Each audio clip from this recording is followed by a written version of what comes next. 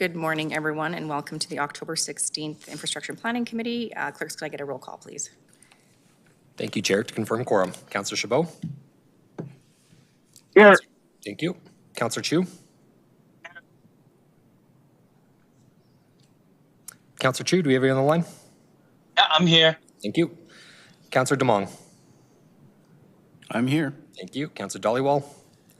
Councillor McLean. I'm here. Thank you. Councillor Meehan. Here. Thank you. Councillor Penner. Here. Thank you. Councillor Putmans. Councillor Spencer. Councillor Walcott. Councillor Wong. Here. Thank you. Councillor Wyness. Thank you. Mayor Gondek. Councillor Carra. Councillor Carra, do we have you on the line? And Chair Sharp. I am here. Thank you. Chair, we do have quorum. Great. Councillor Carra is here as well. I apologize. Thank you, Councillor. Noted. Okay. The City of Calgary, where the Bow and Elbow Rivers meet, was historically a place of confluence where the sharing of resources, ideas, and opportunities naturally come together. Long before Scottish settlers named it Calgary, the original Indigenous nations of this area had their own names for the land. In the Blackfoot language, it is called Mohkinstsis. The Ithaca and Wiskatabi First Nations referred to this place as Wispa Oyade, and the people of Tsuut'ina Nation call it Goodsis. The Métis call the Calgary area Otisquane. We would like to take this opportunity to appreciate and acknowledge that we are gathered on the ancestral and traditional territory of the Blackfoot Confederacy, made up of the Siksika, Piikani, Amsiba Piikani, and Kainai First Nations. The Ithaca, Nakoda, Wiskatabi First Nations comprise of the Chiniki, Bearspaw, and Goodstoney First Nations, and the Tsuut'ina First Nation. The City of Calgary is also homeland to the historic Northwest Métis and the Otimispa Métis government, Métis Nation Battle River Territory, Nose Hill Métis District 5, and Elbow Métis District 6. We acknowledge all Indigenous people who have made Calgary their home. So welcome to the meeting. We do have a long agenda. It doesn't seem like a long agenda, but it is. It's a heavy agenda. So with that, I'm looking for confirmation of the agenda. Councillor Meehan. And I don't believe there's going to be changes to the agenda. Okay, hearing, seeing none. Anyone opposed? Hearing and seeing none, that is carried. Looking for someone to confirm the minutes from July 29th. Happy to move those. Okay, Councillor Chabot. Anyone opposed to the minutes from the last meeting? Hearing and seeing none, that is carried. And then we have nothing on consent. So what I will do before we start the Riley Communities Local Area Plan, we will hear from administration. If there's any questions of clarification, I may allow them, but what we will do is open it up then to the public speakers that have signed up. Then we'll finish with that, and committee can ask questions of the public speakers, and we'll move into questions of administration. Please, committee, make sure your questions are on topic today, especially when it comes to local area plan and some of the items I'll remind you later on the agenda. And I know some of you have got to go in and out today. We need to maintain quorum, so please let me know if you're leaving or if you're joining in remotely. That would be very beneficial. We don't want to lose a meeting of this magnitude. So with that, I am going to pass it over to administration to kick us off with the first item on the agenda, Riley Communities Local Area Plan.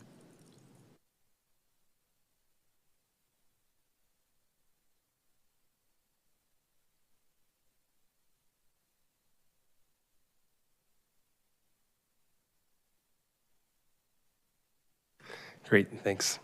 Good morning, members of committee. My name is Fraser McLeod, Senior Planner with the City, and I'm the project lead on the Riley Communities Local Area Plan. Joining me today are several colleagues who have been working on the project. From the project team, we have Evan Goldstrom, Senior Planner with the Riley Communities Local Project Team. Fazil Ilahi is the coordinator with the Local Area Planning Team overseeing the Riley Plan. Stephanie Lake is our Engage Planner. Emily Sebo is our mobility engineer for the project. Leah May is our mobility engineer on the supporting mobility study, which informed the final LAP. We also have Ian Harper, senior planner with Heritage Planning, joining us given the rich and diverse heritage of this plan area. And lastly, in the gallery and online, we have our extended team of dedicated city staff standing by from various business units who have helped and impact and shape the final plan. Today, we are very excited to present this final proposed plan to committee. Next slide, please. We are here to ask that committee recommend approval of the proposed Riley Communities Local Area Plan to Council. These are the recommendations as stated in the staff report. Next slide, please. The Riley Communities LAP supports Home is Here, the City of Calgary's housing strategy, specifically outcome number 1, by increasing housing options and enabling diverse housing types in the full spectrum of neighborhood urban form categories in the plan area. The LAP will help increase the supply of housing to meet demand and increase affordability. Next slide, please. The plan area is located in the city's northwest quadrant, as shown within the inset map at the top left corner of the slide. To the north and east is the North Hill Communities Local Area Plan, and to the north and west is the South Shaganappies Community Local Area Plan. The plan contains 4 communities. Going from right to left across the screen, we have Sunnyside, Hillhurst, Hounsfield Heights, Briar Hill, and West Hillhurst. When administration began work on this plan, the area was home to more than 19,000 people. The area includes 2 Red Line LRT stations and 1 Max Orange BRT station along 16th Avenue Northwest. Next slide, please. So for this plan area, what did engagement look like? The project team engaged with community members over a period of 2.5 years during 4 phases, with 3 key phases focused on engagement. During these phases, we met with community associations 10 times, held 9 working group meetings, had targeted heritage working group sessions, and in total had 32 engagement events. We had 4 focus sessions with industry members, in addition to individual meetings with industry members to walk through specific concerns or ideas. We regularly met with citizens who reached out to us with specific concerns and ideas, and these discussions happened throughout all times of the project and all phases. This often led to us connecting individuals with various city departments and teams for inquiries outside the LAP process. And in other cases, it led to us connecting with internal subject matter experts to dig a bit deeper into concerns raised. The Riley Communities Project team also undertook a proactive relationship building approach throughout all phases of the plan, which included community association-led walking tours, ongoing meetings and calls with community representatives, and connecting individuals to other business units and teams when specific requests or ideas were beyond the scope of a local area plan. These efforts aim to build mutual trust and respect between all those involved, enhanced understandings of the planning continuum. The proposed plan incorporates feedback and ideas from the public at large, community associations, working group members, and internal technical advisory committee members from various city departments. Next slide, please.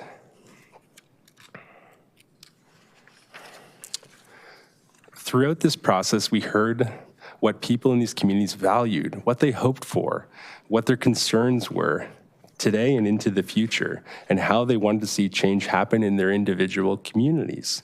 We started early phases with big conversations into hopes and fears and the vision for the plan area. And with each phase, our dialogue progressed towards more detailed discussions into specific area policies and improvement options to support growth and change. As planners, we often find ourselves at the forefront of conversations with a range of individuals and learning from a range of perspectives as we discuss change in communities. As part of the LAP process, we are continually balancing what we heard and public input with neighborhood context, professional planning expertise, city policies, and equity. As a profession, we not only plan for current generations, but we also plan for future generations. And the 30-year plan before you illustrates this robust, multi-phased approach to get to a final approved local area plan. More information on engagement is captured in attachment 4 of your staff report. Next slide, please. After considering a wide range of inputs, a plan to guide development and investment in the Riley communities over the next 30 years has been created. 5 key ideas have been developed that anchor this plan. First is increasing housing choice and affordability. With this, the plan takes a balanced approach to support diverse, accessible, and quality housing options. Second is improving pedestrian and cycling pathways.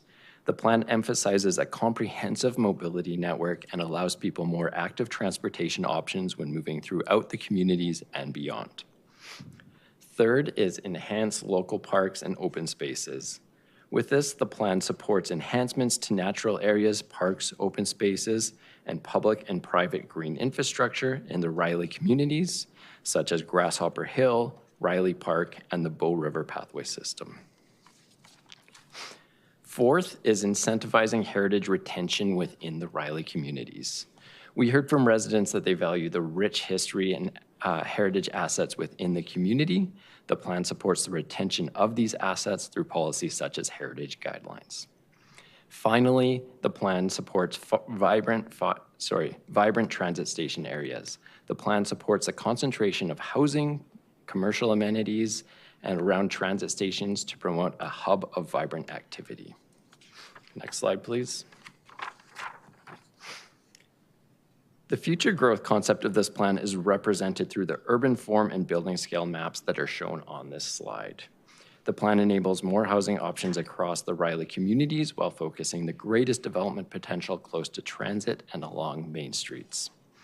On the left is the urban form map showing the general function and use of different parts of the communities, such as residential, commercial, parks, and open space, as well as city, civic, and recreation. The relationship between the urban form categories demonstrates how the different areas of the communities relate to and support each other. On the right side is the building scale map, showing the building height framework within the plan area that supports the primary functions within the urban form map. These maps help visualize where and how growth and change could happen and are intended to be read together. Both maps are included within the LAP document found within attachment 2 of the staff report. Next slide, please.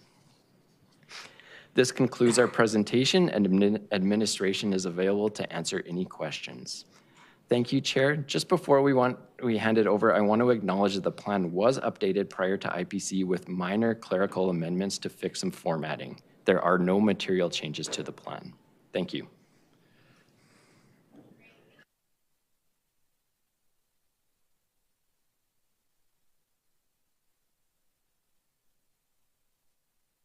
Anyone have their mics on? There we go. Okay, thank you so much. I'm sure more people would like to make sure my mic doesn't work. What we're gonna do before we go to members of the public to speak, I'm just gonna welcome in the school that just walked in, if that's okay with everybody. It is Councillor Putman's school in Ward 6, and I don't believe Mr. Putman's is here this morning, and I don't think he's online, so let me just double check. I don't think so. So I will welcome the school. It's Battalion Park, and teacher named Jennifer Robinson. So if you guys want to stand up, and we can give you a round of applause, and thank you for joining us this morning.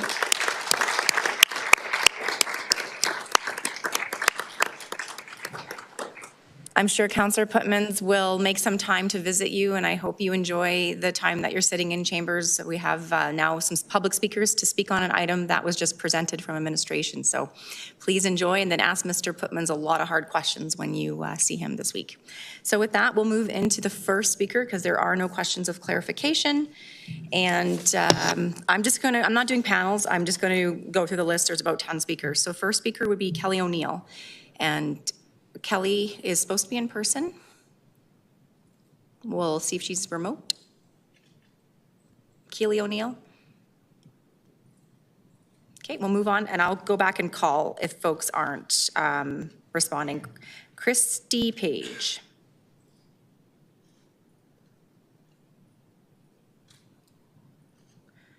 Christy Page. Okay, I will come back. Helen Henderson. Hello, I am on the phone. Hi. Hi, is this Helen? This is Helen. Okay, Helen, go ahead. You have 5 minutes. Floor is yours. Thank you. My name is Helen Henderson indeed. I'm speaking today on behalf of Sabres in the Westmount area of West Hillhurst, and very specifically development along Westmount Boulevard, which would most recognize as the small street in front of the old CBC building parallel to Memorial Drive. I read with interest the recent comments of Councillors Wong, Sharp, and Chabot about the city's engagement process. The experience of my neighbours and I would certainly support a review of the process. Our group attended the open houses and online events. In phase 3 of the plan, we submitted thoughtful and thorough feedback as a group, only to be told by admin that the feedback was not incorporated because they viewed the group submission as a petition. We had imagined ourselves saving everybody a lot of time by submitting as a group, and there was no written stricture against it. We were ignored. At the open houses, we provided feedback as individuals and were told our comments were grouped thematically. However, not nor demonstration and our themes in the final reports, and promised follow-up never materialized. The process felt performative. Why ask if you don't really want to listen? We were told by planners that they are the experts and know what's best. Absolutely true to some degree. However, we feel our expertise as community members was dismissed and trust was broken. Planners did not understand or at least consider the context of the area in question when proposing intensification from a historically low-density residential area to a medium-density mixed-use area. The plan designates this area as a neighbourhood connector that will promote 4 to 6-story development and retail and commercial uses in an area accessible by a one-way, single-road, tiny roadway. All of this built over an area of creosote contamination. All the properties on this street face Memorial. Retail uses will attract non-local commuter traffic into the community, increasing vehicle traffic into an already busy neighbourhood. The MDP encourages growth along main streets, transit stations, and activity centres, not one of which applies to this area. We are being set up to become a gasoline alley-style drive-through. City planners have erroneously stated that the area's proximity to Memorial makes it a corridor, thus justifying higher densities and non-residential uses. Important contextual feedback we gave, but which was not considered, is that Memorial is a commuter roadway for non-local citywide traffic. There is no direct access to the pathway system from this location. There is no existing or planned transit to this area. There is limited to no existing pedestrian or bike traffic along this roadway. At each end of this roadway, there exists a non-conforming and dangerous intersection that cannot handle existing traffic at all. And finally, this area is not contiguous with Memorial, but separated by a treed median and a significant grade differential. Despite what planners have said, there are no apartments in this existing area. This is an unfortunate example of context not being accurately reflected in the plan and then being used as uninformed arguments for policies that don't fit community contexts. Finally, and perhaps most legally and ethically concerning, is that this plan seems to prioritize redevelopment and the LAP's approval timeline over the public's health and safety. The whole area is contaminated with creosote. Alberta Environment and Parks, along with AHS, maintain active monitoring wells to track this carcinogen. Throughout the engagement process, we ask that the plan consider the health and safety of our current and potential neighbours. The response is to actually exacerbate the situation by increasing intensification in the area between the first and second drafts of the plan. There's literally no acknowledgement of the potential risks. A recent paper published by the Environmental Law Centre spoke to the issues of building on contaminated land. I'd encourage you to read the report, which is cited in my written submission, and to develop policies that reduce city and taxpayer long-term liabilities. Ignoring this situation is not only dangerous, it also puts an unfair burden on residents to monitor development, and that is the city's job. Thank you for listening to my presentation.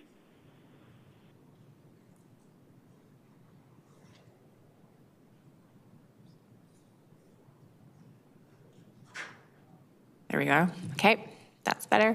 Thank you so much. I'm just going to look over to the queue to see if there's any questions for you. All right, Ms. Henderson, you can hang up and listen on the live stream. There seems to be no questions for you. Thank you so much for being here. Next speaker will be Frank Johnson. Come on up when you're ready. Thank you.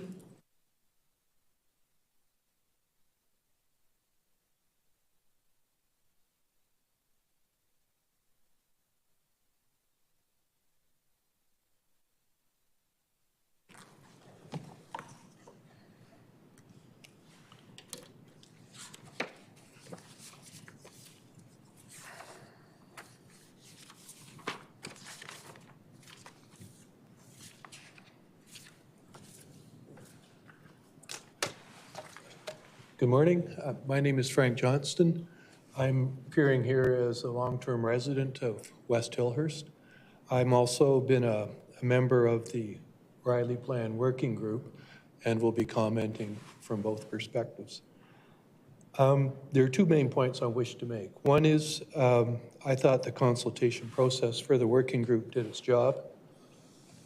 And secondly, I'm concerned there's an absence of an active strategy to implement the objectives in Chapter 3, supporting growth, especially with regard to affordable housing. The consultation worked. As someone who once facilitated consultations for a living, I found the process checked most of the boxes needed for a thoughtful approach. The project team recruited a diverse group of participants who came with diverse opinions.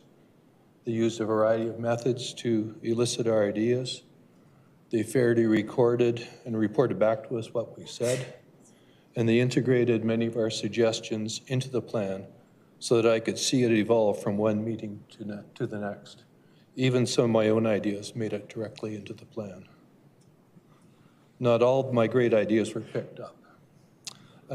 More should be done, I thought, to enhance the presence of local independent retailers.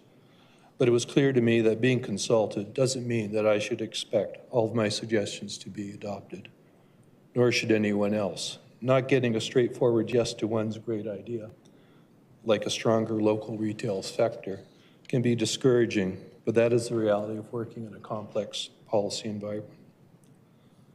The consultations are essential. My involvement gave me a deepened appreciation of the planning challenges that are in play. More importantly, it brought me next to other participants where I could hear their views and come to respect their values, even when I disagreed with them. In other words, I became a better informed participant, a better informed citizen, and I hope the other participants did too.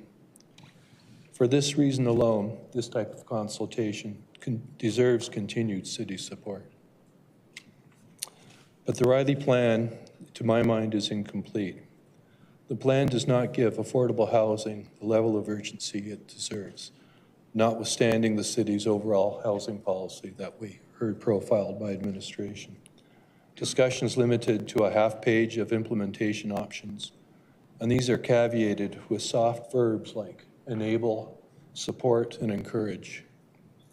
This perspective contrasts to the one I got with 1,100 other attendees last week when the Calgary Foundation presented its latest quality of life report. We learned that 28% of Calgarians are stressed about housing. 54% full-time workers cannot find suitable accommodation, and 78% of renters made sacrifices in other areas of life to cover rent. Their message was blunt. The have-nots in our city are a growing group, a situation that threatens the overall livability of our community. To my mind, the seriousness of the affordability crisis requires a plan to propose a robust set of actions that set out how the plan will be a part of reversing this depressing trend. As a starting point, I suggest the city commit to the following actions specific to the Riley Plan. 1, determine if the introduction of RCG and the zoning proposed in the plan will be enough to trigger an appropriate increase in affordable housing. And if necessary, relax the zoning to allow for more apartment-style construction.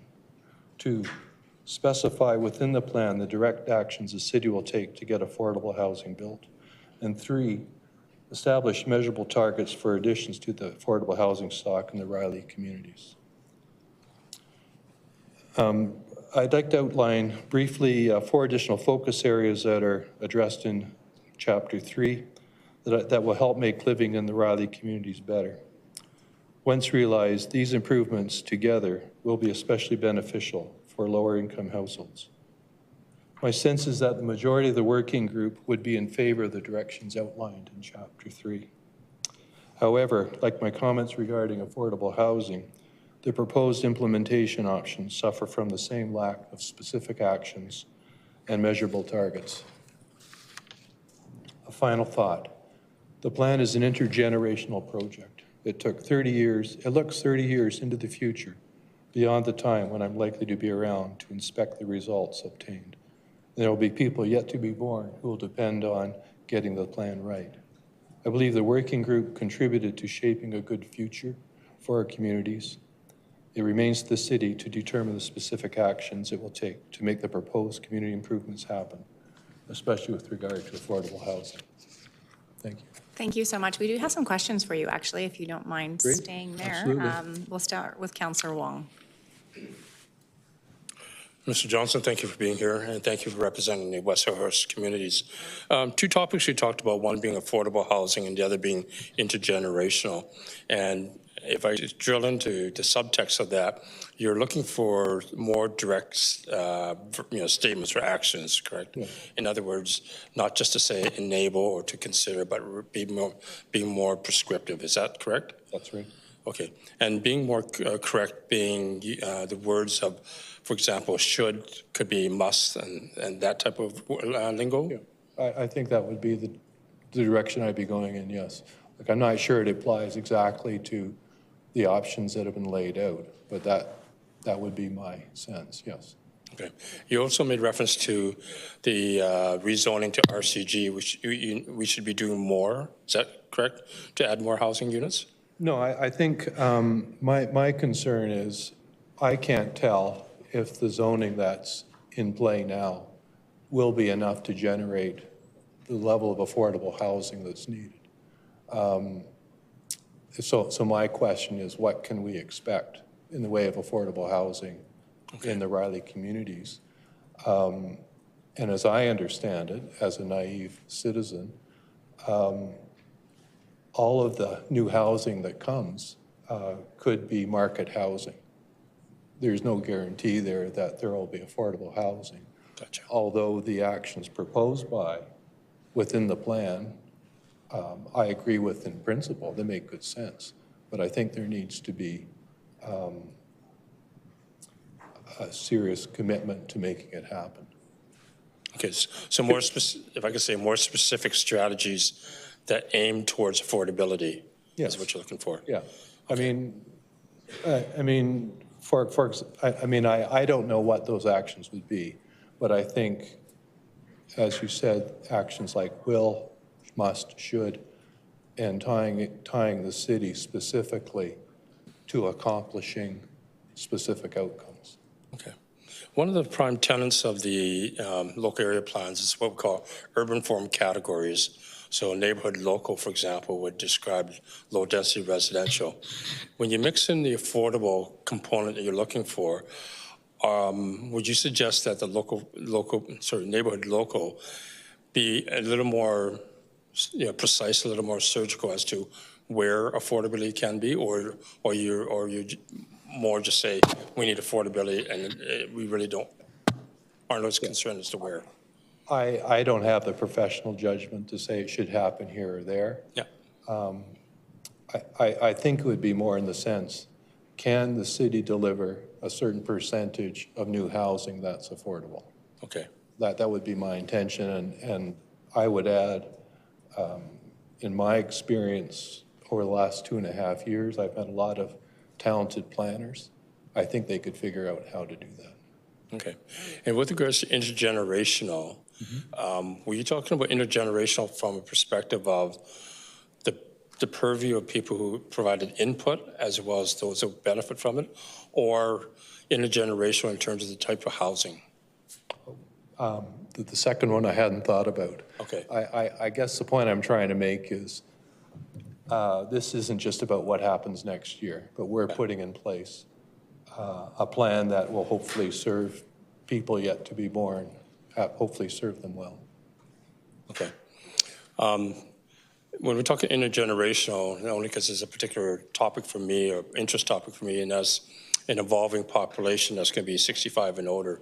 Today's population, 1 in 5 is 65 and, 1 in 7 is 65 and older. In 10 years, it'd be 1 in 5 be 65 and older. And again, when you take a look at area planning, do you feel we addressed housing for that aging population? My understanding is the plan is intended to provide a range of housing choices. And certainly the RCG would allow for more things like backyard suites, that kind of thing that my wife and I may be looking to at some point. But I don't recall there being a specific item on housing for seniors, no. Okay, thank you. Just one final question, and you're part of the working group. Your general, I say, impression of the working group, did it work for the LAP creation? Yeah, I mean, my sense is it was a significant commitment of time over a period of time. I think I said in my comments, there was a broad range of opinions raised. I think I was one of the more yappy people in the group, so not all my views got endorsed. I mean, I think it was as fair a process as you could expect with a wide range of people from the community being present. Okay. Well, I think I'll say we don't consider yappy to be bad. We consider it to be constructive. So thank you for that, and thank you for your service.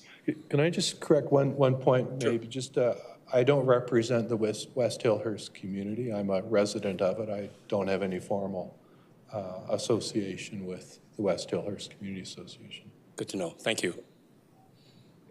That's it. Thank you. Councillor Meehan has a question for you. Actually, you made yourself very clear in your follow-up to Councillor Wong, so I'll just put some of the questions I have to administration when the time is right. So thank you very much. Great, thank you. No other questions for you. Have a seat. Thanks for being here. We will go to the next speaker, Radovan Urban. Hi, I am here. Can you hear me? We can hear you. Go ahead. You have 5 minutes. Okay. Good morning, Mayor and members of the City Council.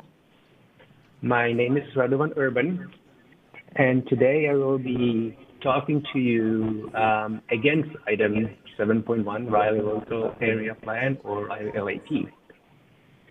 We moved to Calgary, and more specifically Briar Hill neighborhood, in June 2024. So we were not necessarily part of the overall process, but we did select that neighborhood because it fit our lifestyle, and we prefer smaller houses and older neighborhood.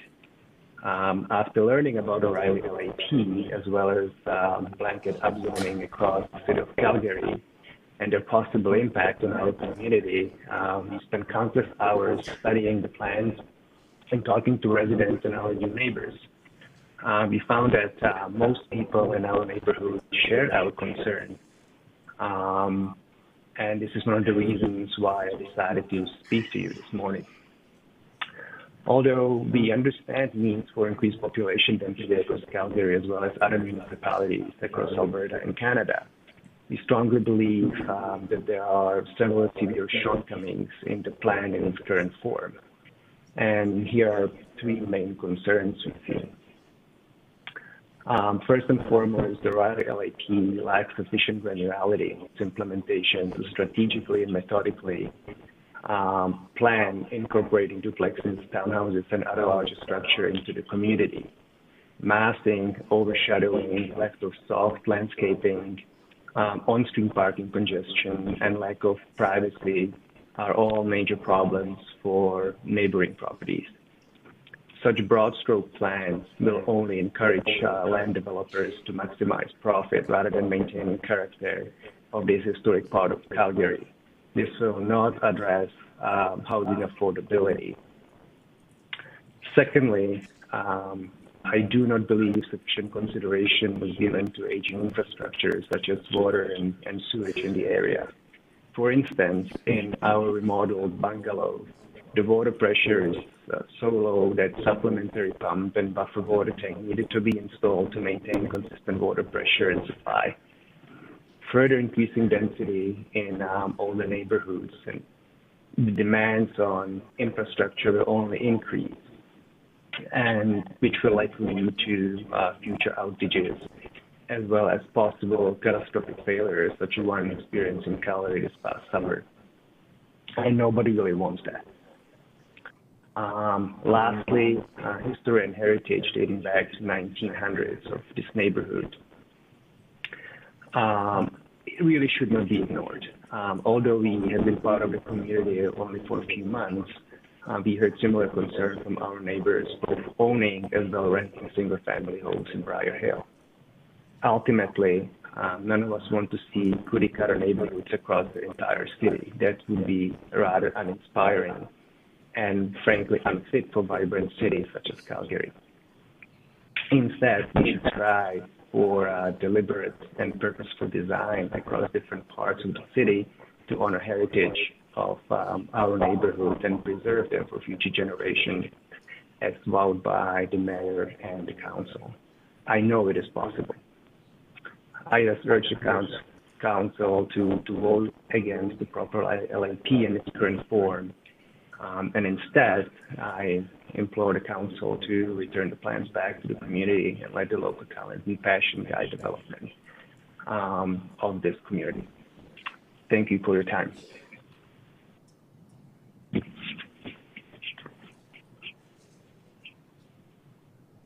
Thank you very much. Just stay on the line. We have a question to you from Councillor Wong. Okay. Mr. Urban, thank you for being here, and thank you for being resident and spokesperson on behalf of Briar Hill. At the very beginning, you made reference to a certain section of the LAP that you weren't in favor of, and I couldn't hear clearly what section that was.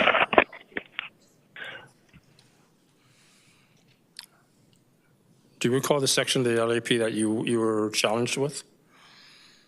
No. I think the number that I mentioned in the beginning is it's the agenda item 7.1. It was not referring to the LAP itself. Thank you. Okay, and through your commentary, your concern, I think I heard two things. One was densification, and the second was history and heritage. Was that correct? Correct. Okay. On the densification side, and again, I'm reading transcripts that's right in front of me that's going out there. Is your concern that there's too much densification or densification that's sporadic throughout the area?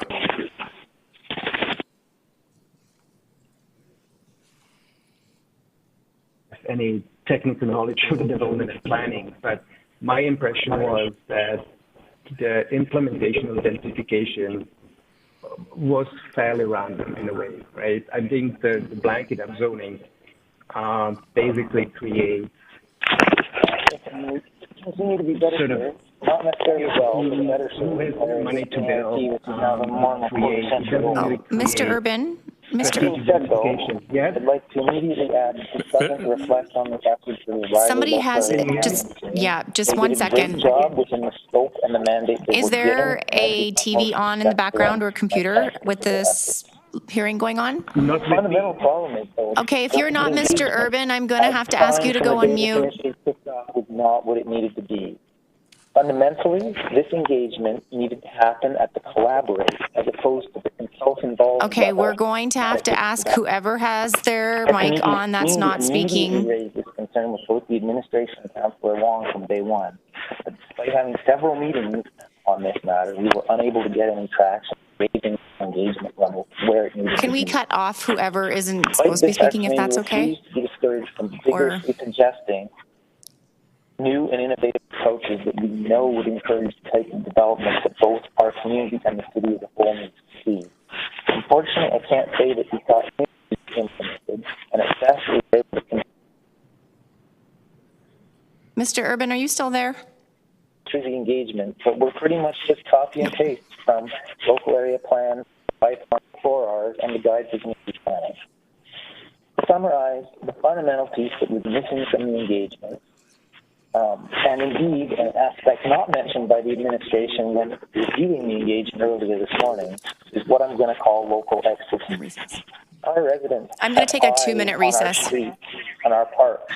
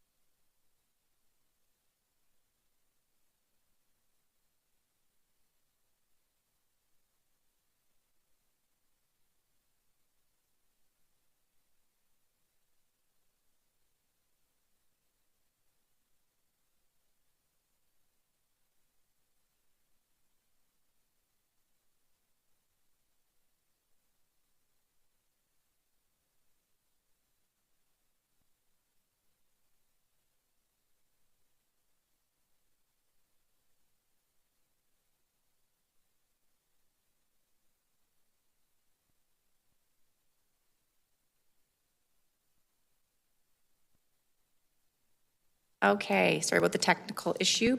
Clerk, can we do a roll call, please? Absolutely, Chair. Councillor Chabot. Present. Thank you. Councillor Chu.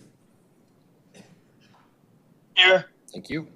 Councillor Duong. I am here. Thank you. Councillor Dollywall. Councillor McLean. Here. Thank you. Councillor Meehan. Here. Thank you. Councillor Penner. Here. Thank you. Councillor Putmans. Councillor Spencer. Councillor Walcott. I'm here. Thank you. Councillor Wong. Here. Thank you. Councillor Wyness. Thank you. Mayor Gondek. Councillor Carra. Councillor Carra, do we have you on the line? And Chair Sharp. Okay, I'm here. Thank you. Councillor Carra, can you hear us?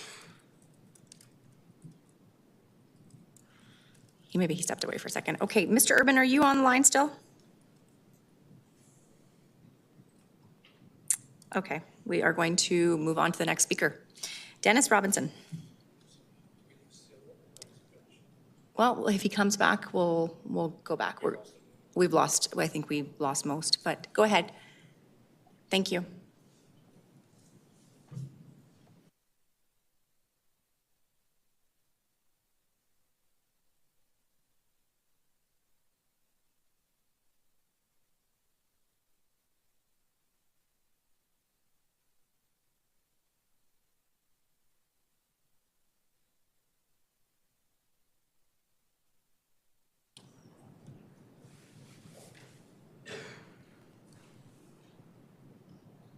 Hi, thank you for the opportunity to speak here today. I'm going to speak today, I suppose I'm agnostic on the state of the LAP, but I'll share my comments with you. So the first comment is I think there should be more development near Lions Park. Lions Park is an high quality, amenity rich C-train station with nearby groceries, access to important jobs in the downtown, amenities along the C-train line. The second point I think council should pay a little more attention to is the development in the floodplain. If you review the floodplain maps with the 1 in 100 year flood risk zones, you'll note that essentially all of Sunnyside and some chunks of East Hillhurst are in the 1 in 100 year flood zone risk area. These are the areas in which the plan contemplates the most density. In contrast, the areas which are completely safe from flooding in central Hillhurst and up the hill in Briar Hill have much more constrained density considered. This is exactly backwards, and this is the opposite of what would happen in a market were the market allowed to operate unobstructed. The lower flood risk areas would experience more development, and the higher flood risk areas with higher insurance costs would experience less development. It's, I think, helpful to compare the Lions Park C-train area to the South Shaganappi local area plan, the C-train stations at University and at Banff Trail. If you look at the height map for both of those C-train stations, you'll notice it starts at about a block of 12 stories, moves to 6 stories, and then 4, which extends out into the neighborhood. These are the height restriction maps at the start of the plan. In contrast, the Lions Park station starts at 6, moves to 4, and almost immediately moves down to the general housing area. This is an inconsistency which I don't think is justified by any kind of specific policy reason. In fact, if you look at the amenities available in Banff Trail compared to Lions Park, I think there's a good case to be made that there's more amenities and it's more suitable for increased densification immediately around Lions Park. There's a general challenge here, which is that the gains from the citywide gains from affordable housing, more efficiently run city with development organized according to market principles instead of central planning has very diffuse and long-term benefits. Everybody across the whole city benefits a little bit when housing is more affordable, when businesses can attract people with lower housing rates. It's easier to get a business going. When property values, land values increase over time because the city's doing well. But the specific inconvenience and frustration of an individual 6 or 12-story construction project is felt quite locally by the immediate neighbors. It is understandable that this creates political problems, but it's deeply imprudent in the long term for the council to say, let's give up these large, diffuse long-term gains in order to gain these small, localized, specific benefits. We don't want to basically give up $100 in gains to gain $5 in convenience in the short term. Generally, I think that the process of accommodating the folks immediately beside a development, which they find to be annoying, out of place, inconvenient, could be improved substantially. There's a basic point here. If we're producing $100,000 of very diffuse across Calgary benefits for each new development that goes up in economic growth, new affordable housing, what have you, and we're producing, say, $5,000 of inconvenience for the immediate neighbors, it should be easy to pay them off with $5,000 of equivalent benefit, and we're still $95,000 better. The current consultation process does not allow a lot of space for this, and this is my view where the problem comes. So, more density near Lions Park, more efficient accommodation methods for neighbors. Thank you.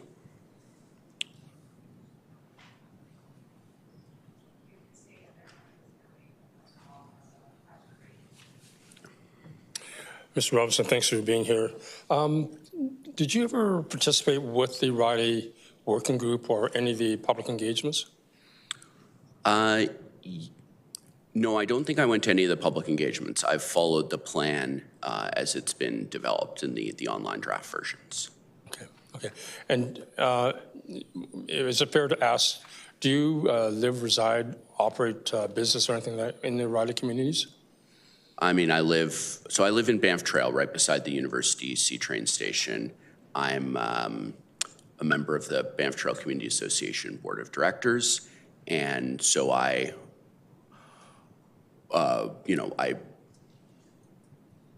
don't live or work in the area, but I operate extensively in the area. I ride my bike through there. I lived in Sunnyside for a couple years. I probably would have moved into, when my wife and I were doing our house search, we looked at those C train stations along the line. My wife works at the university. Yeah. So, I take your point that I'm not a resident of the area, but it's also not true that I don't have a very substantial interest, personal, as a resident of Banff Trail and somebody who goes into the Riley local area plan to use the amenities regularly.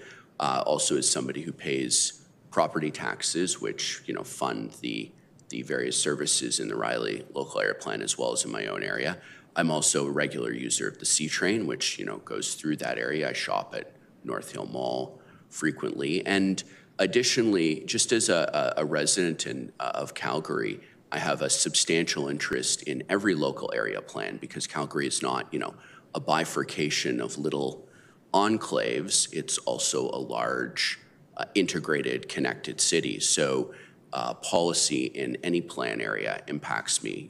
As a resident of Banff Trail and somebody who has a substantial interest in the South Shaganappi local area plan, which I've participated in, I don't know how many engagement sessions for now, I would be very happy to see anybody from outside the plan come to the engagement sessions, contribute at council.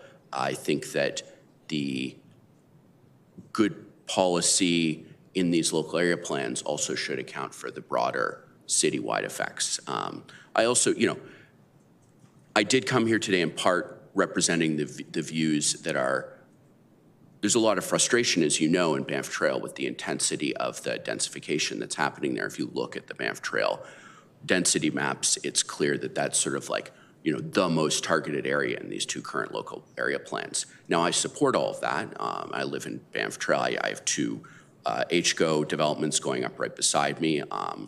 I'm happy to see the densification happening directly beside the University C train station. And as you know, I came and spoke in favor of the 6-story apartment being built next to the Banff Trail C train station.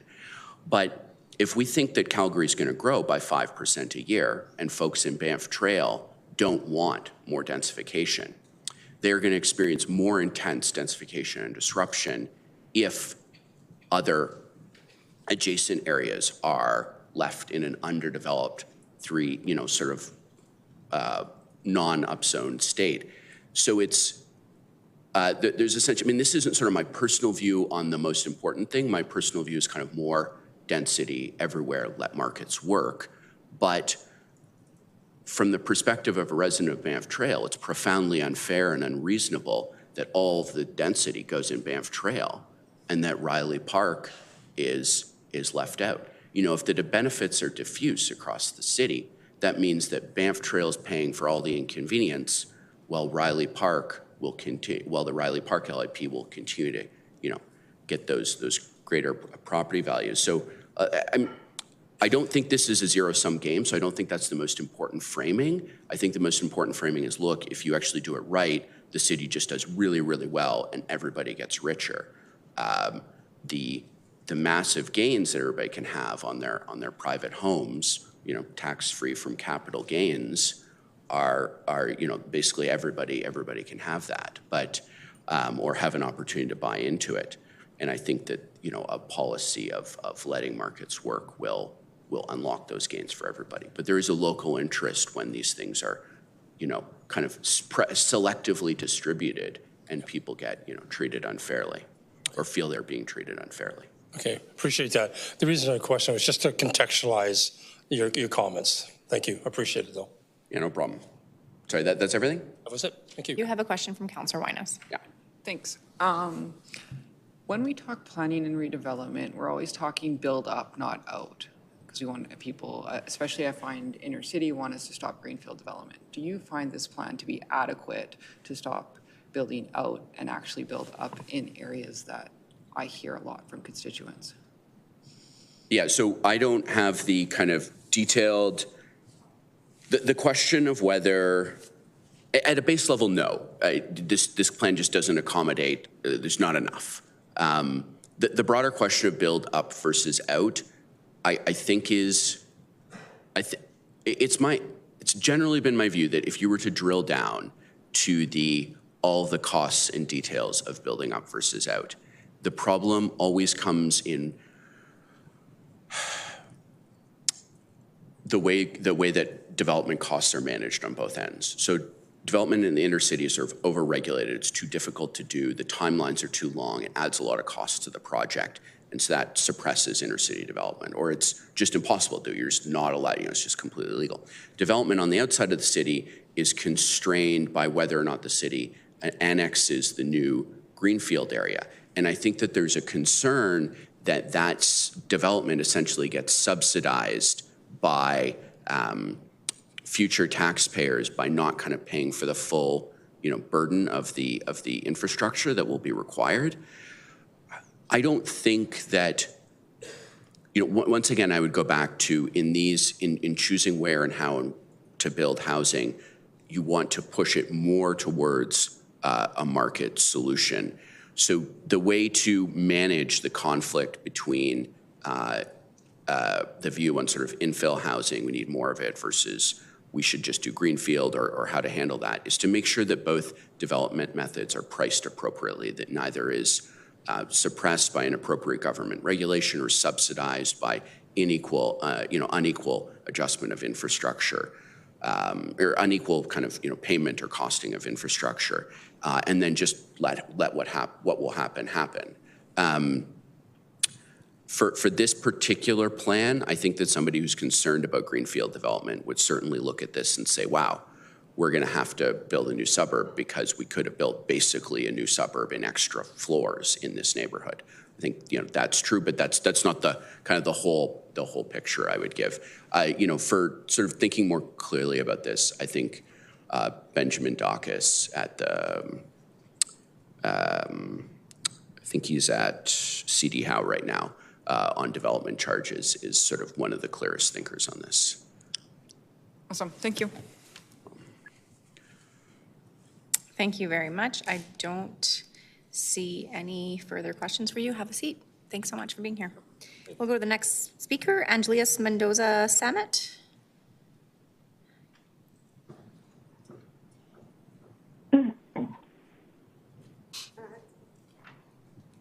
Thank you. Sorry, I'm just. Thank you. I don't know if I have the opportunity to upload a presentation or. Clerks, can we give her a hand? Yeah, 1 minute.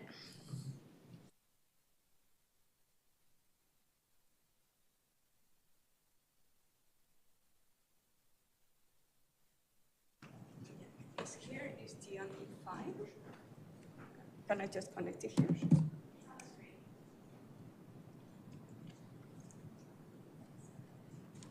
It's on the screen for you, I believe. Is this it right here?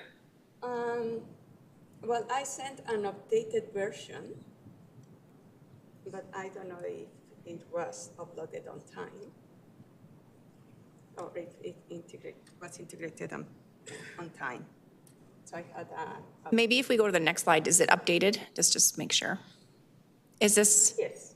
Perfect. You've got Thank 5 you very minutes. much. So my name is Angeles Mendoza Samet. I am a resident of Briar Hill. I also was part of the working group for the planning exercise. I want to acknowledge that we had a very good experience with the planners. I appreciate their efforts. Can we go to the next slide? So I just want to give this as a background where I am coming from. So I have worked in environmental planning and management here in Canada, but also in the Netherlands as lecturer and researcher. I also am a specialist in environmental and social impact assessment and strategic environmental assessment. I have certificates in public participation, consensus decision-making, and conflict management. And can we go to the next slide? From that background, my experience with the planning process was that it was not very good. It was not very thorough, and I didn't find it very transparent. So that's why I say I'm speaking and not approving this plan. And what was it? Several times, members of the working group asked for the maps to be available online so we could look at them after the presentations, but that was not possible. So for a 30-year plan, our focus was on the buildings, and that is insufficient for a long-term plan. We never saw the draft mobility plan. There was no information about green areas connectivity, and with the increase on crime and homelessness people being there, the concerns were not addressed. Can we go to the next one? And so in my view, and that integrates comments from previous speakers, the city really needs to look at these different plans from an integrated way, combining different types of information. And strategic environmental assessment is a process that has been used extensively for many years, decades, in different areas for urban planning. And that is not done here in Calgary. What we need to do is to look at the interactions between the different plans also, because as we see, what happens in Raleigh communities affect other plans and vice versa. And that's one point we discussed during the meetings. I didn't see also anything about climate change and what happens with the densification and water availability. We had a water crisis, but we are coming for more because glaciers are melting. So strategic assessment is a participatory process where more people have more time to think about the alternatives and where different layers of information should be available to analyze these interactions. And next slide, please. And especially cumulative effects and socioeconomic effects, as the previous speaker mentioned. This is just a rough idea of some of the plans, or the plans that I found on the city webpage. We can see difference, and concentrated in the center, there is a big overlap. We cannot ignore these interactions, and the planning has been done in what we call in impact assessment a piecemeal approach, which definitely ignores cumulative effects of different types. Can we go to the next slide? So what we need to do is identify areas where the edification might not be appropriate. And we have the example of the Glenmore Landing Towers, multi-story building close to where the reservoir has concerns. And at least that should be subject of an environmental and social impact assessment. All the development also risks having social and cultural impacts. And we also have gaps in policies and regulations. Can we have the next slide, please? And as a community mediator for Calgary, Community Mediation Calgary Society, I have been in mediations where the problem is parking from these new 8 units in what used to be a single lot. There are conflicts, changes in culture, and also the parking bylaw is not appropriate for that. A strategic assessment can review the appropriateness of laws. Can we go to the next slide? So we have my house. I don't know how it was classified this category. Next time, last slide, please. So I have here some references for the planning committee just to see how strategic assessment can be used for our city. Thank you very much. Thank you very much for being here. We have a question for you from Councillor Wong. Dr. Sema, thank you for being here, and thank you for representing Hounslow Heights, Briar Hill. On your very early slides, you made reference to certification and IAP2, public engagement. In the engagement that the city's gone through, and you're recognizing that there's different spectrum levels of that, how far do you think the city had gone forward on that spectrum? I would go in some parts between information and consultation, but not really engagement. I mean, there was some engagement, but without the key information, I don't consider it appropriate. Okay. And how much further do you think we could have gone to make it meaningful? First, have the information, all the maps, but all the other studies that are being online, and have enough, say, publication, but also accessibility for not only the members of the working group, but for other people for that information. It was until the last open house where I had the opportunity to talk from someone for parks that mentioned that one of the corridors, well, some things they were planning was, for instance, in 7th Street, I think, to kind of put something for wildlife. But he didn't have the plan there. Mm-hmm. So without integrating these different layers of information, I don't think it's possible to have a long-term plan, only looking at the types of buildings and where they could be located without more extensive time for people to analyze that. And I will mention that even for register for this meeting, it was not on the website of the City of Calgary, which for me also should not be. I had to ask one member who kindly sent me the information that I was looking for to be able to register to speak for this meeting. Okay. So did you participate in the different engagement sessions and working group? Yes. Would your comments that you provide today, is that representative of the people you engaged with or very specific to yourself?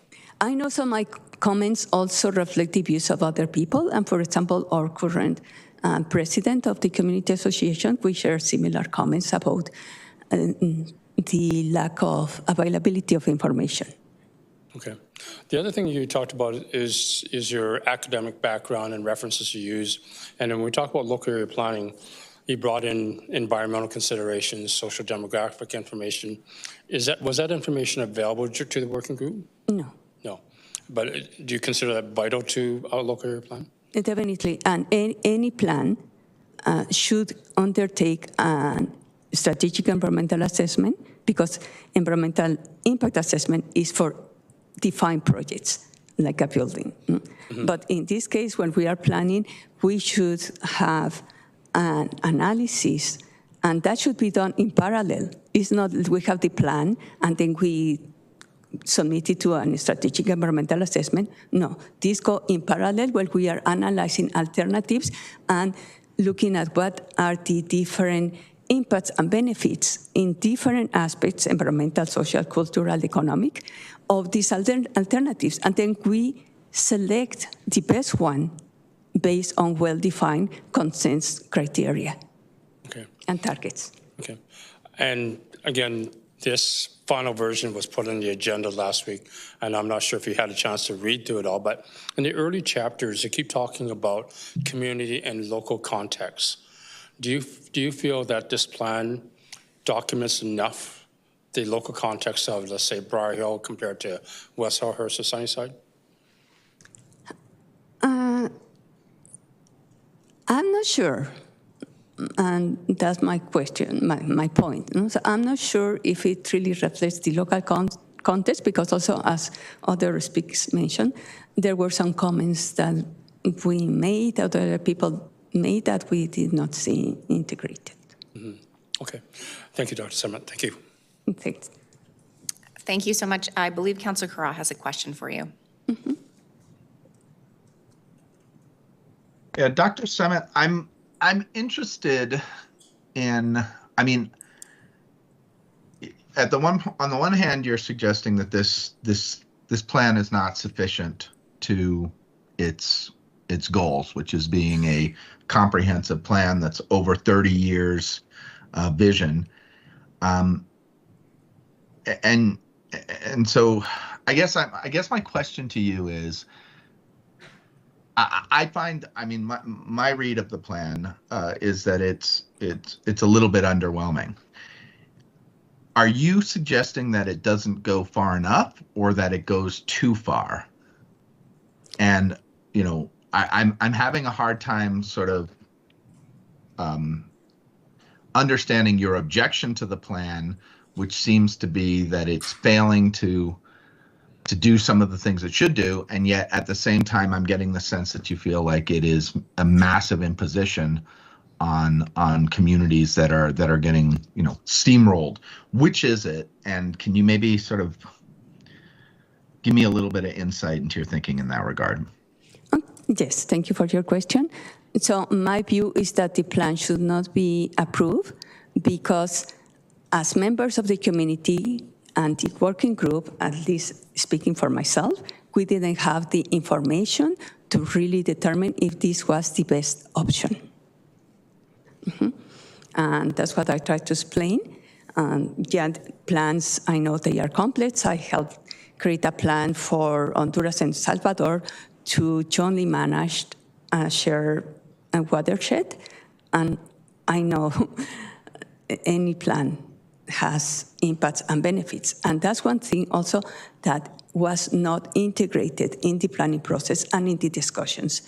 And more or less what I'm saying is that the city and the Infrastructure and Planning Commission really should take time to look more about how an environmental assessment can help solve different problems in the city. And one of them, as housing, for example, I don't think the plan as it is for Raleigh communities will help solve the housing crisis because, again, we are not addressing the root causes of the crisis. We are just kind of reacting to the lack of houses and trying to see where we're putting more houses. And that's not the best approach. We are not being proactive and strategic. And right now, we have a new development.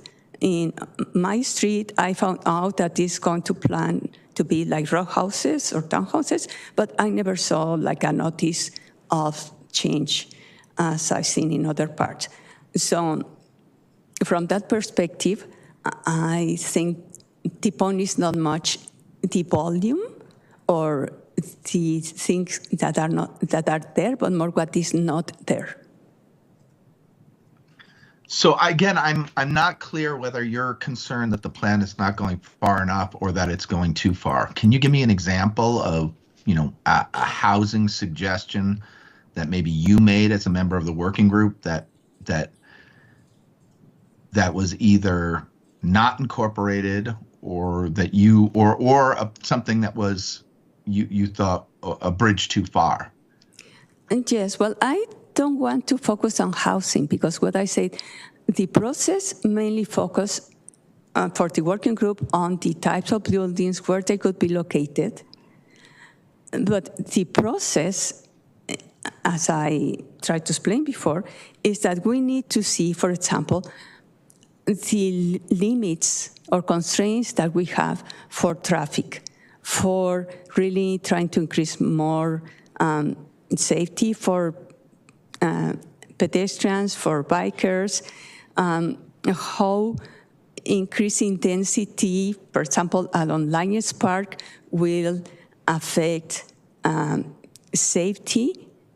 We have now also more cannabis stores around the area, and that brings more people that uses drugs, leaves things in the areas where our children play, and that's not safe.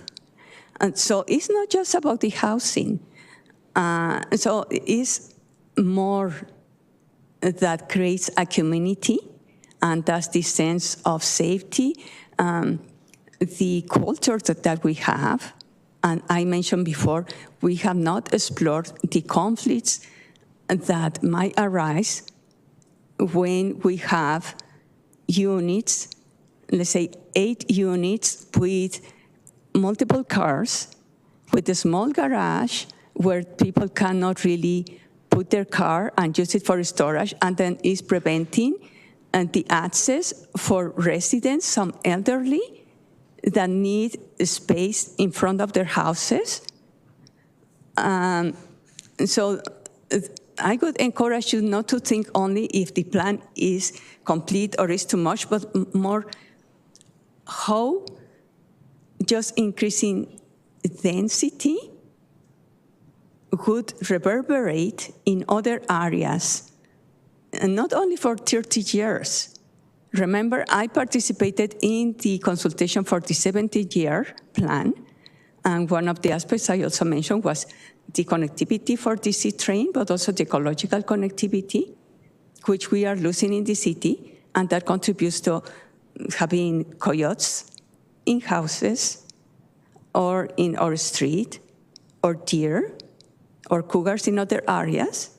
We need to also provide spaces for other species because Canada has commitments for biodiversity. And then what is this local plan contribution to that? So it's more than just type of residential. I don't know if that, maybe that's not the answer that you got. I appreciate your rumination on this. Thank you. I don't have any further questions, Madam Chair. Thank you. Okay, great. Thank you. I don't see any further questions for you, so thank you for being here.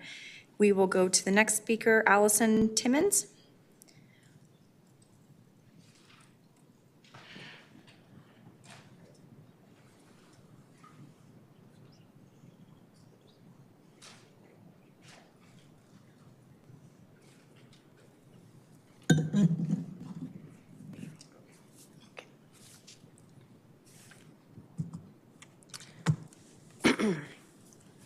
Thank you. We have a presentation that was submitted.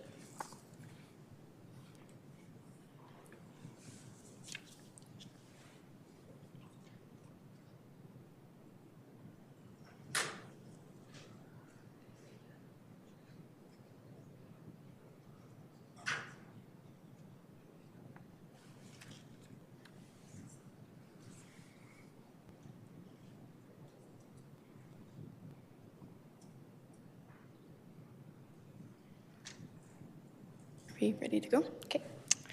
Good morning, committee members, and thank you for your time. I'm Allison Timmons, Senior Community Planner at Quantum Place. With me is Jessica Carpat, Planning Principal at Quantum Place. I would like to clarify that we are neutral if our proposed amendment that we'll discuss today is made. However, we are opposed to the plan if it moves forward unamended in its current form.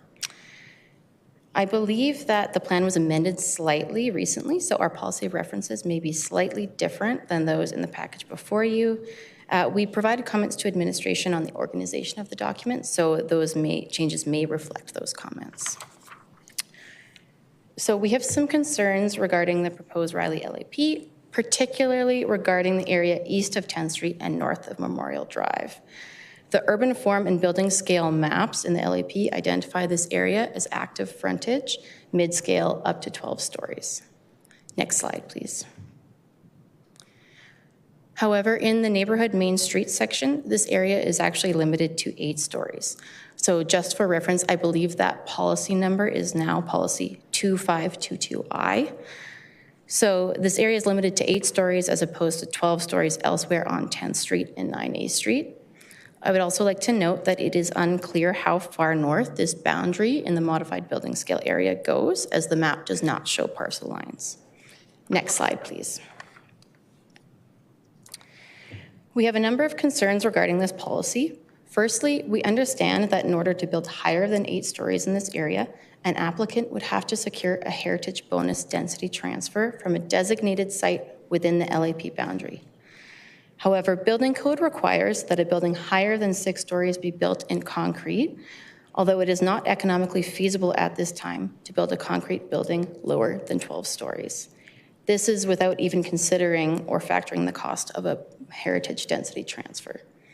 Secondly, our understanding based on conversations with administration is that the intent of the height limitation is to preserve the commercial heritage streetscape in the area. However, although the northern boundary extent is unclear, it does extend much further than the northernmost municipally identified heritage asset, as you can see on the map on the slide. Next slide, please. Regarding the contextual scale, buildings higher than 8 stories have been constructed immediately east of the area along 9A Street. In the images, you can see the Gem and Lido buildings in the background of the images. The difference between 8 and 12 stories cannot be felt at the street and would not be notable from an urban design perspective for heritage preservation or contextual design around heritage buildings. Limiting opportunity and development scale adjacent to the greater downtown at the convergence of main streets and within proximity to major transit connections does not make sound planning sense. Next slide, please. In terms of policy alignment and future growth, the limitations on development in this area will restrict the creation of housing and add additional hurdles and costs to the construction of any development. Height restrictions should not impact buildings that are not identified as heritage resources. And the MDP states that the highest densities along neighborhood main streets should be concentrated where they merge with other main streets, as they do at 10th Street and Kensington Road. Next slide, please. So we have discussed these concerns with administration, and in response, they have included a commercial heritage asset policy within the LAP. This would require design choices that maintain and complement the existing heritage streetscape, as you can see in the screenshot of policy 251J above.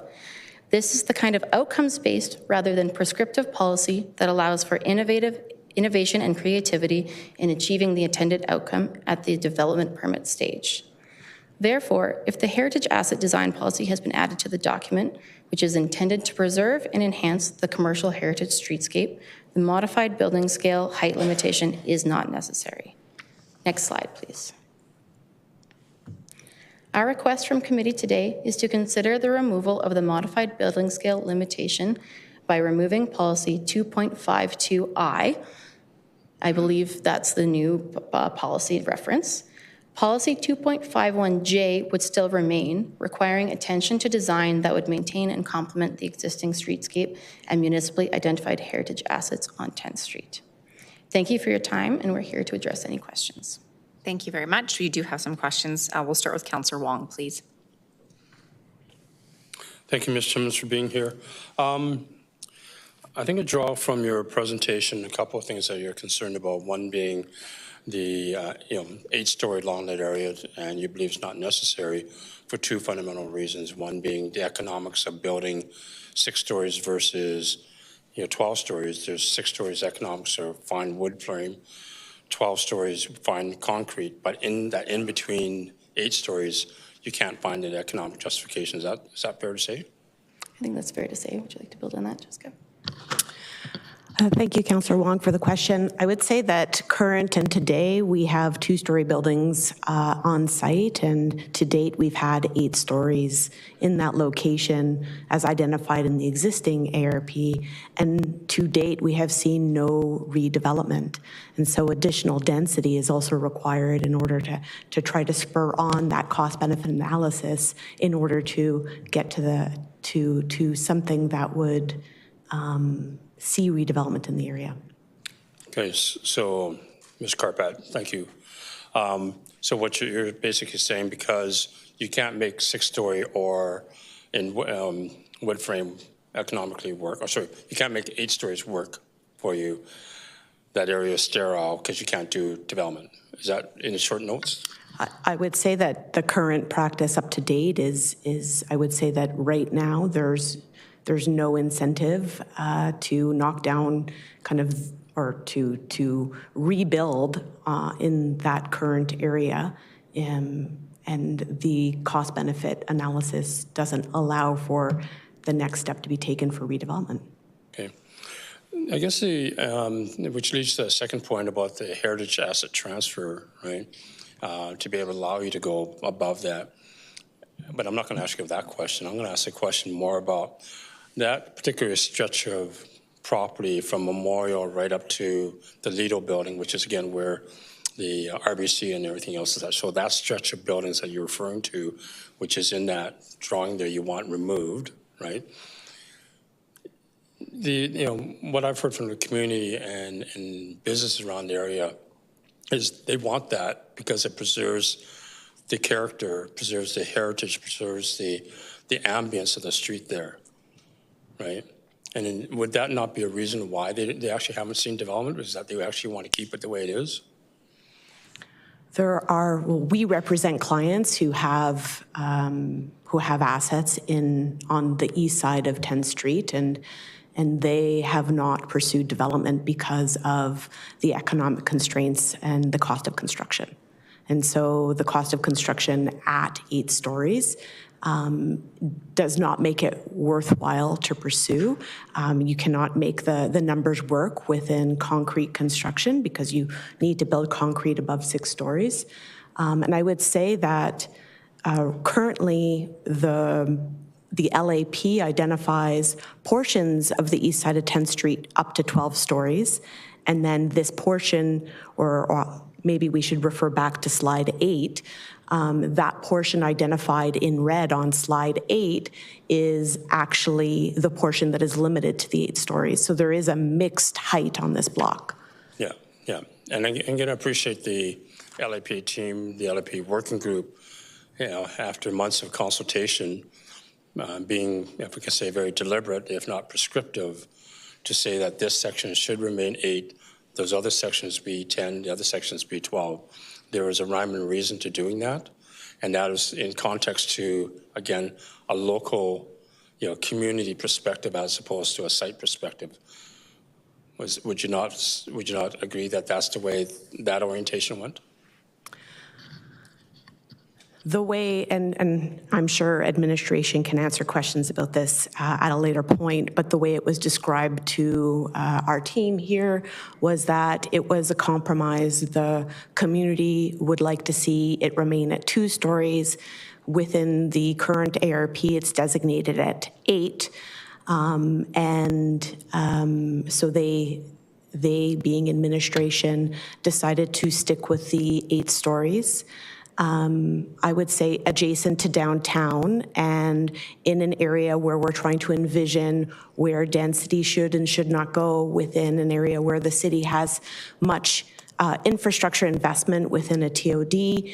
I would say that 12 stories would not detract from creating kind of a human scale, street-oriented streetscape, and also be able to be proposed with respect and context to the existing heritage assets. And if I may build on that, our understanding of the intent behind the building height limitation was to help maintain that active streetscape. And our position here is that a simple height limitation is not the best planning way to achieve an active streetscape that preserves that heritage feel. And the policy 2.51J, which actually has some outcomes-based policies that would allow for design choices, would be better served to achieve and maintain that streetscape feel. Okay. In the LAP document, I'm going to presume you've read it through. LAP document section 2.3 talks about scale. And in the scale portion, they talk about different forms of scale from low right up to the highest area. And each one of those sections talks about how you can manage, massing and height and shadowing and everything else, right? Do you feel that even at 8 stories here, we can manage, complement with 2.3, we can complement what you're trying to achieve? Through the chair, I'm not clear on your question, Councillor Wong. Okay. I guess what you're asking for is removal of Section J, which is removing the 8 stories and allowing literally unlimited, because you haven't indicated a recommendation. Sorry, you haven't indicated a recommendation what the upper limit is. I know you have intentions and want to go 12 stories, right? If I may, by removing that modified building scale area with the limitation up to 8 stories, it would revert back to the map 4, the overall building scale, where it is identified as a mid-scale up to 12 stories. Yes. So the maximum would be 12 stories. That's our intent. Okay. I guess my question there gets back to what the working group and the LAP team have come back with, is saying 8 is the appropriate, given the types of heritage context, given the massing, given the shadowing, given a whole bunch of other things there, right? And my question is, if you were to go to 12, right, would you honor what's in 2.3 there, section 2.3, which is indicating that you would have to put step backs in there and other ways to mitigate massing?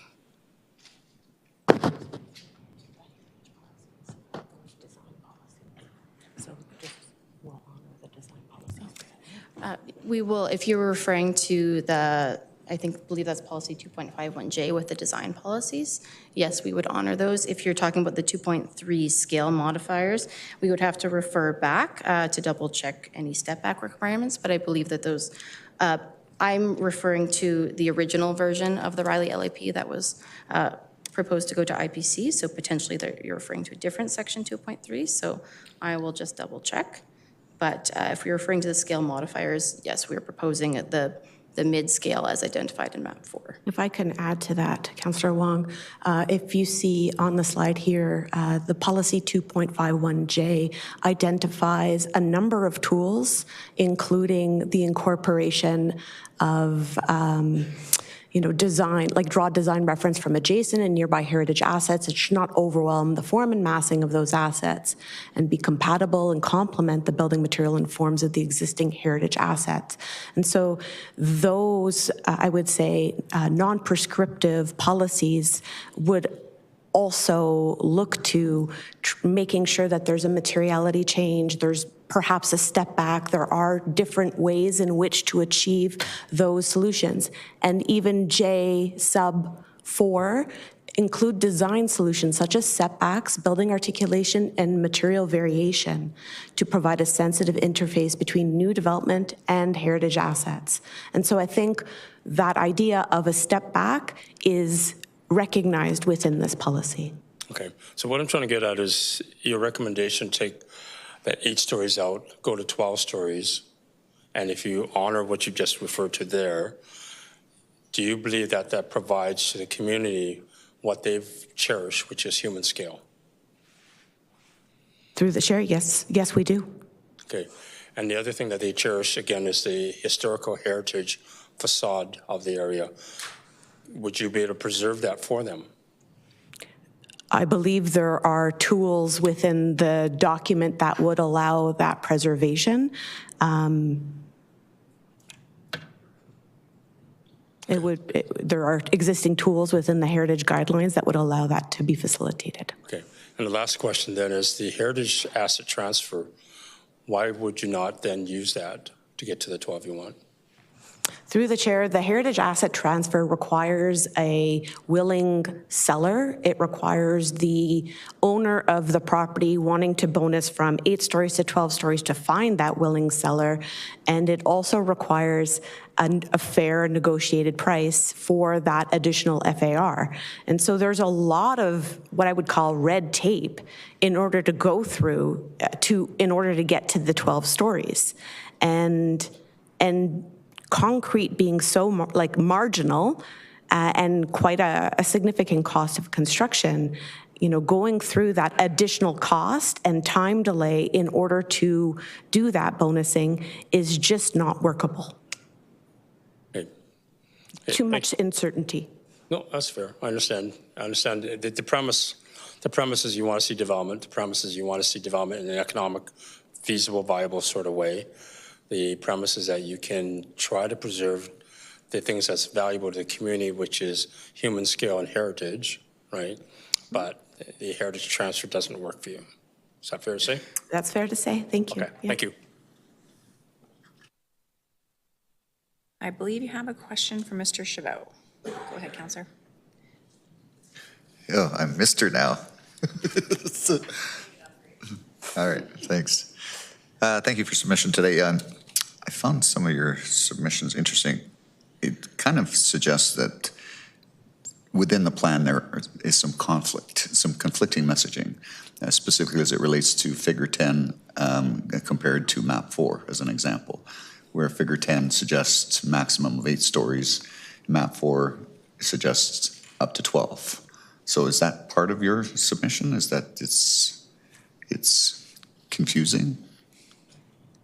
If I may, our focus is really on the modified building scale area. However, when we did go through the plan to kind of identify all of the policy implications for this area, we did, as professional planners, find it quite challenging to find where these various policies were located. We understand that there is a rationale to the location for each of these policies, but as users of this plan, we did not find it intuitive. So we do find it hard to believe that any other user would find it usable. And just to clarify, even actually Figure 10 and Figure 13 are two different figures in the plan showing similar areas. Figure 13 is the modified building scale area, and Figure 10 is actually the concentration of commercial assets, which has different policies associated with it. So we do struggle a little bit when we're reviewing the document, for sure. Yeah, but both refer to, 10 and 13 refer to 8 stories or less, right?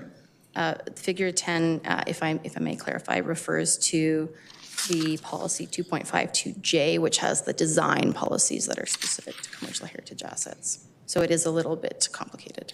I see. Yes, yeah, thank you. It's 13 that refers to 8 stories. That is our understanding. Right, and so if we were to look at modifying this document and removing section 2.5.2.2I, development on the east side of 10th Street and north of Memorial Drive Northwest as identified in Figure 13 should be 8 stories or less, does that not then imply that we should also be either removing Figure 13 or modifying it to clearly delineate which site specific should be limited to that 8 stories? We would propose the elimination of the policy 2.522I in addition to Figure 13.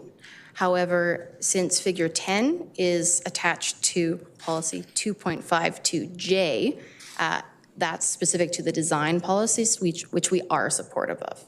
So we are supportive of continuing to keep Figure 10 in the proposed plan, but not Figure 13. Even though it doesn't clearly delineate the extent of which this policy is intended to apply. Yes, and that may be something to consider, is to more clearly identify where that northern boundary extends. Okay. Yeah, no, as I was going through this document, I noted a number of different things specifically related to step backs or setbacks and ensuring that you maintain that human scale from the street level.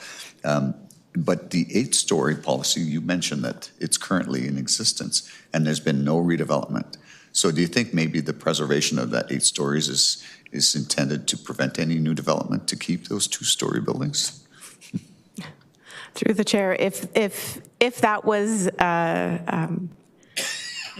that is certainly the outcome in my thinking, that if the 8-story policy is kept, it will prevent redevelopment. I would never think that it is intentional on behalf of administration. This is really, to me, this is just really administration is trying to compromise. I don't believe personally that compromise is the right way to go for this plan area.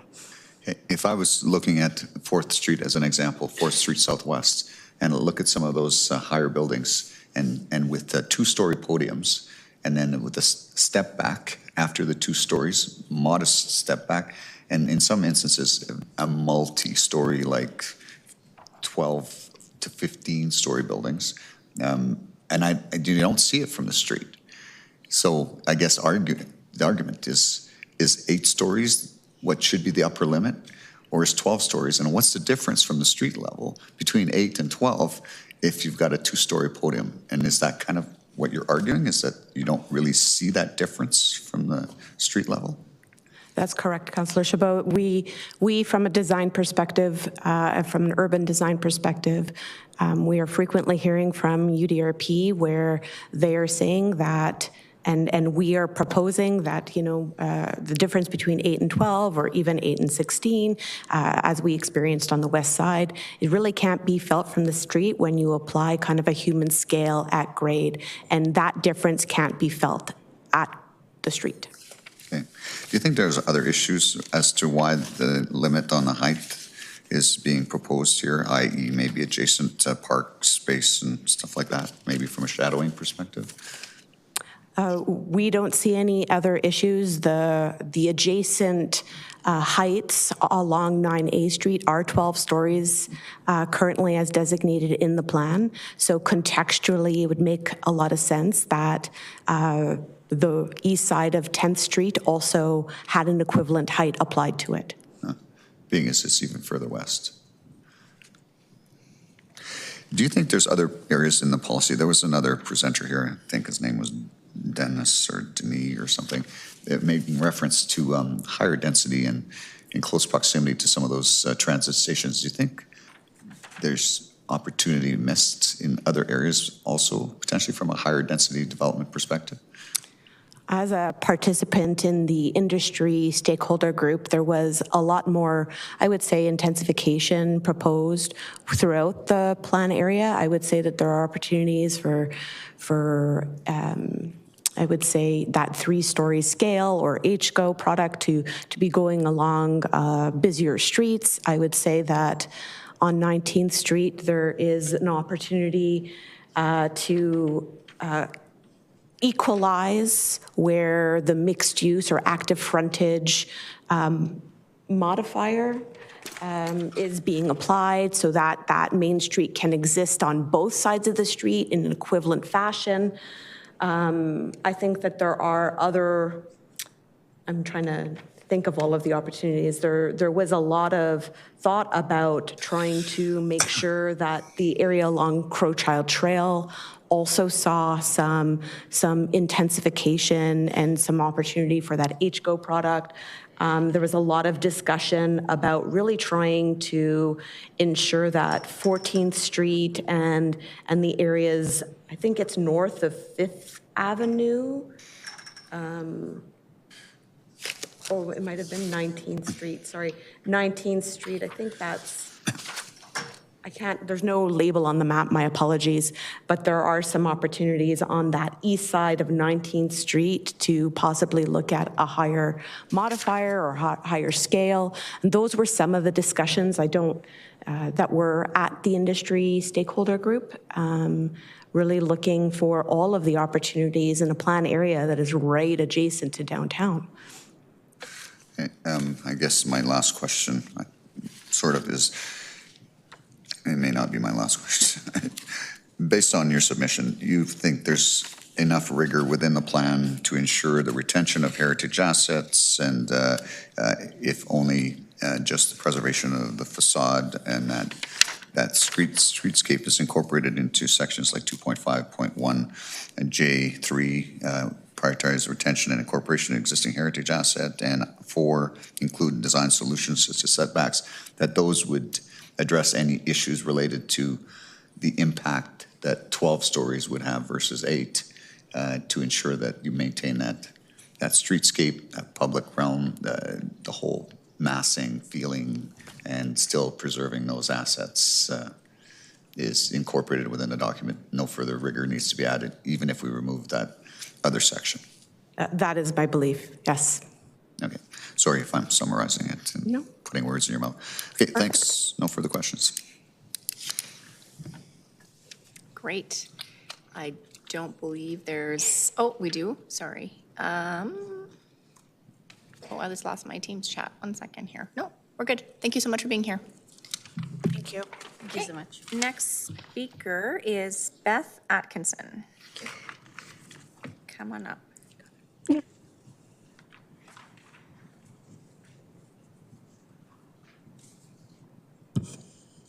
Hello, my name is Beth Atkinson, and I represent the Hounsville Heights Briar Hill Community Association as Director of Land Use on the board, and I was in the working group.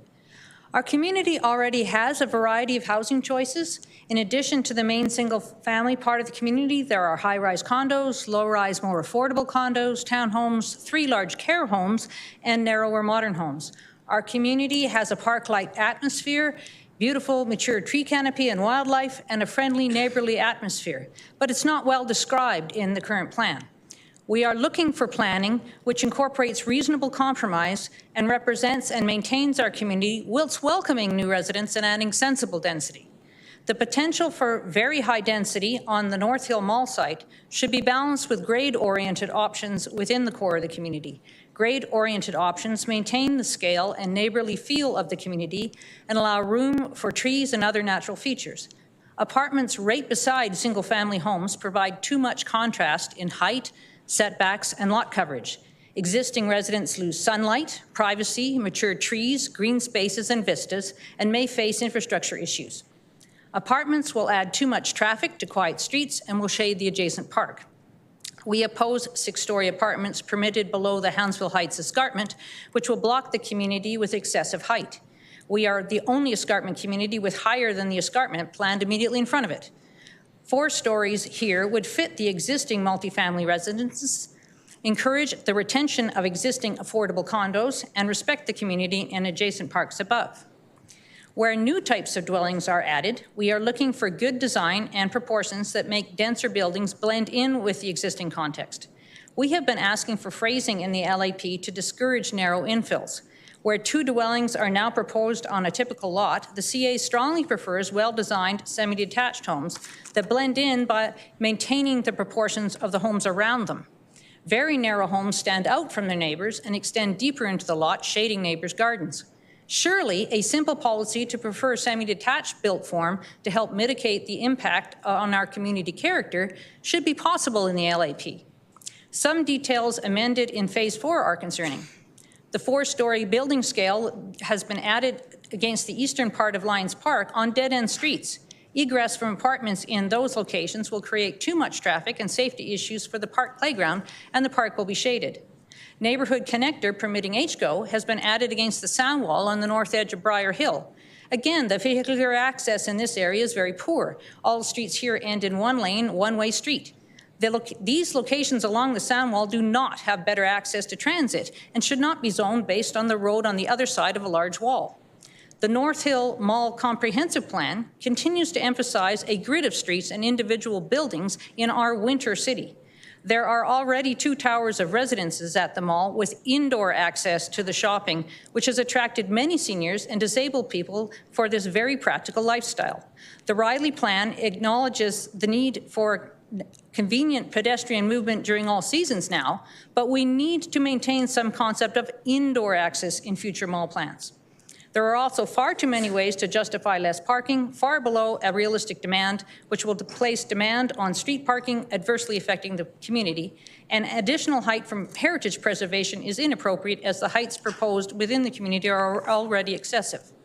Hounsville Heights Briar Hill requests specific amendments outlined in our written submission, particularly adding phrasing to favor semi-detached options over narrow infills, replace 6 stories with 4 below the Hansville Heights escarpment, replace 6 stories with limited scale or 4-story north of 13th Ave, replace 4 stories with limited scale south of 13th Ave, including along Eastern Lions Park, and replace neighborhood connector with neighborhood local along the Briar Hill Sound Wall, and refine wording of the North Hill Mall Comprehensive Plan section to acknowledge the importance of indoor access from residential towers to shopping.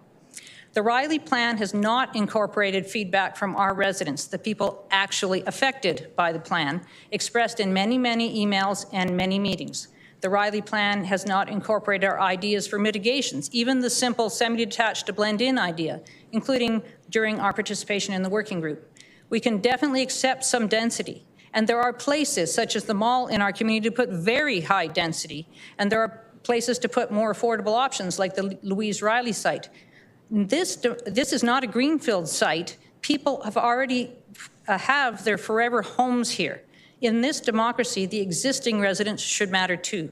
We look forward to Council amending or further studying this plan to find reasonable compromise and reflect the feedback and needs of community members along with stakeholders.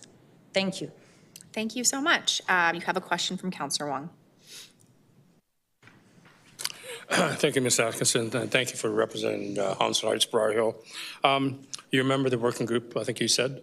Yes. How did you think the working group process worked for engagement in the community? Did you feel you were heard? To be honest, no, I didn't feel particularly heard. A lot of the phases of the process, what was planned for our community was only shown later in the process. A lot of the comments from the people who actually live in our community, like Dr. Samet and others, didn't really seem to show up in the policies, and often we heard, when we would ask the plan people, we would hear, well, others want, and the others aren't the people who actually live in Hansville Heights, Briar Hill, and are actually affected by policies specific to our areas. Similarly, we tried to not be heavy-handed about telling the other communities what they should do with their community.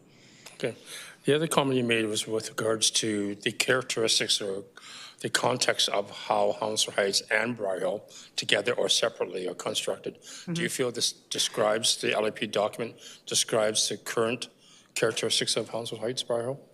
Not very well, no. And I think you and I have just talked about this at community meetings. The description I gave at the beginning, the kind of what we mean when we say our community character of the wonderful tree-lined streets and wildlife and the effect on the ecosystem and also the friendly neighborly atmosphere. Those are the kind of things we're trying to preserve. And that doesn't mean we add no density. That's not what we're saying. We've been looking for reasonable compromise, but right now it seems to be completely other policies and not what the community's ideas, like this idea for same box, you're going to put 2 or even 3 dwellings in that same box. You could really make it look blend in. But that kind of idea is not, be tough to make a specific policy, we were told, but there's all kinds of other specific policies for other things. So that kind of incorporation our current ARP does a much better job of describing the nature of our community as it is, and people have invested in it as their forever homes, and that feel can be maintained while adding density. So, being that you referred to the old ARP, I can't remember what year it was done, but the old ARP had more characteristics describing the community, the types of built form, attributes, that sort of thing, and you feel that's yes, lacking in this document? Yeah, it had better descriptions in it, yes. Okay. One of the other comments you referred to was not allowing narrow, skinny subdivisions and lots. In the old ARP, was that permitted? No. This is a community that has entirely wide lots at the moment, and the way the zoning was, and as well as the way the ARP was, there was references to the contextual proportions and that sort of thing.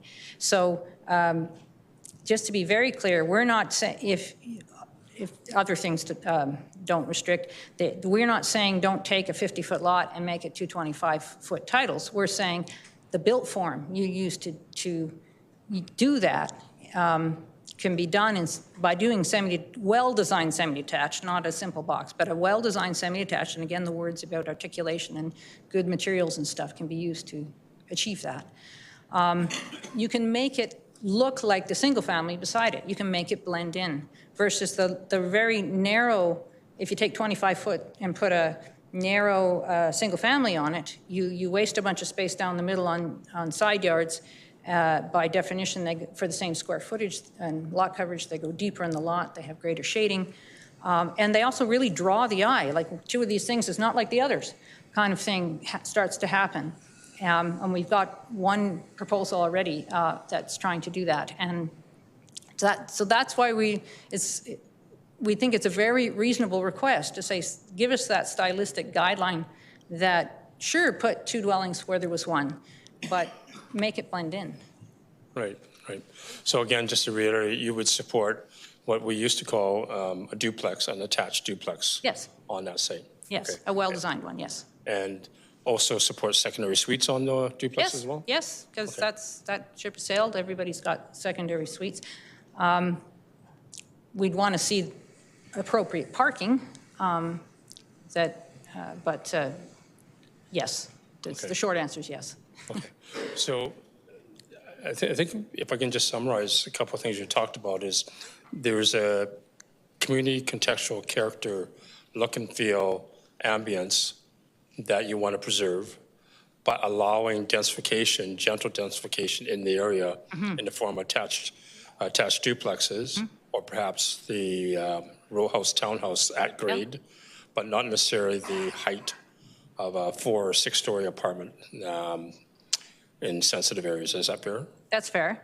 And the contrast to that is to make it clear to all the councillors, we are 100% behind 30-story, if you want, on the North Hill Mall site. There's a huge opportunity there on the North Hill Mall site to put the density that is appropriate by the train station, et cetera, without it shadowing people and making a fundamental change to what people thought they were in with their forever homes and that sort of thing. Okay. One of the other references that's often made is Hounslow Heights, Briar Hill population is below peak density from where it used to be, right? And going back, peak density was times when, like myself, my kids be at home, your kids would be home, but they've all moved out. Have you seen in recent times, because of, let's say in the last 5 years, that more and more families are coming back in and density's actually been, population density is actually coming up? I don't personally have the statistics on that, but I certainly anecdotally see it. There's an excellent school, and that's attracting families to the neighborhood. It's an excellent place in its current character to raise a family. And why are people moving into Hounslow Heights, Briar Hill? It's those things we put in that first paragraph, the beautiful environmental context, a very mature, it's a beautiful tree canopy. And one of my frustrations as the person handling land use is to see over and over again the idea of, oh yeah, it's a city tree, but we'll just take it out and replant. Like, when I'm 90, it might look the same.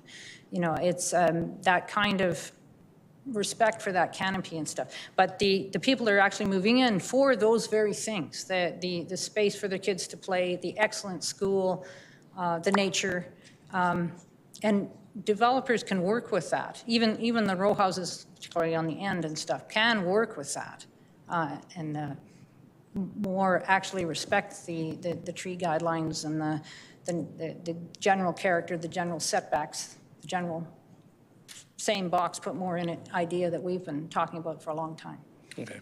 The last question, because you covered a lot of topics, so I'll bring forward questions to administration later. But the last topic was on North Hill Shopping Center, North Hill Mall. And you talk about the grid roadway network in there. In contrast to the mall that was built back in the 1960s, which is all interior malls. Yeah. Why? I should be clear, we aren't trying to be overly prescriptive about how a developer might redevelop, and they will be redeveloping, and I particularly think Cadillac Fairview will be doing the Sears end. There's 2 owners on the North Hill Centre site, by the way, if councillors don't realize. The Sears building belongs to one and the rest to the other. But it's not that you can't have that more grid of streets feel necessarily. It's the key thing that this isn't California, this is a winter city, and it matters that these, what the phrase that they added, convenient pedestrian movement during all seasons needs to equate to indoors. My mother lives in the Renaissance, and it's huge for her. She moved from Winnipeg, and the lifestyle she's been living here, where she takes her little trolley down indoors to Safeway in her mid-80s, it's huge for her. And she's talked to her friends, and it's huge for them. And it's huge. There's disabled people in the Renaissance Towers too. It is an excellent lifestyle for people with these mobility issues. We need to have words that acknowledge that it means to be indoors. Now, it could be plus 15. I don't need to be that prescriptive, as opposed to in the old-fashioned mall when it finally gets redeveloped. The mall end, though, I think that owner is quite content with where they are at the moment. But the potential for towers on top of it, on top of that land, is excellent. Bring it on. It's a wonderful idea because it's a place to put density that doesn't shadow and completely change somebody, cheek and gel 4 or 8 feet away. But we do need to think about the lifestyle situation of the people who are already there in the towers that are already there. In fact, I think if more towers are connected like that, you'd get more of the same. It would continue, because it's not officially a seniors building or anything like that, but it attracts that people who are that lifestyle work so wonderfully for, to get to the grocery and the shopping and the labs and the dentist and the doctor and everything else so easily. Thank you. Appreciate it. Thank you. Thank you. I have more questions from Councillor Wyness. Thanks. Your discussion on infills, so you're saying you'd like the minimum to be semi-detached as the start as we transition? Because again, this is a 30-year plan. How do you see the community developing effectively to incorporate the density requirement? I'm not saying that we shouldn't allow single family if the landowner wants single family. What we're saying is if the landowner, typically it would be a developer, wants to redevelop to 2 units or maybe 3 units or something like that, as opposed to the row house, which makes more sense on the end lots generally. Though we're not, it's when they choose to do that 2 units in particular, which is going to be a very common answer going forward, then do it in a design way that makes it blend in. That's all we're trying to say. So don't give me 2 super narrow infills that I see at a glance. Give me 2 units that are attached to each other and that are nicely designed so they look like the single family next door that was there already. So, making sense? Yeah. And I'm very open to the exact wording of that, although we put a wording in our written submission. I'm not a planner, I'm a scientist, so please do help us with the wording. But the idea of making it blend in with design is what we're looking for. And we feel like we weren't even thrown that bone, to be perfectly honest. Okay. And then what you just described of the built form your mom lives in, where she can access groceries and do it all. Mm-hmm. Do you see any other areas, like we've seemed to put it up by state, in this plan that would be appropriate for that built form? I would think the entire of the mall site, even up and into including a proposal that seems to be kind of understated in the Riley LAP that was mentioned to us in the CA a while back, is when they redo the Louise Riley land on the southern part of the civic blob at the west end of the mall site. There was a proposal that they would do it mixed use, including meeting facilities and the library itself, and then non-market housing above it. Again, all for it. And that, even up to there, it would be good if the whole thing was a networked thing in some sense or other, because it would support people who struggle to deal with ice and snow and rain and everything else because of their situation, whether they're disabled or seniors. Do you think we could add that built form along Memorial? Because like we keep going further and further away from our path, our network along the river, and yet we didn't put that same density or that built form along Memorial the entire way. And so that's where I'm kind of questioning. We keep talking only about putting that density at the north, yet an amenity for a senior would be right across the street from if we built that along Memorial. Memorial Drive down in West Hill. My preference is to ask the people of West Hillhurst to comment on West Hillhurst because I'm not personally conscious of every consideration. It seems to me that, as the previous speaker mentioned, further west on Memorial, the actual housing is not intimately connected well to Memorial itself, and it becomes more of a commuter road. In Sunnyside, I think they've got some moderate heights and connection from the stuff right around that they're already proposing and that Sunnyside would have already commented on, so you can look at their comment. But the connection from those apartments right around Safeway, not so much Memorial, but where the actual groceries is probably the number one in terms of connecting shopping to people who struggle to deal with winter.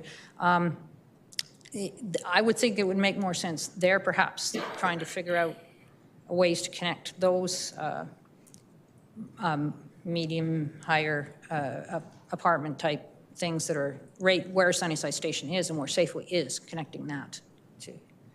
Yeah, because like I think maybe it's just me or all as councillors, we're looking holistically at this area and the LAP to be redeveloped, and it seems like we're not equitably distributing the density, and where the density needs to be is there's a healthy pushback, and so that's why I'm really confused that we're going really intense in one area of it, yet you're... Well, I guess I would say that where you put the density in part, like I mentioned at the end, this is not a greenfield site, and we need to acknowledge what's already there and what people were loving and thought in choosing to have their forever home there for a reason, the way it is. So some compromise with that would make less density in our neighborhood, for example, south of the tracks, and there's wonderful opportunity to put a ton north of the tracks because it doesn't hurt anyone in terms of the shadowing and everything else. There's similar things going on in the other, around Sunnyside Station, and I'm sure around other stations further up the line, I'm not privy to what they're coming up with, but I would support them in the people who think that there should be compromise and not too much where they were single family, putting suddenly 12, that's basically telling you this isn't your forever home anymore, you should move out if you don't love it, kind of thing. That's a lot of contrast. We can find places like Brentford Mall's parking lots is another fine example of where more parking lot could be turned. Oh, the other thing I should point out about Renaissance that was really clever, and I'm surprised why it hasn't been done more, is it's built in the airspace. The parking that acknowledges that people were coming to the mall, sometimes in cars, the parking wasn't lost. It's down there on grade level. And then the parking for the residents is on levels 2 and 3, and then the residences go up from that. That sort of thing can be done on Westbrook Mall, it could be done on Brentwood Mall, it could be done on all kinds of places that are by the train stations that blend the needs, the legitimate needs that there are still people coming from with cars, for example, in that situation, and putting the density in a place that doesn't fundamentally change somebody who thought they were investing in something else, compromise for those. I'm not saying no density in our neighborhood, but compromise that keeps the neighborhood trees, keeps the neighborhood scale. That's why we're asking for grade-oriented options within our community.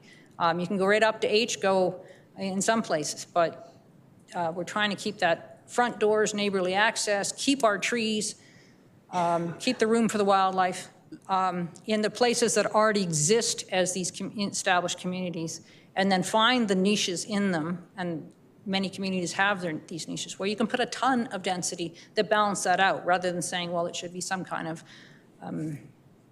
even pattern. Even doesn't really acknowledge what's already there. Well, and it's interesting what you're describing, because we can still do podium tower building where you do have a townhouse street facing and still go up to get the best of both worlds and develop it. You can do that to a point, but you're still going to cover too much of the lot with the typical apartment development. Like on 13th Ave, for example, the tree canopy would be cut down to cover the amount of lot that the typical apartment would cover, for example.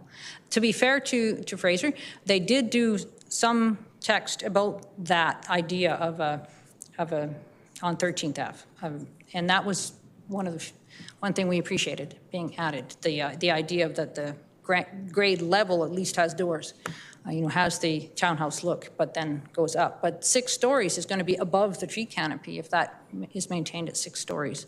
And then the other 6 stories, to reiterate, below our escarpment, that's taller than our escarpment, and it actually discourages our most affordable option at the moment, because it would make it more attractive to a developer to try to buy out Cedar Brae, which is a wonderful affordable option in our community. Okay, yeah, because like you've brought up Greenfield, and where I'm struggling is the equity of density in our city. So Greenfield's getting 15-story towers, and that's where we have established single-family homes, and it's right across the street from a single-family home in how those communities are built out. And but they're planned that way, ma'am. They're planned that way. People know that when they buy. They're yes and no. I think because we've seen increased density also asked for out in the suburbs as well. And so this built form of the population demand coming into our city, the redevelopment of what we were trying to plan out for the next 30 years in this community has to be transitionary and a little bit more aspirational because it doesn't happen overnight. Like developers already presented, the numbers don't necessarily work out, interest rates are fluctuating. And so how do we create that vision for where the community that lives there wants us to take it to, and have that compromise of admin, and I know admin speaks admin language, not citizen, and we're working on that, guys. But I think that's where the challenge is, because you're describing very nice goal and aspirational building. You're enjoying it with where your mom's living, but how do we get what your experience is with what you like about being built in our city and work it into this plan? And I'm just curious, was that the breakdown in communication in the process? Because you've given really nice density options, but I'm just not seeing it connect to what we're trying to achieve here. I don't think we are connecting in the sense that on North Hill Mall, we're not asking for 15, we're asking for 30. Yeah. We're saying that let's respect what was there south of the tracks by not going too crazy with shadowing and lot coverage and loss of our trees and loss of the wildlife. The wildlife in our community is amazing. All that kind of thing, and put lots north of the tracks. That's what makes sense at our particular station. And there's answers at pretty much every station that make sense uniquely for those stations. The connection indoors can make sense in lots of places too. And certainly for this one, because it exists now, it can be maintained and enhanced for the towers that are subsequently built. And they will be. There's definitely the vision of at least the Cadillac, the eastern owner of the Sears site. They definitely intend to pull the trigger in the not ridiculously distant future. And it is, of course, it is indeed based on economics, et cetera. Nice. Okay, well, you've given me a lot to think about. Thank you for coming and participating today. Thank you. Thank you very much. I don't see any other questions for you, so you can have a seat. Thank you. Committee, I'm going to give you guys an update of where we're at. We still have up to 8 speakers left on this item. We will be breaking at noon. You will be taking an hour so that administration has time to work with some of you on your amendments. But I will say this now, we will probably not have our 3:15 break. So buckle up your questions, stay on task, and let's limit the amount of questions. We're asking every speaker on the same question from before. So we'll move to the next one. Brian Miller.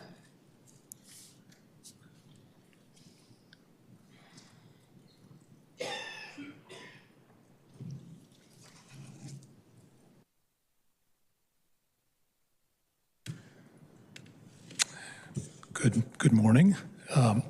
excuse me, my voice is a little hoarse.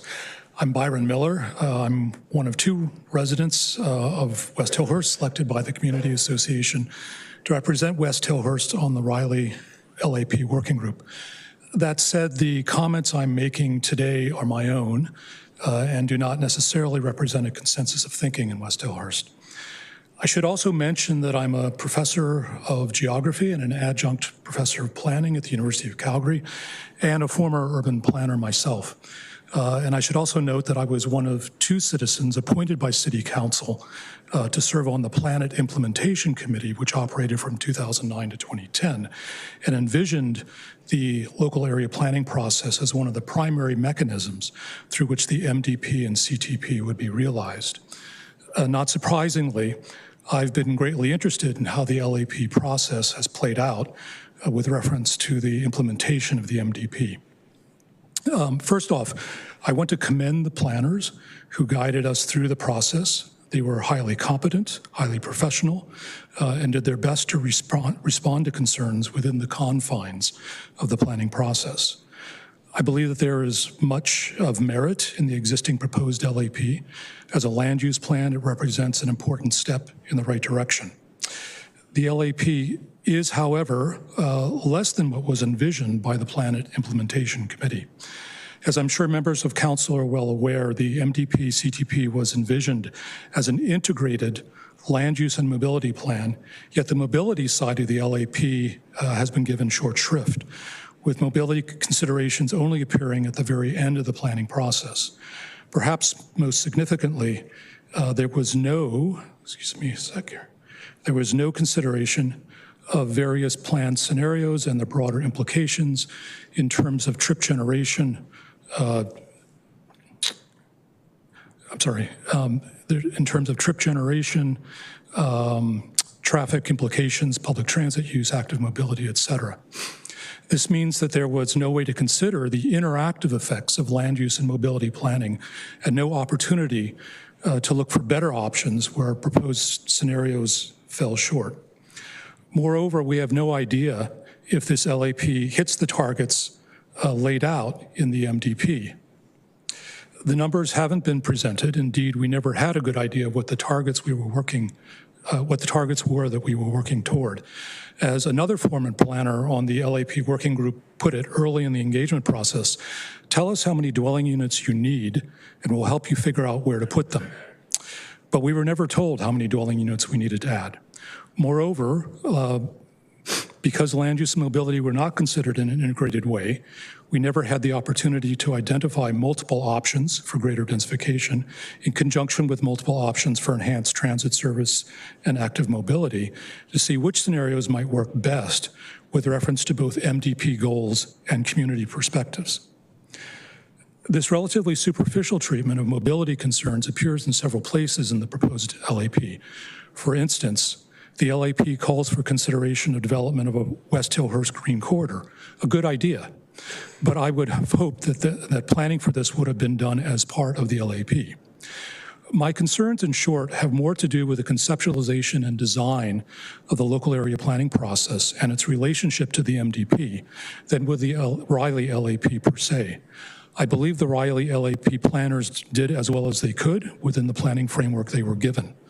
My central concern is with the local area planning process itself, which is not being carried out with an eye to meaningfully integrated land use and mobility planning, which makes only fuzzy reference to the goals and targets of the MDP, and which has not considered multiple community-driven scenarios to meet the goals and targets of the MDP.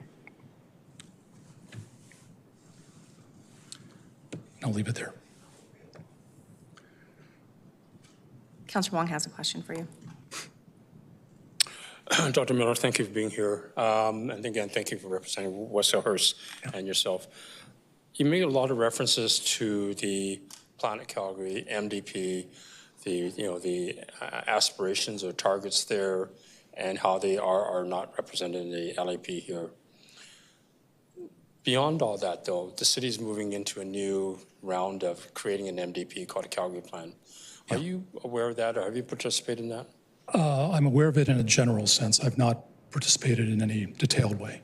Okay, so you don't have any context of how this plan would line up with the directions of the Calgary plan?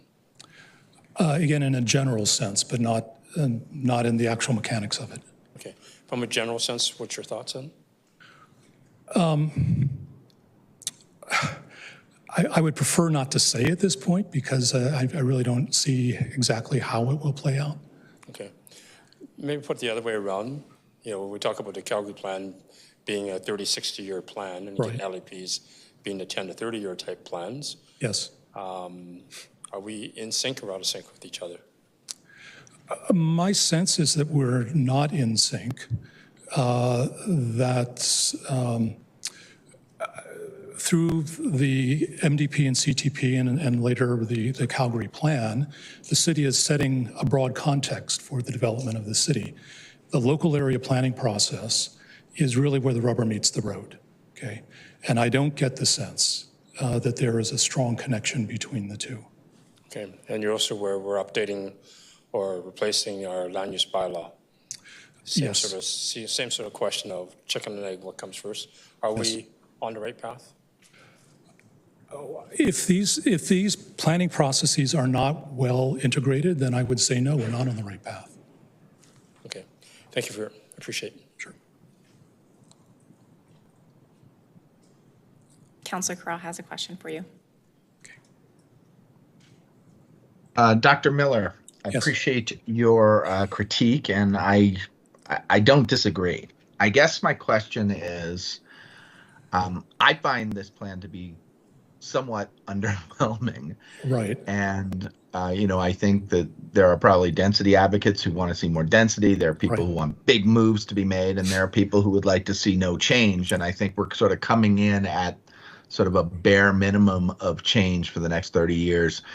Are you seeing places where what's being proposed here is sort of like breaking the bank and is untenable, or are you just feeling like we haven't done the heavy lift that we need to do? Or is there a third option that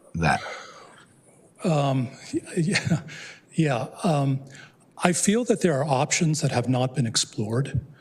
Again, because we have not looked at the relationship in an integrated way between land use and mobility, we haven't looked at various options. I'll just give you one example. So one of the things that I was happy to see in the plan was the inclusion of a bridge across the Bow River to connect West Hillhurst with the Sun Alta LRT station, which is also in other city plans. And that is, at the current point, it's envisioned as a pedestrian and cycling bridge to connect to Sun Alta. There is also a possibility of building a bridge that would allow for public transit vehicles, which would allow us to run potentially even primary transit from the Sun Alta LRT station up 19th Street. Once we do that, then we create the ability to handle a lot more traffic along 19th Street, which creates other options for greater densification. Because we're not looking at this in an integrated way, we don't know what sort of potential lies in that sort of an option. It's not that I, strongly disagree with anything that is in the plan. I think, what is there is viable, but I think there are other options that we have not explored. We haven't really understood what the impacts of this plan are in terms of, meeting the goals of the MDP CTP, which is still the guiding document for local area planning, the forthcoming Calgary plan notwithstanding. We don't have a good sense of how land use and mobility planning interact because we simply haven't presented those analyses. It seems to me that we should have been looking at multiple scenarios and then tweaking those scenarios in response to community concern. So it's been a pretty narrow and simple process, and I think a more fulsome planning process would have allowed us to explore other options that may have been better than what we're looking at right now. That's a great answer. Thank you very much. I don't have any further questions. Okay, thank you. To tell you that, oh, there we are. Okay, maybe my mic will work after lunch a little bit better. With that, committee, we're going to break, and I'll see you back here at 1 p.m. Thank you.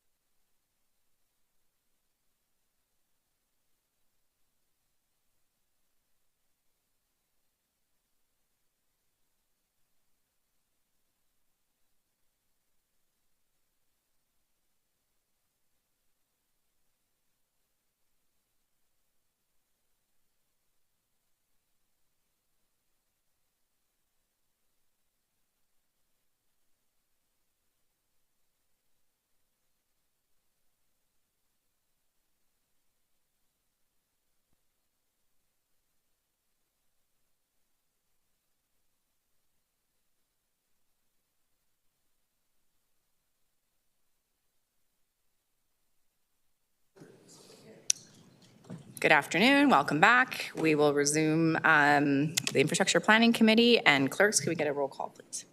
Thank you, Chair. To confirm quorum, Councillor Chabot? Present. Thank you. Councillor Chu? Here. Thank you. Councillor Dumong? Present. Thank you. Councillor Dollywall? Councillor McLean? Councillor Meehan? Here. Thank you. Councillor Penner? Councillor Putmans? Councillor Spencer? Here.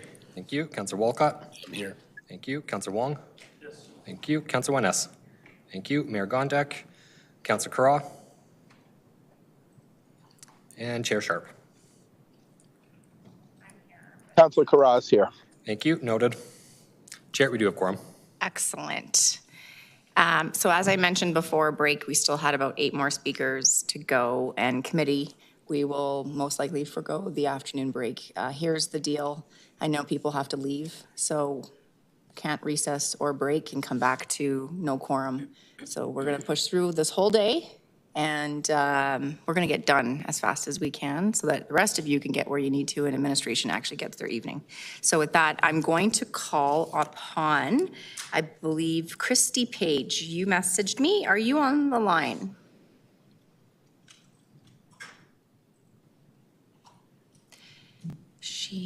I'm here. Okay, go for it. Do you have my slides up? Slides. Clerks, she had slides, she said. And I think there's someone not on mute. Okay, so if you're not Christy Page, please go on mute, and your slides will be up momentarily. Let me know when to start. Will do.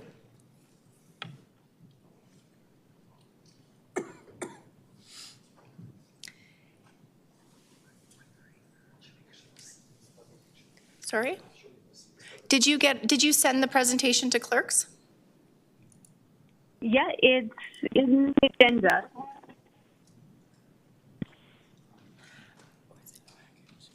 In the package? Yeah. Page 57.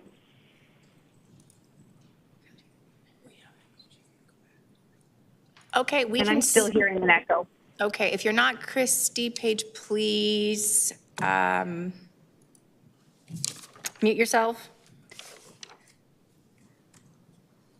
And your presentation's up. Go ahead. Thank you. Hello, my name is Christy Page, and I was part of the Riley LAP working group.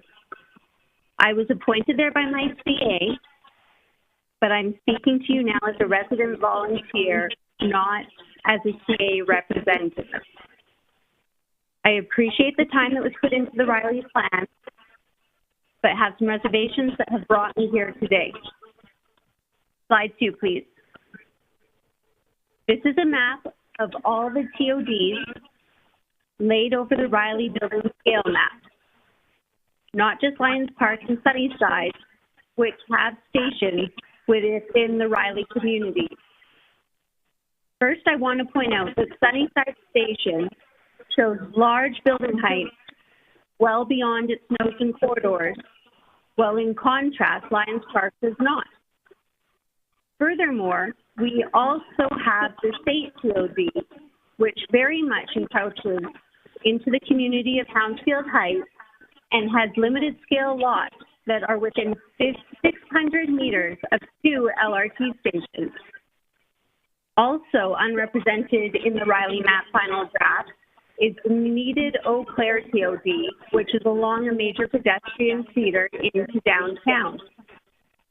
Lastly, there is the Sinalta TOD that, while it does have a river running through it and 12 lanes of traffic, I predict that Calgarians 30 years from now will not prioritize highways next to our city's greatest asset, the Bow River. And a future pedestrian bridge to density will come to fruition for the transit desert that is Hillhurst, west of 14th Street. I do not feel the Riley LAP building scale map best utilizes the transit infrastructure that has already been planned and built. Slide 3, please. This is a similar map to one I sent to the Riley team trying to advocate for density that is not just segregated to Main Street. In our working group, it came up that having low-scale modified and low-scale buildings around our green spaces, schoolyards, and community association fields might be a great way to add housing choice for those who would most benefit from these currently underused green spaces I've outlined in green. Using higher density as a wall against noise and pollution from busier areas for the benefit of limited scale households does not provide amenable options for people considering downsizing to smaller housing options in the neighborhood, or encouraging our school and community centers to be community generators for all. Slide 4, please. I am also part of the Hillhurst Sunnyside Community Association Mobility. We were able to go for a few walks and eventually have a few meetings with the Riley Plan Transportation team. And I am happy about much of what they are proposing. I was frustrated, though, to see that in the appendix that explains their mobility decisions, they were heavily based on a contractor who seemed very focused on car movement. For the last 70 years, our city has catered primarily to cars. But my community includes everyone. My community includes children not yet old enough to drive. My community includes people of all abilities, some of which medically don't qualify for a driver's license. My community includes people without access to a car. My community includes individuals who would like to do most of their local errands via active transport. We would have liked to see the documentation our group provided referred and all the ideas within it made part of the LAP, as well as other organizations such as Youth on Route and Ever Active that have put together a report after intensive consultation with most of the schools located in the Riley Plan. Also, data collection sites such as bikemaps.org and local activists such as Painting, who include reports of near misses and not just actual incidents, are relevant information to be considered. Slide 5, please. Lastly, it is my understanding that there are dollars associated with completion of the Riley LAP. My pitch is that I believe the piece of infrastructure that would do the most to bring three very different communities together under the Riley name is a safe east-west active transportation corridor along 5th and 6th Avenue. Children in all abilities from 28th Street to 3rd Street should have a protected bike lane that would allow independents to get to school, community associations, shopping districts, and friends' houses. Community connections are everything and should be highly prioritized when deciding what to fund. In conclusion, I hope you will consider asking for some amendments before approving the Riley LAP. Thank you for your time. Thank you very much. I believe you have a question from Councillor Carra. Go ahead. Ms. Page, thank you very much for your presentation, and thank you for tangible examples of some of the things that you were advocating for that don't seem to be as excellent in the plan as a 30-year plan might require. Can you tell me a little bit about what it was like on the working group? Sure. The participants of the working group who showed up regularly, which I think we can all see from the people who are speaking today, were very made up of my demographic. They were homeowners that are privileged enough to have time to meet for an hour or more on a semi-regular basis. The city staff were always very lovely and often even provided food, accommodating our dietary restrictions. My demographic doesn't need help sharing our opinions with the city, though. Mail-outs and proven advertising is enough to make my demographic aware. Me and my peers are then very capable of placing 311, filling out surveys, showing up to open houses, writing our counselor, contributing to local communications, and speaking to council like we are today to make sure you know what we think. I believe the Riley team would have come to a very different plan had they reached out in other ways. Instead of having a working group for the privilege, if they had spent that same time and money sitting at busy bus stops and LRT platforms, if they had engaged with those just making it through their daily grind, offering warmth and pizza in return for opinions while people wait to catch a bus outside, let's say, Lions Park Terminal or along 14th Street or on the west side of Safeway, they could have gotten insight into opportunities to make real change for the people who need it most. I would be surprised if preserving low-density housing would be the top priority of those they were engaging with. Now, there would still be the problem of those of us that care deeply about our community and want to be heard, like me and my peers speaking today. If I bring a well-thought-out idea forward and it is either included in the plan or if it is explained to me why it isn't a good fit, I would feel satisfied with engagement. But if, like quarter stores, the heritage density transferred predicament of parking, and many specific mobility links that didn't even make it into my presentation don't get addressed, my instinct is to repeat myself and get louder until I am taking up IPC time here today. Would it have been possible for the Riley team to respond to every idea? Maybe not. But I think it would have been worth their time to explain the repetitive ones to those of us that didn't always feel heard.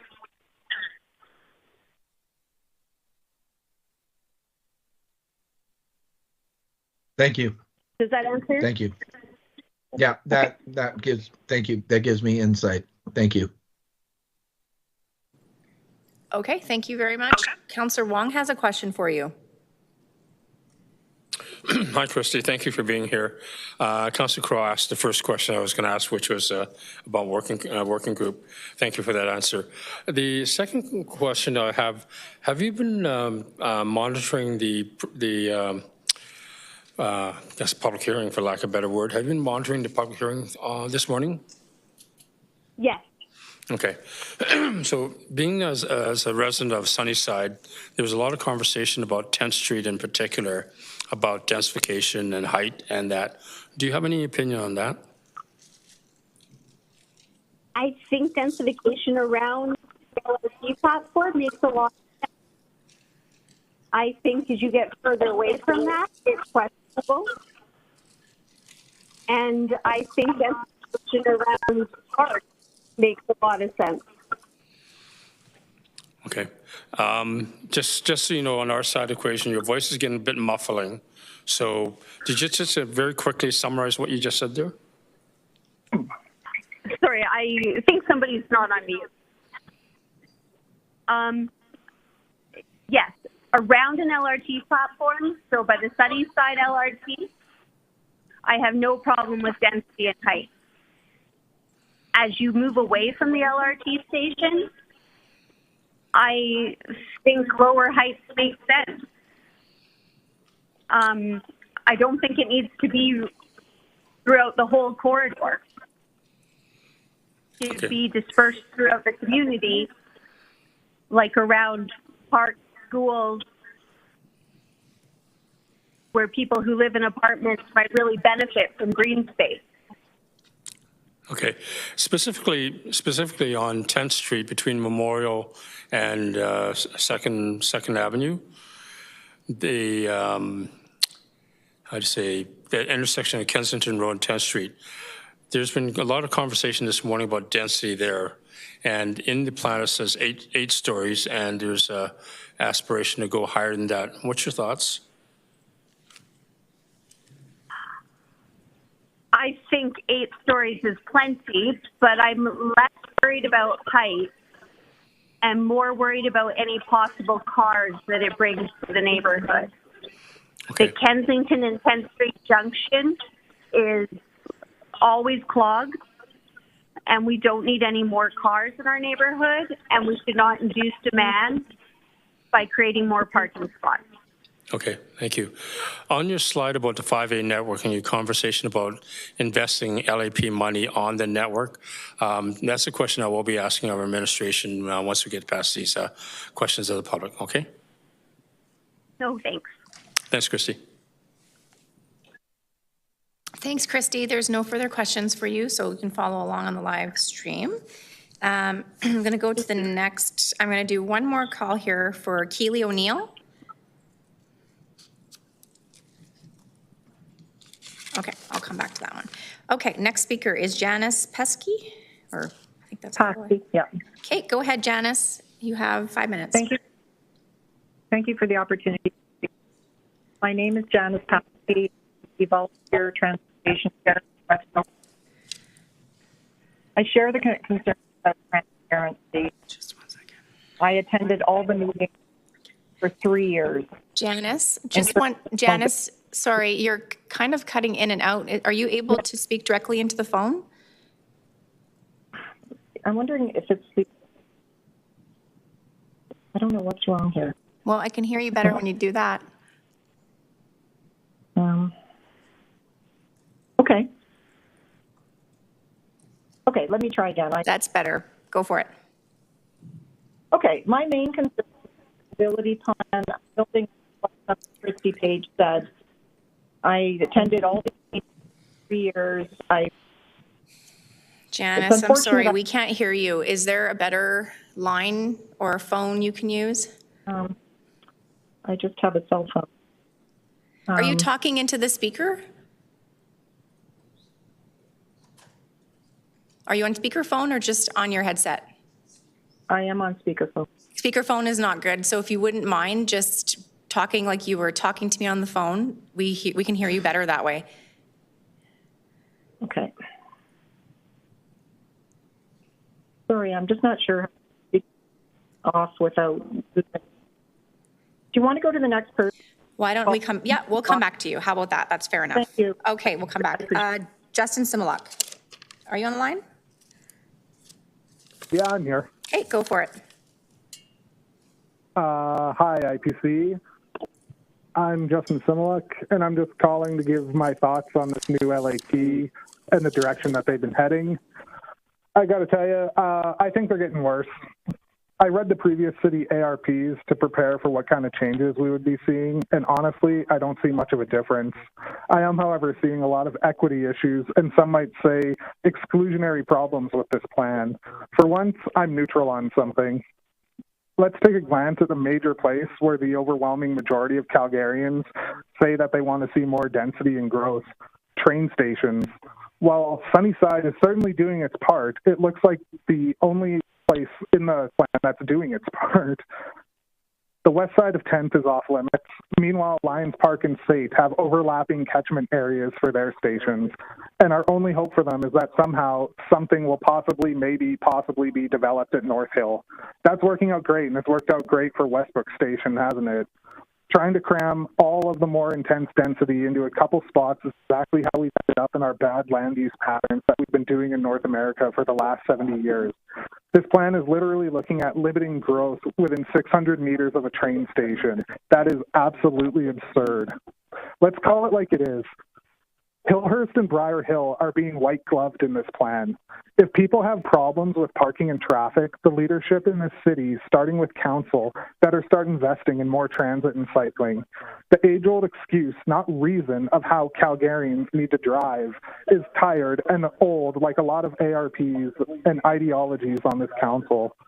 Trying to push all the new growth into Sunnyside while somehow hoping that Briar Hill and Hillhurst can stay the same isn't equitable, good planning, or beneficial to Calgary. And what about engagement, which seems to be a hot topic recently? There must be an election this year, right? There are far too many people who use engagement as an excuse to try to delay and stop moving forward. In less than the time we've been jerking around with LAPs, Edmonton has already created district plans for their entire city and improved them.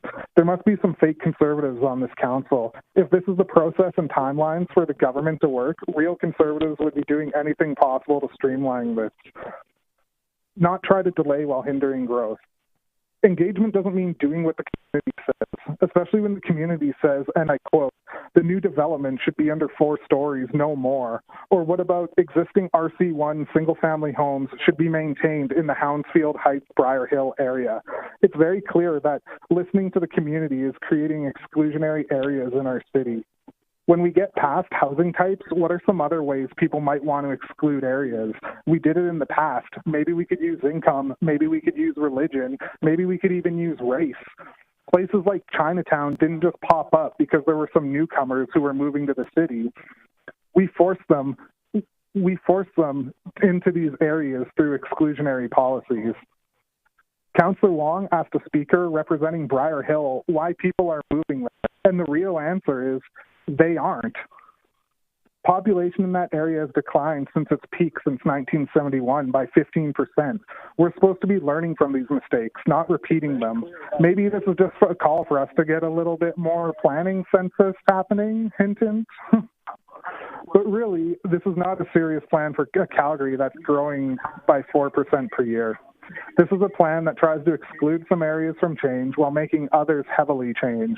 That might play well with potential voters and 4-year election cycles, but that doesn't do Calgary any favors. We're making urban form maps in communities that are 5 minutes from downtown, and they look almost the same as communities that are 30 minutes from downtown. This is a huge problem. Fortunately, every problem that gets complained about, we can have solutions to mitigate those issues. You just got to do them and show some leadership. Thanks. And there's serious problems with the audio right now as well. You should probably fix it.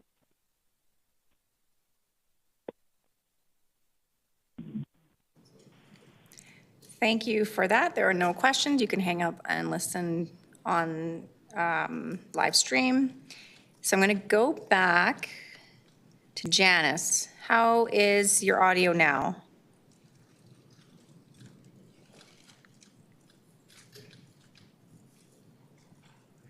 Okay, come back.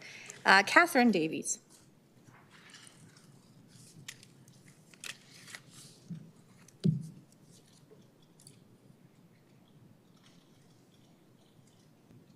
Okay, we'll move on to the next speaker, Calvin French.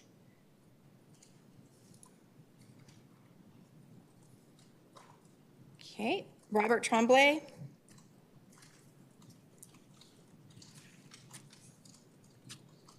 Okay, I'll go one more time. Robert Tremblay, Calvin French, Catherine Davies, Janice Pesky, Keely O'Neill,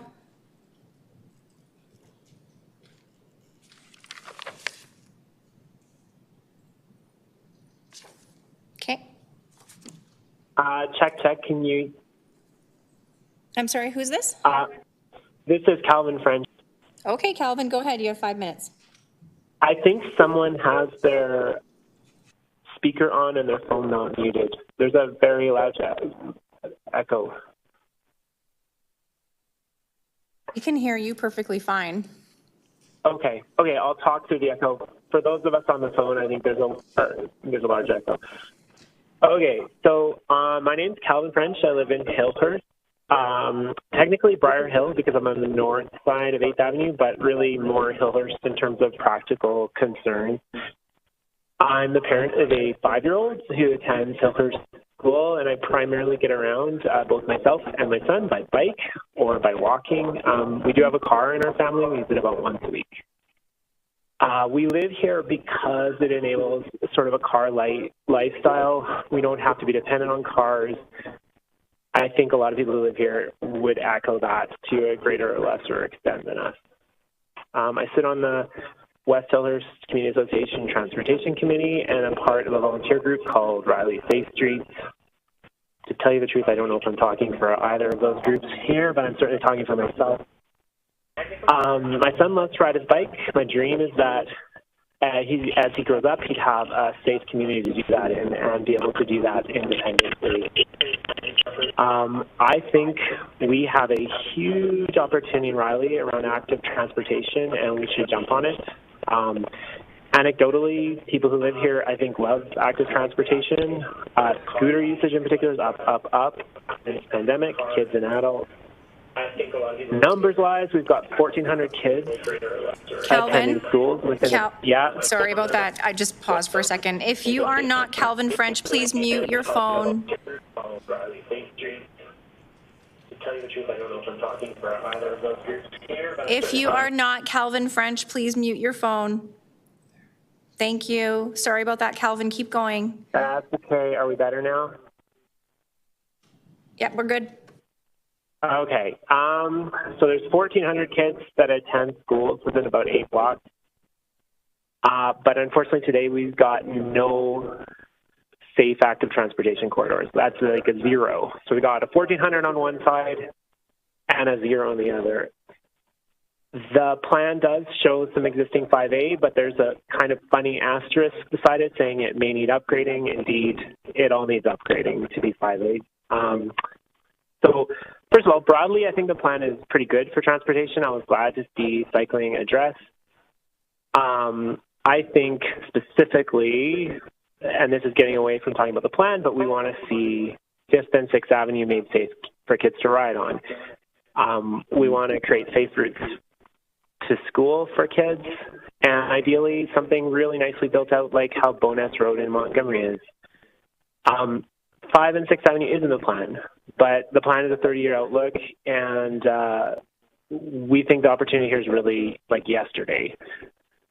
So my recommendation for the plan, Section 282A, does not mention safety. It also does not mention 5A. So I would add a part, first point, rather than with, say, it needs to be designed to meet 5A standards and prioritize the safety of all users, including seniors and children. I think that it's kind of a big omission not to mention safety of the users of the infrastructure. That's a major, major thing. We see that if you just go and look at kids riding to school, they're doing it, and they're doing it on the sidewalk beside the bike lane. The other thing I would add is a section to A.2 that says it would provide physical separation from vehicle traffic where possible. So just kind of upgrade that, right? Whenever we build this, look at it. If it's possible to separate it from traffic with barriers or whatever, let's do it. And then you can just drop the safety from 5. So the only place safety is kind of in there is kind of shoehorned in with Section 5. Be designed to accommodate year-round use. I would also take 282B and just make it stronger. I would just change explored to prioritized. And 282E, I'm really nitpicking here, but let's serve a mobility function first before recreation. Recreation is fantastic, but we want to teach kids, especially in our community, that, hey, like getting around by bike, getting around by scooter is a first-rate experience, and you can do that as you grow older. And so I think put mobility first there. And secondly, I'd love another point that just says something about schools. We have really a lot of schools in the area. I don't see that changing over the next 30 years, although 30 years is a long time. So that's really it for me. I'll take the plan as it is. I think city planners have done a great job building bike infrastructure. Give them more money, give them a stronger mandate in the plan and just generally. And I think we'll have a great community and we'll see wonderful smiling faces, young and old, riding on the bike lane. That's it.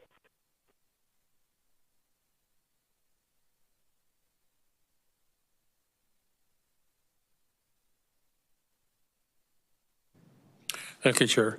Thank you, Kelvin, for being here, and thank you for representing West Hillhurst. My only question to you, you mentioned you were on the West Hillhurst Transportation Committee. Were you also on the LAP working group? I think so. I attended some early sessions at West Hillhurst Community Association, and I also attended online with city planners. Okay. So if that puts me on the working group, then it was, but I'm not really 100% sure. Okay. I've heard from some of the people in West Hillhurst that you didn't get the mobility study or the type of mobility analysis. Is that correct? Speaking for myself, I think it's okay. Speaking in terms of engagement, it's a fine line between like the engagement wasn't good enough versus I didn't get everything I wanted as an individual. I do think the engagement was really good. I think they enhanced the mobility part of it based on our feedback. When I look at the map where they identified both current and future routes, I think it's pretty good. Maybe a couple gaps on like 18th in front of Queenie School, but I'm not thinking that finer detail is needed. Okay. Broadly speaking, I want to see us go stronger. I want to see us recognize Riley communities as an active transportation community where that's what people want and move here for. So if that means just more bike lines everywhere and safer and more kids riding, that would be great. So I don't see a vision for that necessarily in the plan. But yeah, so those are my thoughts. I understand that's not a super clear answer, but. No, it was perfect. Thank you. I appreciate that. That was it. Thank you. Thank you.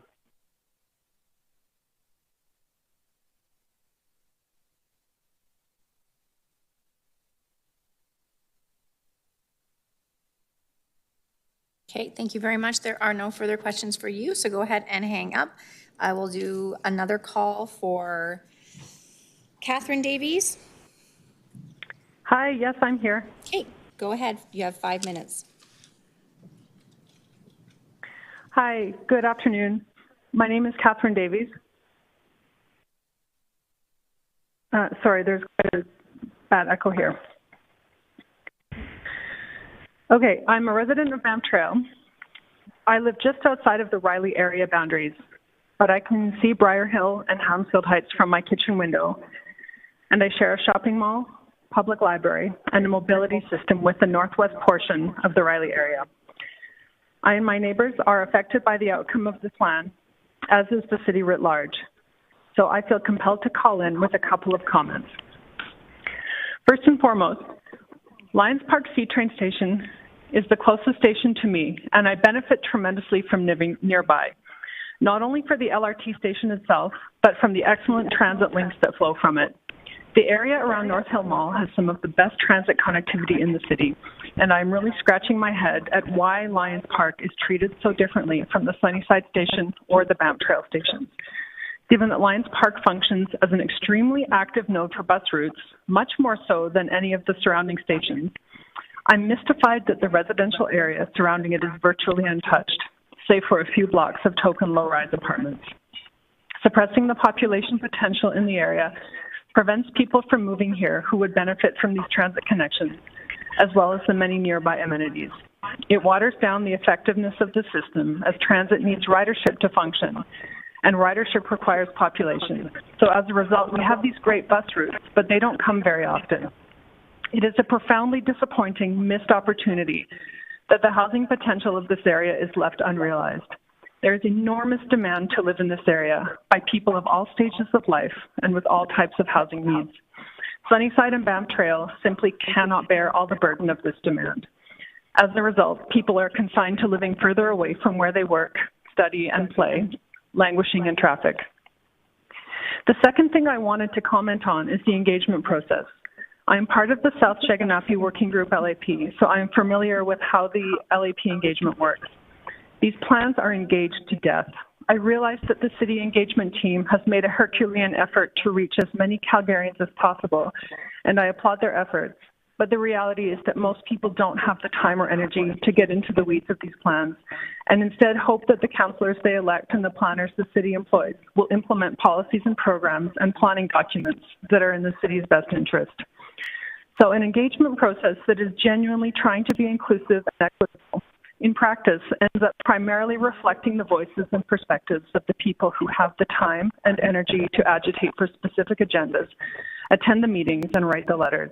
It excludes large swaths of current residents, but also future residents and would-be residents were it not for the dearth of housing options. As a taxpayer, I wonder if city admin has actually put a dollar value on how much has been spent on engagement. I'm sure the number would be jaw-dropping. And yet we are left with a plan that seems to make no one happy, that squanders so much of the area's potential, a plan that doesn't seem to adhere to any of its purported values. Is it perhaps time to ask ourselves if this model is really the best way to build a city?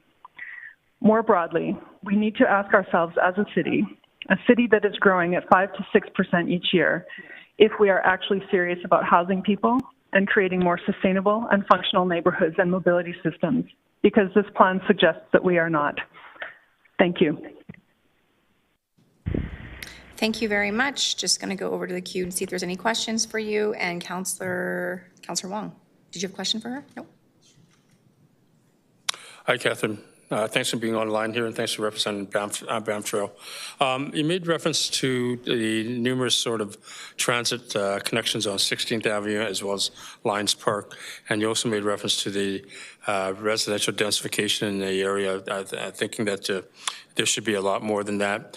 What's being proposed right now on south side of the LRT, south side Lions Park is about 6 stories. Do you think that's sufficient, or do you think that should be more? Oh, I think that should be much more. Okay. Multi-family apartment style? Absolutely. Okay. Okay. And given that the North Hill Mall has potential to develop into a mixed residential commercial shopping type of area, and with potential, taking a lot of density, would that suffice, or you still think we need to push into the residential area? No, I don't think that suffices, and I don't think that provides enough housing options for people. Not everyone wants to live in a high-rise next to a shopping mall. Okay, great. Thank you. Thanks for being here. Great, thank you so much. There's no further questions for you, so you can hang up and follow on live stream. I'm going to see if Robert Tremblay is available. Hello, I'm here. Hey, go ahead. Thanks. Just before I start, I'm just going to note that there's still a pretty significant echo on the phone lines. About a second delay. So I'll just try and shut off my ears and go through it, but yeah, just calling that out. Thanks. We can hear you clear, so apologies on your end, it's not. Okay, no problem. Thanks.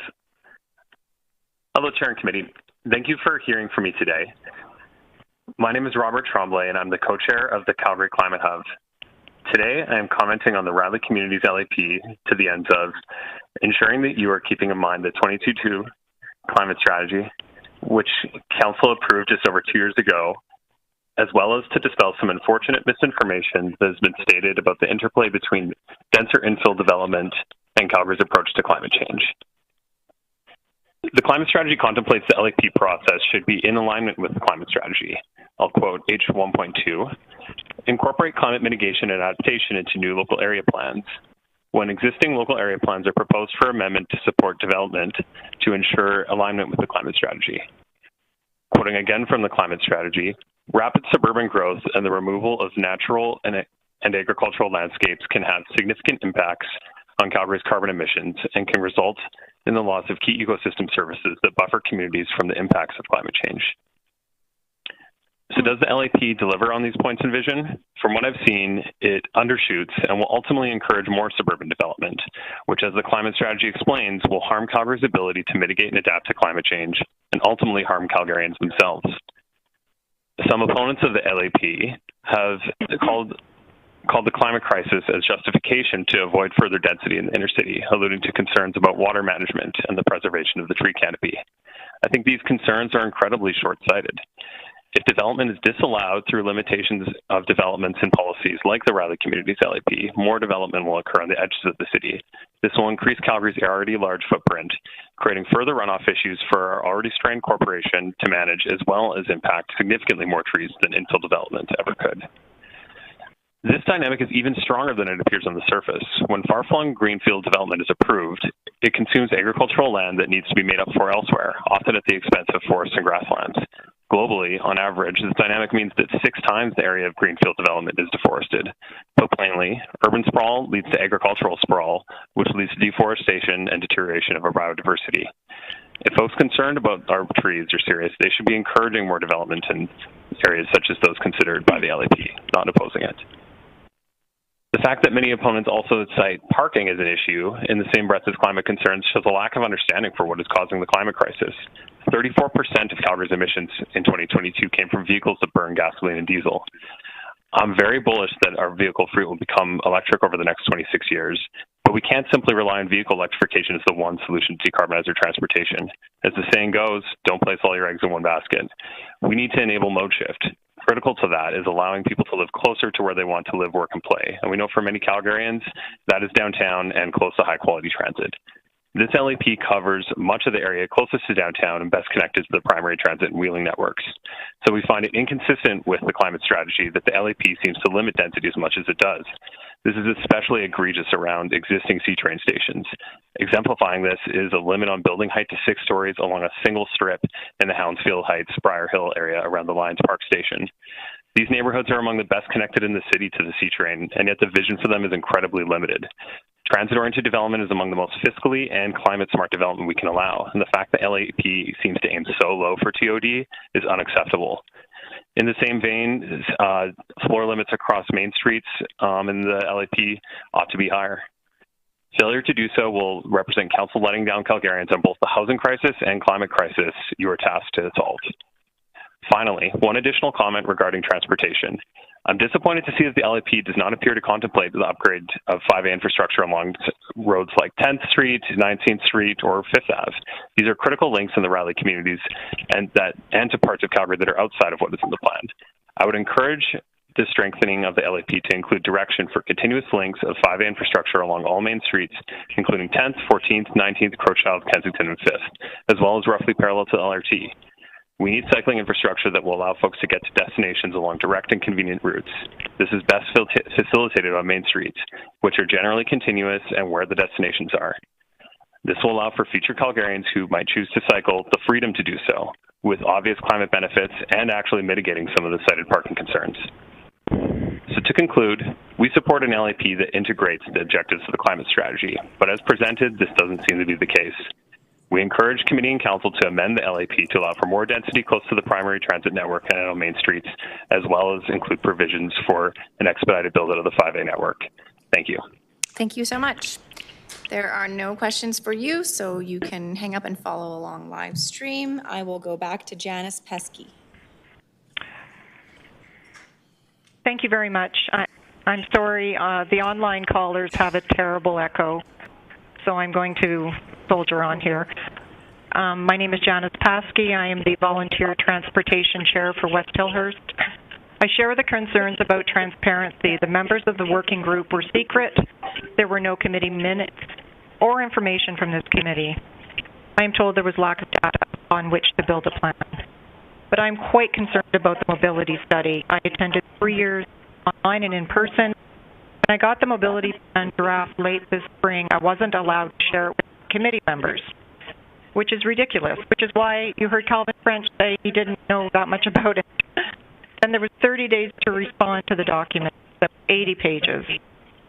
At the core, with an increase in density, we need an evaluation of how people move through the community. We asked to participate and have an overall transportation study. We wanted an evaluation of traffic demand, cut-through traffic, walking, cycling, and transit. It's important to note we've had 4 children hit by cars since 2022. We didn't get this study. Instead, there was an evaluation of 3 intersections, very car-centric. The mobility plan, if you can actually manage to read it, is not a plan. But importantly, it does not make plans for active mobility. It's important what was not included. West Hillhurst is defined by 5 low-income seniors' homes. These were not included on the urban form map, so we asked for them to be included. We were told no. This concentration of seniors is a defining characteristic. In these ways, the plan does not capture my community. In order to plan for the seniors, to improve our transit, we need to know they exist there. It's important to know they are also not included in our community profile population. We do not have BRT transit. We do not have primary transit. This is really not considered a mobility plan. Number 2, the mobility plan had 20 priority mobility projects. 16 of 20 are in Hillhurst Sunnyside, 3 in West Hillhurst, 1 in Briar Hill. No justification was given for this inequality. 3, we do have a combined adjusted project with Hillhurst Sunnyside for protected bike lanes on 5th and 6th Avenues.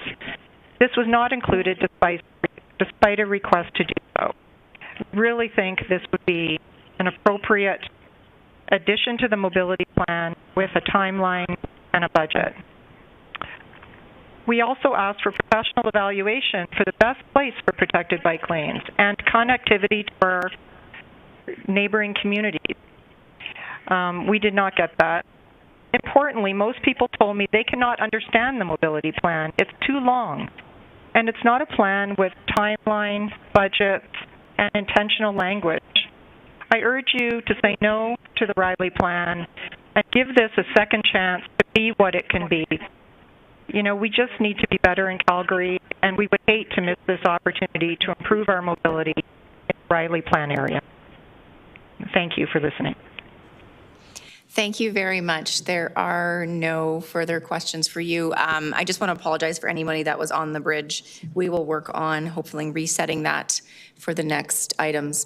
Thanks for your patience in the echo. I know we couldn't control it on our end. Thank you. I don't have any other registered speakers. I will call for Keely O'Neill one more time. Okay, there's no Keely O'Neill. Is there anyone on the bridge that I missed? Hi, I'm on the bridge. And what's your name? My name is Jeff Marsh, and I'm the president of the Hounsfield Heights Briar Hill Community Association. Okay, 1 second. I was hoping to participate today on behalf of the CA. Okay, give us 1 second here. Do we have him registered? Okay, we can put you on next. And there might be an echo. We apologize for that. We can't fix it right now, but if you'd like to go, you have 5 minutes. Okay, so the first thing I need to say is that I'm deeply sorry because I'm the person who previously interrupted this meeting. Despite always trying to be very careful to make sure I'm muted while on the audio bridge, I really screwed up this morning, and for that I sincerely apologize to council and all meeting participants. Given that you've already heard far too much of me out of order, while I would still very much value the opportunity to speak, I wonder if it would be more appropriate to forego this in respect of the speaker, my actions inadvertently and so rudely interrupted. Oh, you don't have to worry. We all have our moments when we're speaking at a turn or things are up, not working. So you can go ahead. We will give you 5 minutes. Okay, thank you so much for your understanding. With that, I'll get to it. Simply put, the Riley Local Area Plan as currently drafted is not what our community wants or needs. In fact, our community would continue to be better served, not necessarily well, but better by our existing area redevelopment plan, which is now more than a quarter century old and, yes, very much out of date.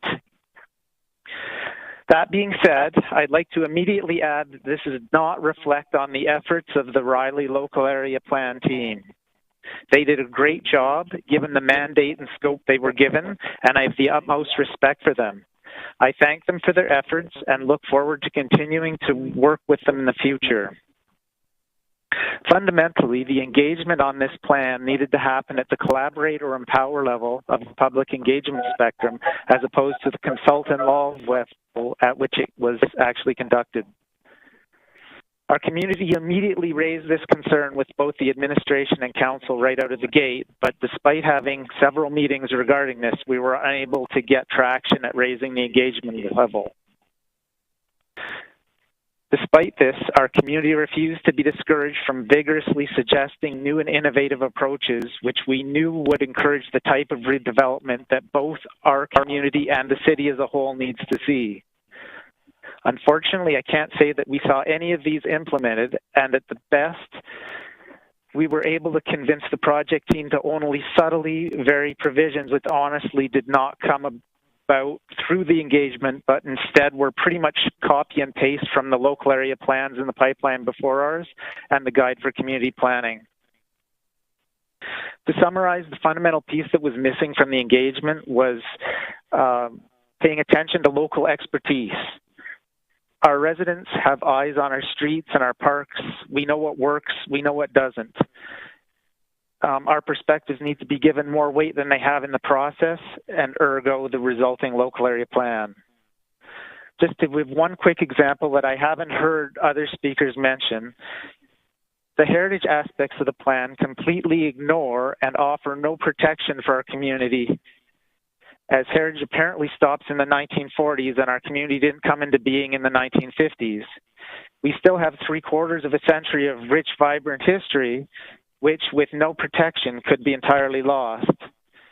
In conclusion, I'll go back to what I started with to say that the Riley Local Area Plan in its current form does not provide what the community of Hounsfield Heights, Briar Hill wants or needs. If we have to have a redevelopment roadmap that actually works, I hate to say it, but this plan needs to not be approved at this time and fundamentally go back to the drawing board. Thank you very much. Thank you very much. I don't see any questions for you in the queue, so you can hang up and follow via live stream. Before I go to questions of administration, Councillor Wyness, you have a reconsideration to the agenda. Yeah, in order to keep quorum, I guess, I'm under request that we reconsider the agenda to remove and amend item 7.3 to November IPC meeting. And clerks has this already. On the screen in a minute. Okay, so just for everybody that's kind of watching and paying attention, we're going to lose quorum at a certain time today, and that means we can't recess or take a break, and things will be pushed to the next agenda anyway. So we did find one of the reports that administration and members of the industry were okay with being moved to the November, I think 7th Infrastructure Planning Committee. So what has to happen is Councillor Wyness is moving to reconsider the agenda we confirmed this morning, and then we'll move the item, and then I will need someone to make sure that the agenda is confirmed as amended. So clerks, when you're ready, we'll be ready.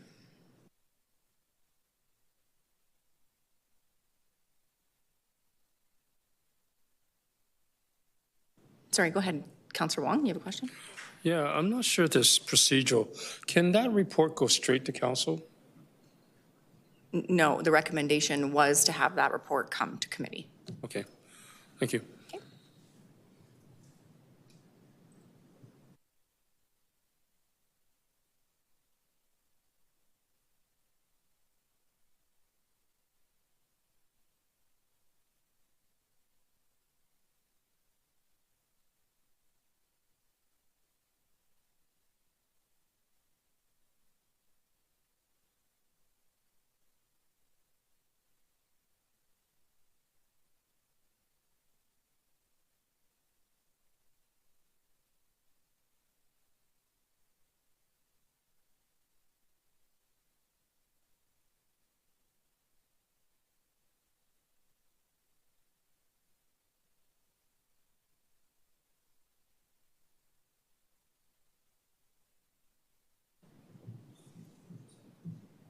Councillor Penner, your vote, please.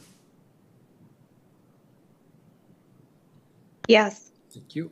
Councillor McLean, we'll mark him as absent. Councillor Carra, your vote to reconsider the agenda, please. Yes. Thank you. Councillor Spencer. Thank you. Councillor Chabot. Yes. Thank you. And Councillor Sharp. Yes. Thank you. Chair, all the votes are in. Okay, can we display the results? That is passed unanimously, so the next vote will be to approve the agenda as amended. The second vote is actually just to forward this item. Sorry. And Yes, then third forward vote will be the agenda as amended. My bad.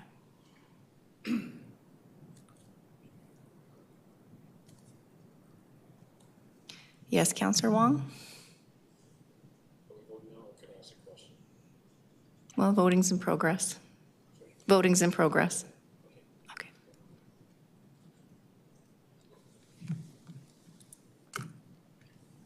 Councillor Carra, to postpone item 7.3, your vote, please.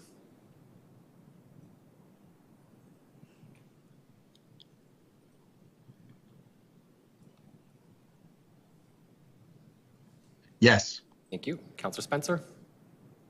Thank you. And Councillor Sharp. Yes. Thank you. Chair, all the votes are in.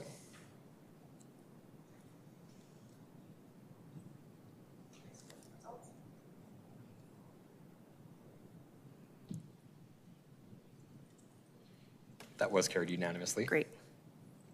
And then just the final vote. Agenda as amended? Correct. Yeah. Great.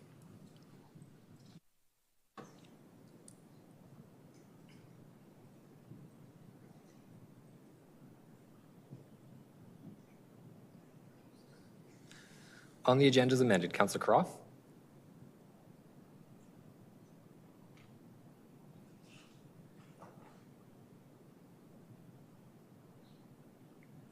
Yes, I'm trying to set up my e-scribe, but it's not working for some reason. So yes. Thank you. And Councillor Sharp. Yeah. Thank you. Chair, all the votes are in.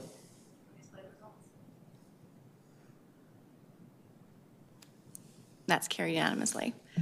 Okay, thank you for everyone's patience. So item 7.3 has been moved to the next agenda in November. And then now what we'll do is we will go to questions of administration. And this will be, I will say, your first round. But if you can get all your questions in the first round, that would be fantastic. So Councillor Wong, we'll start with you. There's more members of the public? No? I've already done that. Thanks, Councillor for keeping me on point. Go, Councillor Wong. Good, thank you. Okay, first off, thank you to administration for putting together the Riley LAP. Thank you for hosting all the different engagement sessions that you did and summarizing it in the document here. There's a couple of questions I just want to get into, and we'll go just right from front to back if you don't mind. The first question that I get from a lot of people when they read the document is the vision statement.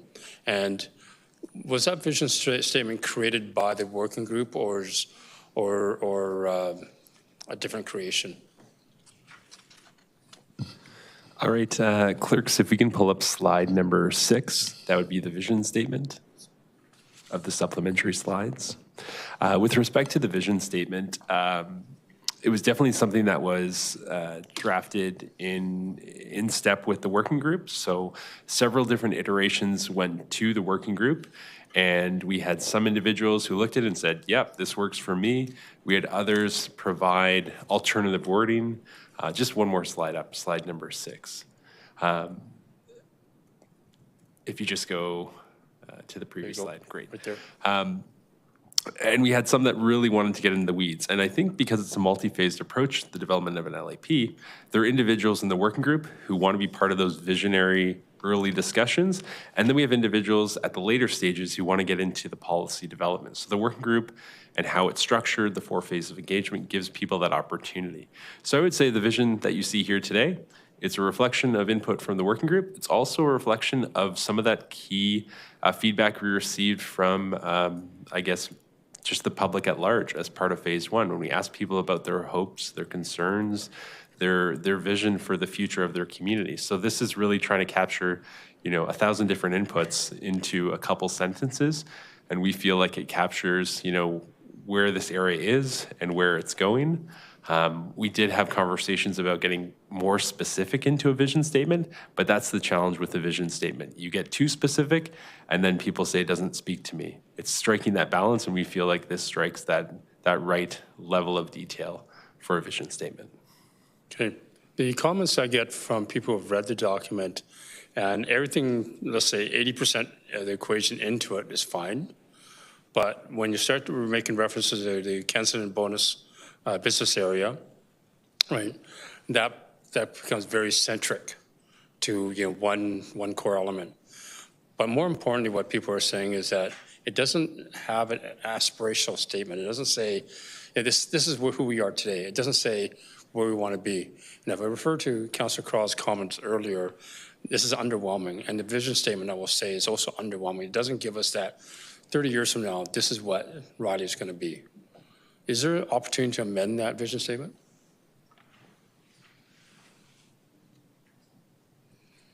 So I think with this vision statement, a vision statement should be read in tandem with the core values that are provided. So if clerks moves to the next supplementary slide, where those next details come are really in the core values. So these core values are a reflection of those discussions. So housing choice, moving to and through, parks and public spaces, safe and accessible communities, climate resiliency. So what we're not able to capture in a vision statement, it ends up being in these core values. These core values then flow through all different sections of the document. So there's policies in Chapter 2 that align to these core values. There's policies in Chapter 3 and implementation options that align to these core values. So the vision statement is really one piece of it, but I think these core values do flow throughout the entire document and speak to the specificity that people are looking for. We did identify the Kensington business area. Just pause for dramatic effect.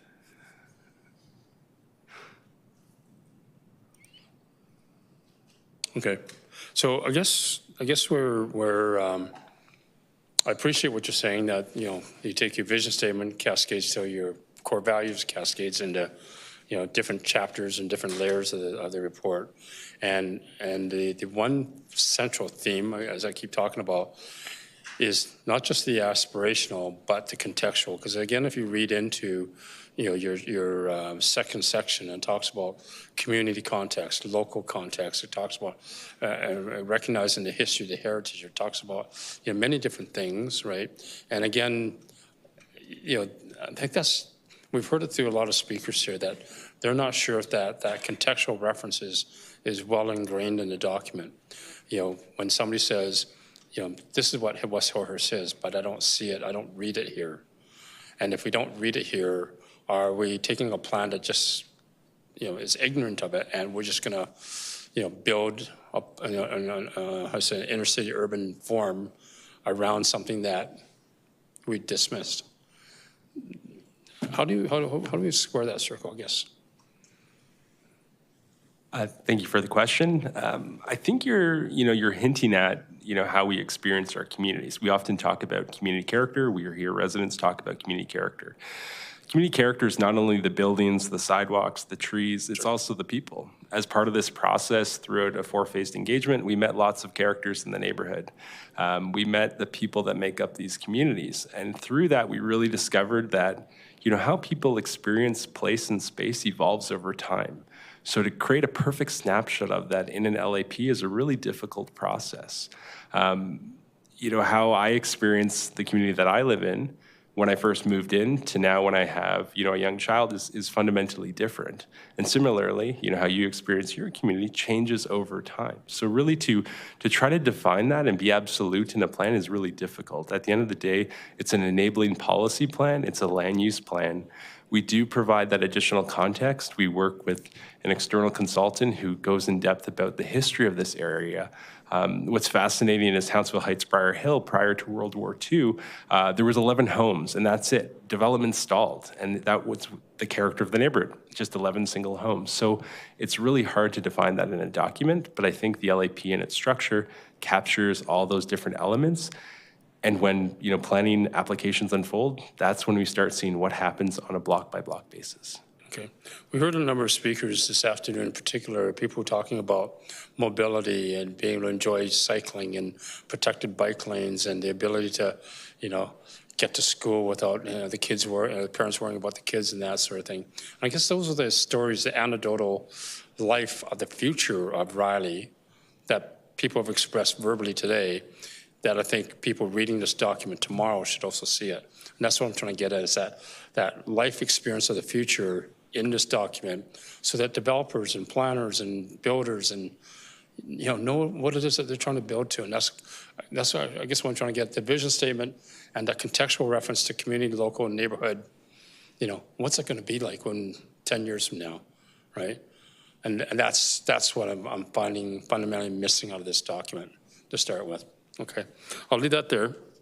When we get into some of the more specific areas of, as you get into section 2.4, 2.5, section 3, there's a lot of words in there that refers to should or must or shall.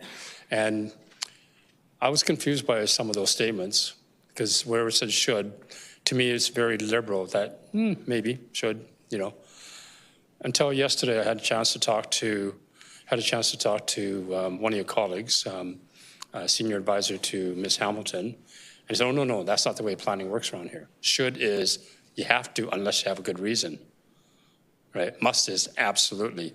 So my question is, how do you, for the average reader, who uses the word should as a liberal sort of context, how do you, define that in here? Yeah, thanks for that question, Councillor Wong. So in section 4.2 of the plan, we do have a definition of should that does follow very closely to what you just articulated. So basically, I won't read it out, but to paraphrase, it says should needs to be done unless proven to be technically not feasible. So that is part of the plan, and that is part of our policy language that we use through all LAPs and through policies throughout the city. So should does implicate that something needs to be done unless there's a technical reason why it cannot be done, and that's directly referenced in the LAP. Okay, so thank you, because you led right into my third question. Why is that in section 4? Because, somebody's going to have to read through pages and pages to get there. Isn't that one of the guiding orientations of this document, how to read this document, right? Shouldn't that definition of vernacular be up front? Yeah, so section 4 is the interpretation section of the policy. That's standard to what we have for all local area plans. I appreciate that, but again, whether it be Riley, whether it be, Forest Lawn, any others, would you consider it as a friendly improvement to put something as critical as that to the front of the book?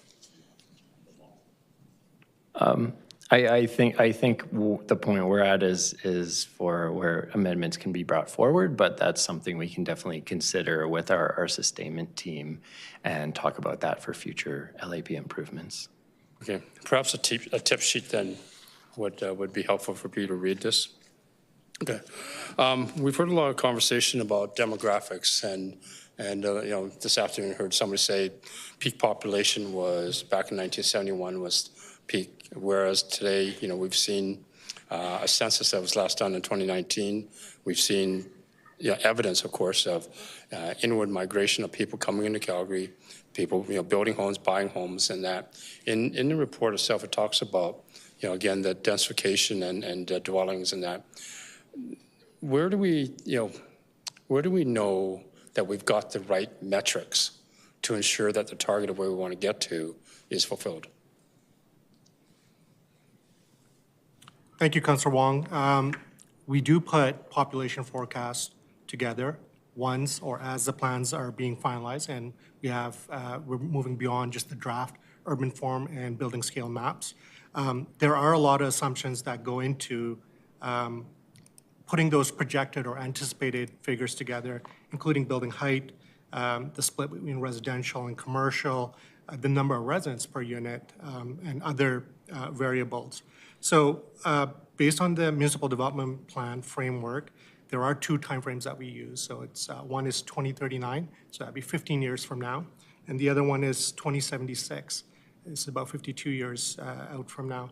The further out you go with population forecasts, of course, more variables at play, the less reliable our numbers. What we can confidently sort of say based on some scenarios that we've run is that within 15 years, we're looking at an increase of about 11,500 residents within the Riley communities. This would be represented in approximately 3,000 units. Now, one of the things I'll just sort of say as a qualifier is these are enabling policies. We can talk about anticipated or forecasted population growth. What we can't talk about is, or what we can't force is development to happen. So that might happen in ebbs and flows. There might be some peak years like we've experienced in the last 2 years, but that is essentially what this work comes down to in terms of what the anticipated population is. I know one of the speakers sort of spoke to, well, why didn't we just know that number right up front? Well, we didn't have that number up front. We weren't backcasting. We wanted to put the time and effort in putting a proper urban form and a building scales map that would then get translated into projected and anticipated population numbers. Does that help? Okay, thank you. So when you take a look at your map 2, map 3 and 4, I can't remember which one, your urban form category map and your building scale map, and you start to extrapolate how many units you could put in, certain urban form categories, and you start to, again, extrapolate the population per dwelling and this and that. Are you confident that what you've got here gets you to that 11,000? Short answer is yes. Okay. Now, if the community wanted to say within West Hillhurst, we've got a current population density here, and Dr. Byron Miller was here earlier who made that statement, could we give him in, say, 2-3 years' time a target of what West Hillhurst population should be? It's hard to project on a year-by-year basis. I mean, we can look at historical data, but I can tell you our growth in the city was 5.2% last year. The year before that, it was a little bit less. So that would be harder to do. And again, these are higher level, sort of higher order, sort of anticipated and projected numbers. I don't think we would be able to break this down into on a year-by-year basis. Okay. I'm going to just 2 more questions and then stop and let others speak. I may come back later. But my next series of questions are around the infamous Lions Park LRT station. And in the desire of an LRT of a TOD area, Lions Park, Sunnyside are LRT stations adjacent to residential communities, like literally abutting to it, as opposed to Brentwood, Dalhousie, that's a little more separated from it, right? Is there a policy in the city when you take a look at TODs where residents are abutting the LRT versus those that have park and rides or industrial areas or whatever? Do you have a different sort of approach to urban planning around that? So I think we've heard a lot of speakers, lots of different views coming around Lions Park. We heard individuals saying you're doing too much. We've heard individuals saying you're doing not enough. When we look at a Lions Park station versus a Sunnyside station, the urban form or the street network or the build form in and around these stations are fundamentally different. So we do approach them a little differently. Having also worked on the Heritage Local Area Plan and some of the design of those TOD stations, if you look at each of those stations, they're fundamentally treated differently. TOD does not mean we just place down the same principles on each station. I think with Lions Park, we're looking at, scale transition. We're looking at adding policies based on some of the feedback we received from community members around, let's have units at grade that front onto the park. And we had those conversations specifically with Beth from the CA, and we said, let's take that back with urban design and let's figure out a 6-story building that would work here, that would activate 13th Ave, and then activate the park as well. And we think the policies in the plan do that. The Sunnyside station, there are some higher heights in and around that station area. The intent there is really to ensure that the highest forms in Sunnyside are located directly beside the station area. In Lions Park, we do have the mall site, but we realize with 2 landowners, it's up to 2 landowners to decide to redevelop from the current form. We've had those 2 landowners in industry meetings. We've had many phone calls, emails with them, and their intent is really to keep them all in its current form as it stands. So we can plan for and put as much height as we want in an area, but it doesn't mean it will happen overnight. I think in the Lions Park Station area, what's being proposed allows for that transition, accounts for some of the slope issues, and I think as we see files come in on an individual basis, we'll be able to evaluate their individual merit and better understand if there's upgrades required to the surrounding context as part of those developments. Okay. Well, thank you for contrasting both Lions Park and Sunnyside Station. I was looking for a contrast of those two compared to Brentwood, where there's not a residential abutting to it. Do you have different TOD policies around that? Again, I think when it comes to TOD, as planners, we look at the individual context that we situate within. So I wasn't part of the individual Brentwood Station discussion, so I wouldn't know the specific as to what went into that. But I think with each station area, we look at how that station works, how existing land uses work around it, and also current, as well as how well connected the site is. Park and rides are definitely a different public realm, a different feel as it relates to a station area. But with a 30-year plan, the park and rides that we have today may be something else in the future as well too. So this LAP and approach is really looking at these contexts specifically, and we're not trying to look, elsewhere saying, okay, well, we did this over here, so we should do this here. We're trying to figure out what's best in this context. Okay. My last question before I take a recess of questions, and now there's a lot of questions about 5th and 6th Avenue, putting bike lanes and protected bike lanes and that. When you generate an LAP like this, is it normal to see capital funds as an offshoot of this to fund transportation networks? Thanks for that question, Councillor Wong. We do have a section within the local area plan that speaks to what those considerations are. And so, to just put it very simply, the local area plan is trying to capture what needs to be done, when and how that gets done. Those are other processes at play within the city. The specific reference that I wanted to make to was, I believe it's page 89 of attachment 2. And there's 8 different considerations that go into play when making those decisions. The current status of the infrastructure and the amenities in the local area, the desired service, the role of various different city business units, how the growth within the local area plan compares to citywide growth, alignment with other city goals and corporate objectives, including carbon net zero and climate resilience policies, equitable access, the city's corporate investment priorities, and then budget availability. So as you can imagine, there's a number of different factors at play here. There isn't one universal. So I'll just come back to my initial point, which is within the local area plan, once council's approved that, we've captured the what needs to be done. When and how that gets done is monitored by administration, and of course through council deliberations on the budget, those priorities are then realized. Okay, so paraphrase, it's not an automatic. Correct. Thank you. Okay, I'll come back later. Thank you. Okay, we will move on to Councillor Wynass, please. Thanks. You mentioned case-by-case basis.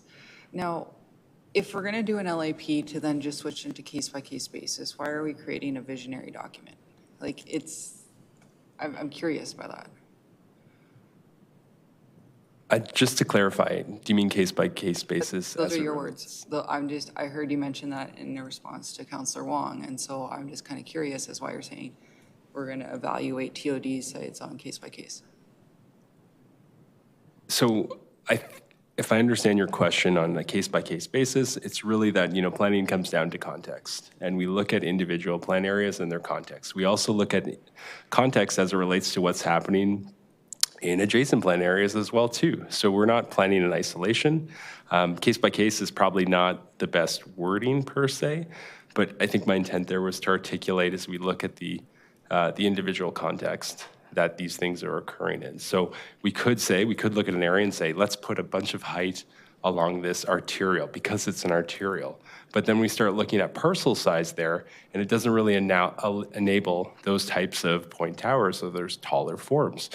In a sense, in that context, we could achieve density through other forms based on that context or based on that case-by-case basis. So an LAP is visionary, and it's looking at an entire plan area and setting, as enabling policy, multiple or different development opportunities that are contextual to these communities that we're working within, but also with that vision on the future as well too.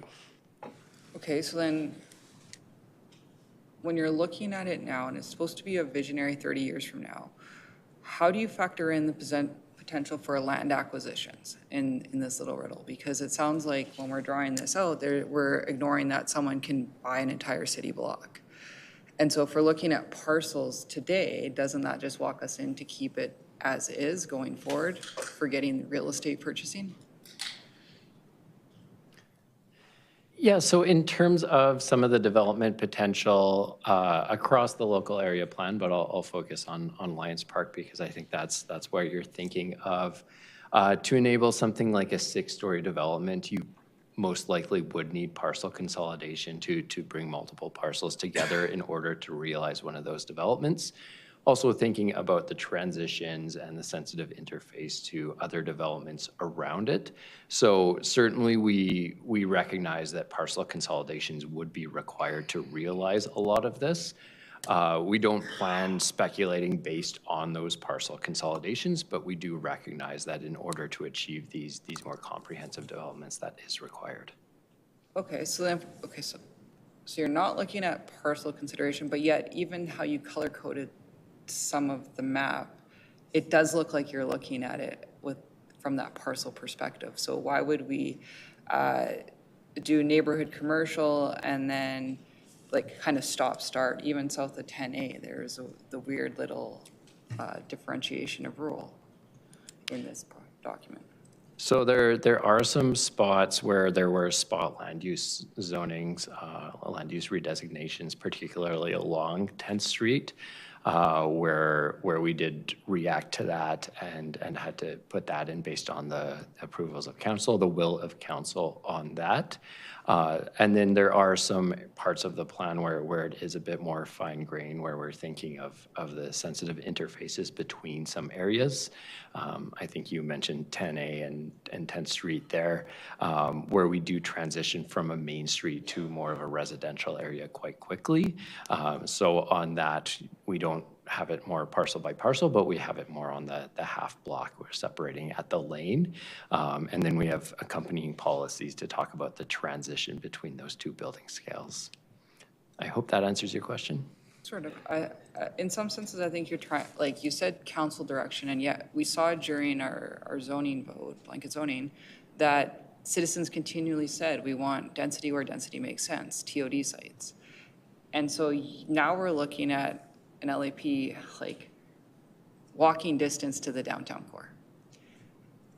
And I think a lot of people outside, when we came to that vote, would have expected this to be more visionary for a 30-year plan, especially around TOD sites.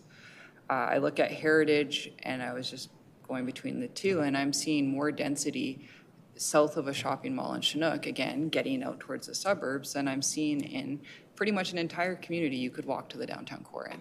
So I'm really challenged by this document and hearing constituents from this area say they wanted more. Where was that? And even in the document, more east you go, you guys were a little bit more, I think, what council was expecting. And then you go towards Crowchild, which is like a major highway, and you're conservative there. So how are you being visionary in this document? Yeah, thanks for that question. In terms of each community has its own evolution and its own considerations, as Fraser mentioned before. So considering the North Hill Mall on Lions Park is a great example where there's a lot of development potential there. And as we went through a public hearing today, I think it was a great example of hearing a lot of different perspectives around Lions Park in particular. So what we've done in this plan is we think tried to balance those perspectives and try to think of of the planning considerations that we see here, given its proximity to downtown, to the LRT and BRT, as well as other educational institutions, and so on and so forth. So what we've brought forward is our professional recommendation on how we're balancing input and looking at potential development, enabling that development around the LRT station. Okay. Given the age of this community, we're going to have to do massive infrastructure upgrades. So even if the community were to not redevelop, there's still a financial contribution that has to go here. Who do you think should be covering that cost? Like, how does the city maintain status quo and then yet we're seeing density? Like, is that factored in? Thank you, Councillor Wenas. It is factored in. I spoke broadly a little bit about forecasting and anticipated populations. So those definitely go into our regional transportation modeling network, but also the modeling that utilities and infrastructure do for water, wastewater, and sanitary. So absolutely, those numbers are then projected back to sort of look at what could this area be developing as within 15 years.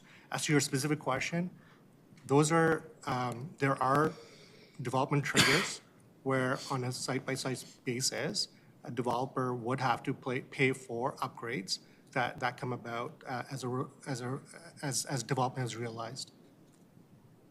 Okay.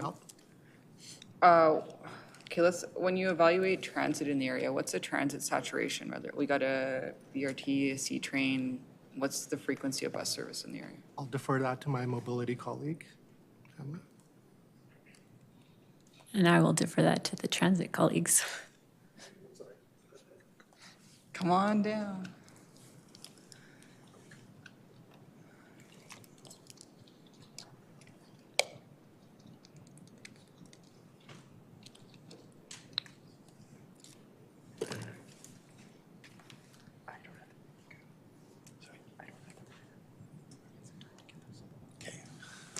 Hi there. I am Carl Melke, a senior transit planner with Calgary Transit, and Edward Spink, transit planner for the Northwest.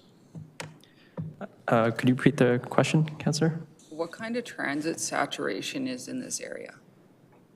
So can a resident living in this area expect to walk out on the street and get a bus going by within 15 minutes or? Yes, so it depends on where they live exactly within the area, but we have the LRT within walking distance of many areas. We have Route 1 on Kensington Road. We have several other local routes in the area. Speaking more broadly, if we look at using 400 meters as sort of a target metric kind of laid out in the MDP CTP, so that's about a 5-minute walking distance, we'd see that pretty much most of the communities in the plan area are well covered by transit service. So whether it's on major corridors such as Crowchild Trail or 14th Street and 10th Street, or maybe other more local corridors such as 5th and 6th Avenue, Kensington Road, and 14th Avenue in Hounsfield Heights, Briar Hill, we see that residents are well served by, in terms of coverage with the existing local routes. Okay. So you don't have a transit desert like some of the other areas in the city. Now, when we look at Brentwood Station for tower building around it, that's a C train. What would you say the transit saturation is in that area? Is there less comparative to this area than? In terms of transit routes that serve? For the same radius.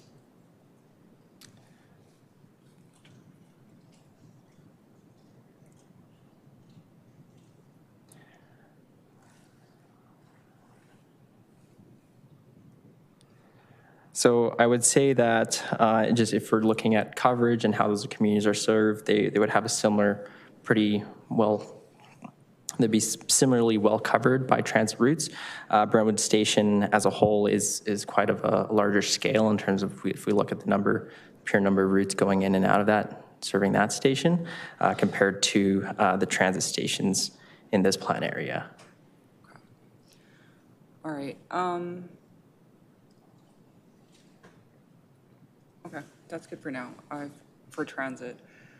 One of the public members or presenters was talking about the demographic of the working group. Can you guys give me a breakdown of ages and lived experiences on that working group?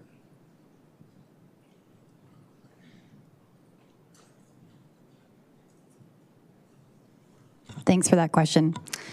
As outlined in our what we heard reports, when we talk about our working group is comprised of 31 members. 6 of those are CA representatives. The remaining were 3 industry members and 21 community members at large. When we look to recruit the working group, we look to select a variety of demographic backgrounds. So that's a mix of renters, owners, and single professionals, as well as youth and seniors in the group. So that is what the composition of the working group for Riley is. What was the breakdown of the number? Like, was it weighted one way or the other? It was selected. We tried our best, but we are at the mercy of those who apply for the working group. We had over 160 applicants that were submitted applications. And so when we did, select the working group, it was to ensure that we had equal representation of, again, those who were owners and renters, as well as youth. Mics don't like us. Sorry, we were at the mercy of those who do apply for the working group. But again, we did have a variety of youth who were renters on the working group, as well as seniors and those middle-aged representatives of a variety of females, males. But again, we are at the mercy of those who apply to be working group members and who want to be involved in these processes and have those more focused dialogue with the project team. But like, I'm still not hearing, like, was it weighted one way or the other? Like more owners, was it? No, it was, people were selected based on the merit of their applications. And so it was to find an equal balance. So we wanted to find folks who were very, let's say, pro-growth in their communities and those who are against it. It's important to have a balance and a variety of perspectives in the working group so that they are our sounding board to the public. So we do test a variety of activities with the working group prior to going out to the public. So again, they are a sounding board to the public. So again, all perspectives are shared in that room. So hopefully that answers your question. Okay, and then how was the difference of opinion handled in that working group? Because I don't go to those, so. Perfect.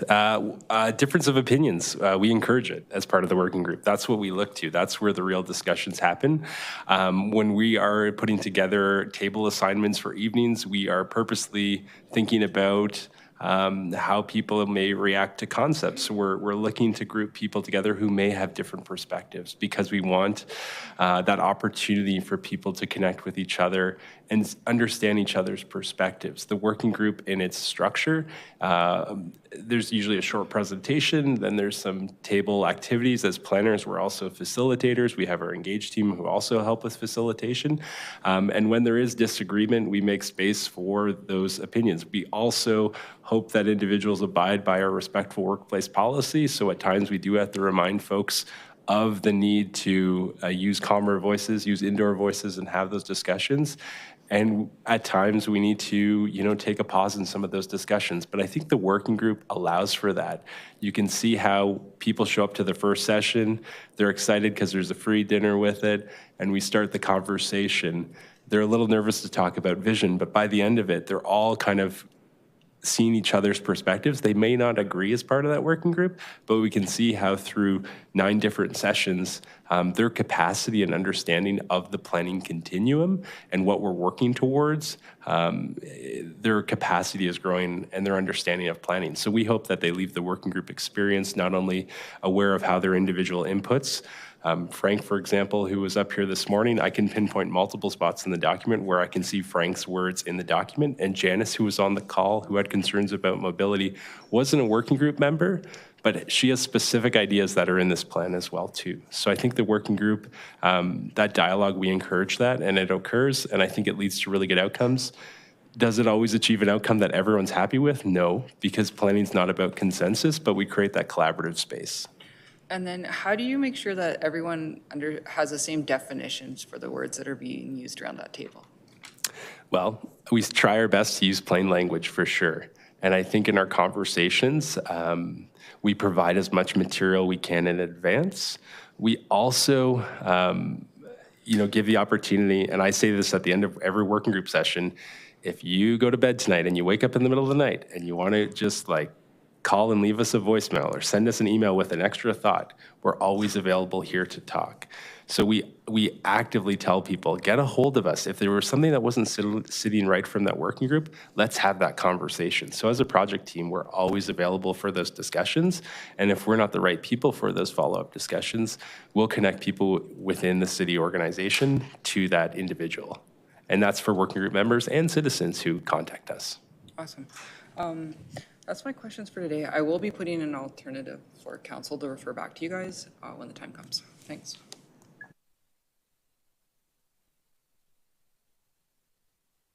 Okay, thank you. I believe Councillor Meehan is next in the queue. Thank you. Thanks, Chair, and thanks to all the participants who spoke today and everyone who served on the working group, as well as administration. It's really tough to bring something forward when we have such a diverse set of opinions, especially I don't live in this area, but I think it is a special part of town, and I think people have a lot of emotions about it because of that. I guess I will start with some of the questions that Mr. Johnson brought up, and I know that you said that you see a lot of his words in the document, but he did say that there were certain things that he was hoping would be more prescriptive within the LAP, and I am wondering if it's why they're not or where they might be. And so he mentioned specifically affordable housing and why there's not more prescription around smaller local retailers, and those were some things he would have liked to see. So I was just wondering if you could respond. Great. Yes, so Frank and I talked at length about local retailers, and we started to think about, well, how do we actually achieve that within the plan? We can have encourage statements, and he was talking about, some of the best businesses we see in Calgary and other communities occupy, these fairly niche spaces. We can think about our favorite bakeries, breweries, and so forth. They're in these pretty unique, funky spaces. In this case, it's not something that we would perhaps have to write specific policy in the plan for, but I think the range of urban forms and scales that are provided in this plan do allow for those opportunities to be built, because not every business is going to locate in a new condo development with a podium, for example. They may want a different type of space. So I think what we've provided in the urban form allows for that to be realized. And then, sorry, the second piece of your question. The other one was affordable housing. Affordable housing. Yes, that's a big part. And that is actually identified in the plan. So in Chapter 3, we have a whole section as it relates to implementation options tied to affordable housing. We worked with our housing team to really get some strong language in here around the provision of non-market housing as well as mixed market housing.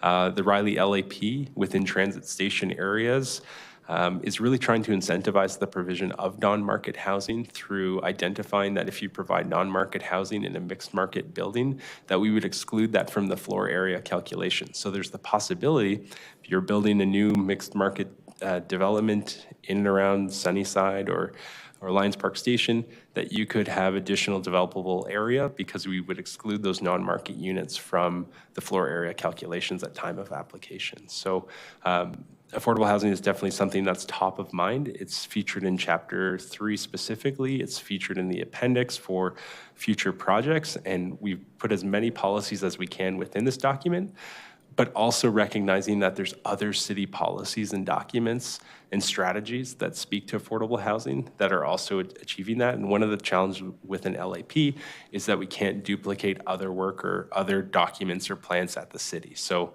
we're trying to get as much into this LAP, and I think what's shown here does strike that balance.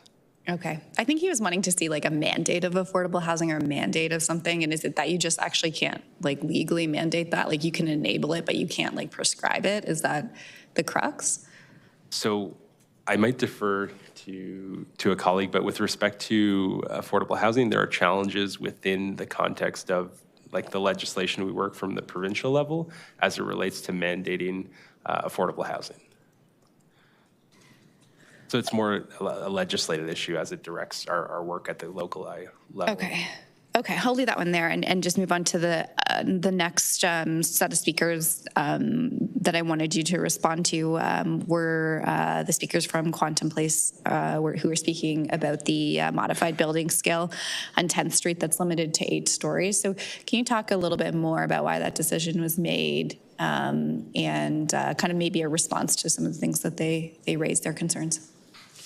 Yeah, so heritage has been a large discussion throughout this local area plan. Excuse me. And this is a unique area in particular where we have a cluster of commercial heritage assets along 10th Street. It's one of a handful that we have throughout the city. So with that, we have some policies within the plan on section 2.5.1J, which was referenced in the Quantum Place presentation as well, around development on some of these sites where we're trying to incentivize good development that respects the heritage character of these and gets that good contextual development and contextual kind of way to respect those heritage buildings. So with that, we did speak a lot with our urban design team about this site as well, looked at what makes sense in terms of building scale, and we did land at 8. 8 is the height in the current ARP as well. So that's something that we're carrying forward of that height. Also to note on this block, when we look around the block, the surrounding new buildings that have been built come online in the few years are around that same scale. But working with that scale, working with urban design, and then working with these policies to really achieve that sensitive interface is something that we came to the decision to land on 8. Ian and his team from Heritage Planning have also done a lot of research into the triple bottom line and some of the social impacts of these clusters of heritage. So I'll pass it to him if he wants to add anything to that. Sure. Thank you. This concentration in Kensington, it's both on 10th Street and along Kensington Road. It's actually one of the smallest concentrations we have left in the city. There are only 4 remaining concentrations. Things like the Main Street Mission on 4th Street was once historic, has lost the integrity and isn't anymore. 1st Street in Bridgeland was once historic, has lost the concentration. We're down to 4, so we recognize them as very special and significant concentrations that have tremendous value to the city. To the point that we conducted a world-leading study in 2021 to look at the monetized value of these and identify just how valuable they were. And we determined that these are incredibly valuable for a variety of reasons. It's a small concentration, and through the engagements that the LAP team did, we heard a variety of, we want it to be taller and we want it to be smaller, from 2 to 6 stories. The negotiated balance was to say, we'll leave it at 8, that's what the ARP has, but we don't want to further incentivize the removal of these assets. And to balance the direction that we've heard from the public and the variety of city objectives, we'll introduce the ability to do a density transfer or an affordable housing bonus to exceed that 8 to meet those other objectives. I have much more information on these blocks if needed, but hopefully that does sort of stress the importance of this very rare resource that we have that is valuable at a citywide basis. Okay, and did you consult with industry? And the reason I asked that is, like, if we can't move them, like if I think we heard some of the answers was that, like, at 8 stories, we can't make this work, so we probably aren't going to be able to do that. So I understand the density provisions, but I guess I'm just wondering if they're going to work, or do they work in other places? For sure. And we did have multiple industry sessions, follow-up calls as well with industry. We understand there are limitations to wood frame builds right now in terms of doing a concrete podium and then going up to, with that concrete podium, to 7 stories. There's other, it's a 30-year plan, so we've got to consider that there could be new construction technologies or current construction technologies that may become more affordable over the long term. Mass timber, for example, you can go up to 12 stories as a building material. We also have other successful concrete buildings that have been 6 and 7 stories elsewhere in the city, in close proximity to this as well. So I think the 8 still gives that flexibility. If there are instances where there's a unique development or a site that requires that additional height, that heritage density bonusing, or heritage density transfer, does allow for that outcome. So we did talk to industry. They're excited about that heritage density transfer as a tool. And I think with regards to a local area plan, one of the great things is that we're updating these plans every 5 to 10 years. So if council makes a decision on this plan, in 5 to 10 years, we can take a look and really track what's happening along this block. And if it needs a new approach, then we can look into that. But based on our professional recommendation, this is, our kind of desired approach for this block. But as sustainment, we can continually look into these types of broader discussions. Okay, thank you. One of the questions I believe is Mr. Miller and one other speaker brought up was, why are we not, I think it was almost like prescribing density targets from the MDP down to sort of the local level, and then giving to community those targets and allowing them to sort of allocate them in the appropriate places. So can you respond to that, please? For sure. So with LAPs, that are local area plans, we work in scenarios of the build out to really understand the impacts on the mobility network and then servicing. Modeling is done more for infrastructure forecasting and really to understand future capital investments, but it's not to be a target or a restriction. The reason we don't have density targets in an LAP is because we're largely dealing with private landowners. Hundreds of private landowners who many might have the intention to not redevelop their property. So if we set out targets, we may set out false expectations that, this area will redevelop over time.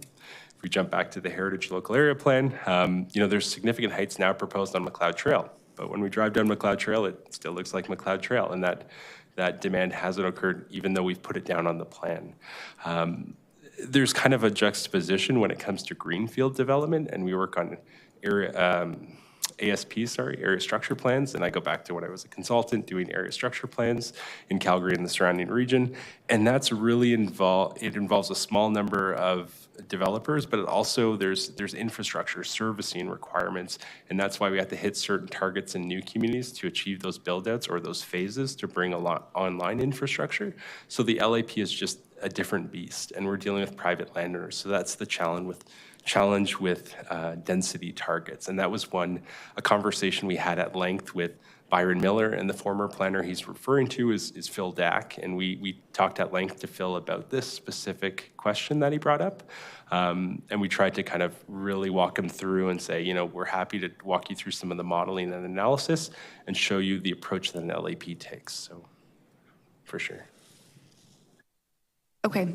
Do you monitor how many, how many people per hectare, your density, and then what you think it'll be? Yep. So based on our scenario modeling, we do have a couple numbers, and this may be helpful for the group to just better understand. So if we look at the Riley plan area, currently we're looking at 53 people per hectare.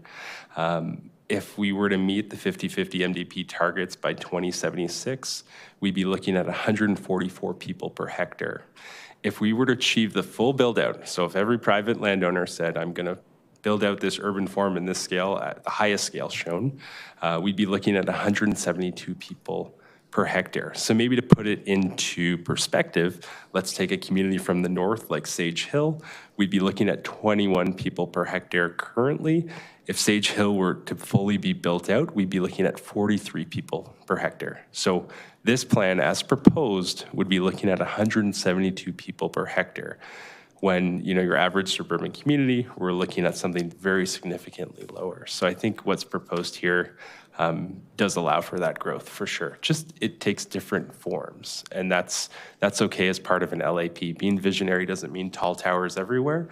It means different context and different heights and different forms. As we heard from all our engagement, people want to live in different types of housing, and this plan really allows for it. Okay, thank you. The last question I'm going to ask, and I mean it in a nice way, but I think that part of the challenge that some people feel with LAPs is that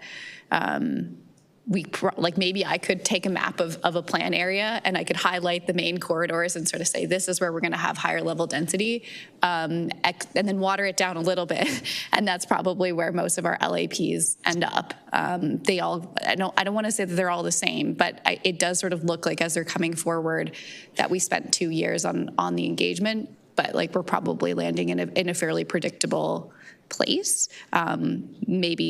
Maybe less density than some people would like, and maybe more density than some people would like. And so I know Edmonton took a very different approach when they did their plans. So I guess, can you just kind of compare and contrast what I'm proposing and maybe talk about why you think the LAP process does have value? Because we do hear mixed things from the community. Some people really like it. Some people are saying, it's not meeting the mark. So yeah, I just want to give you that opportunity. Yeah, and before I get into it, the data that was shared on those demographics is from 2019, from the 2019 census. So just wanted to point that out. So in terms of LAP process, we do go through multiple rounds of engagement and work with internal city departments as well. So the first question that we ask in terms of growth is growth areas. Where should that large scale growth go? So we ask that to our working group. We ask that to other city departments. And then from there, we start working and formulating that. You're correct. It does often end up around the main streets, around the transit station areas. We also have direction from the municipal development plan to start building around those areas as well. But as we think through this as a 30-year plan, we are thinking about the evolution of those communities and what does that mean. And as we start going off of the main street, maybe that's more of a community connector or something that's, the next scale up of development, going from that limited scale to the limited modified or low modified scale, sorry. So we do a lot of engagement to come to those results. So it's not just drawing on a map and not just, plopping those main streets in place. And as we go through, we do talk a lot about the different considerations along each of those pieces as well. I think Kensington Road in this plan is a really good example of that, where on the urban form map, we have a lot of different urban forms along there. Sometimes it's connector, sometimes it's flex, sometimes it's commercial. As we go in between the intersections of these different streets and different corridors, and it takes on a different characteristic as we go down, where sometimes, for example, we have Kensington Road and 19th Street, where it's two commercial areas meeting, and then other parts are more residential. So there, I think as we get into it, there is a lot of nuance that we get into that. But we certainly do reach that through a lot of work and a lot of engagement. And just really quickly to add, excellent response. I think in terms of, individuals maybe watching from afar as it relates to an LAP, maybe thinking about a future LAP in their community, we hope that citizens become part of LAP programs because we can see their understanding and education and capacity building as it relates to the planning continuum growing as being part of an LAP. So we have individuals that start at the first working group session who are maybe a little skeptical about the planning process, or perhaps have had, a bad experience with the development in their neighborhood. And they bring a certain level of skepticism. Through the LAP process, we build up their capacity into understanding how policy affects change in their community, how land uses occur, how development permits, building permits, and all those different pieces of the continuum that when you're within, this sphere of planning, you're always thinking about. But we're able to share that knowledge and build up people's capacity. And in some cases, when they tell us about the curiosity they have as it relates to something within the city, we try our best to connect those people to other groups in the city as well too. So there's a huge capacity building, public education that comes with the LAP program that I think we don't often talk enough about. But I know when people leave the working group session, they're more informed, and hopefully they can provide even better comments on files in their community and feel like they can be part of something. So that trust building is so important to the LAP program, and because it's sustained across multiple years, I think we can really bring people on board with it, and it's an exciting development to be part of. Okay, thank you. Those are all my questions. So I'll throw it back to you, Chair. Great, thank you so much. And I believe we've got Councillor Chabot, you're next. Thank you. Well, I found some of the answers you gave to Councillor Meehan interesting. One in particular, in that heritage bonus density is something that the industry was excited about. That's not what we heard here today. They didn't seem overly excited about the idea of using heritage bonusing density as an incentive to achieve higher densities than what's being proposed. How do I square that circle? I'll start and then I'll pass it to Ian. So in terms of the the industry folks, we do host industry sessions throughout all phases of the plan. So in each of the 4 phases, we have industry sessions. As we also noted, we do have industry representatives on our working group, and they're invited to our other public engagements event as well. So what we heard from was one person today, and we were speaking more to the general, what we've heard from industry. Kind of hard for me to gauge what the industry thinks without having somebody here to speak to that. All I heard was the negative side today. I appreciate that you may have heard otherwise from other people within the industry, but unless I have somebody actually come and present to me and say, yeah, we're excited about heritage bonus density, we like the red tape and the added cost that it's going to add to our project, we think we can make it up on the extra bonus density that we're going to get out of it, even though we now have to build out of concrete, which is way more expensive than all of these other pieces, as was mentioned today. So, through a variety of other engagements on tools and incentives and the development of both the LAP and, oh, there we go. Through the development of the tools and incentives and through other LAPs, we have heard from other members of industry as well as property owners who own heritage buildings or adjacent to heritage buildings. And it is one of the most discussed tools that we have. It's something that has worked exceptionally viably in other areas of the city. It's something that we have been asked for by property owners to have for a long time. And it's actually something that is currently enabled in the Hillhurst Sunnyside ARP. It is a tool that exists now with the 8-story or the 8-story cap along this stretch. There are existing designated properties I know would be excited to transfer the density to another development. And there are other properties that are part of this concentration for whom the building owners and members of industry participated in previous engagements and have expressed a desire to have heritage density transfer. Sorry, I'll interrupt you for a second if I may. When you're talking about bonus density, are you referring exclusively to the Riley LEP, or are you talking more broadly citywide? Both.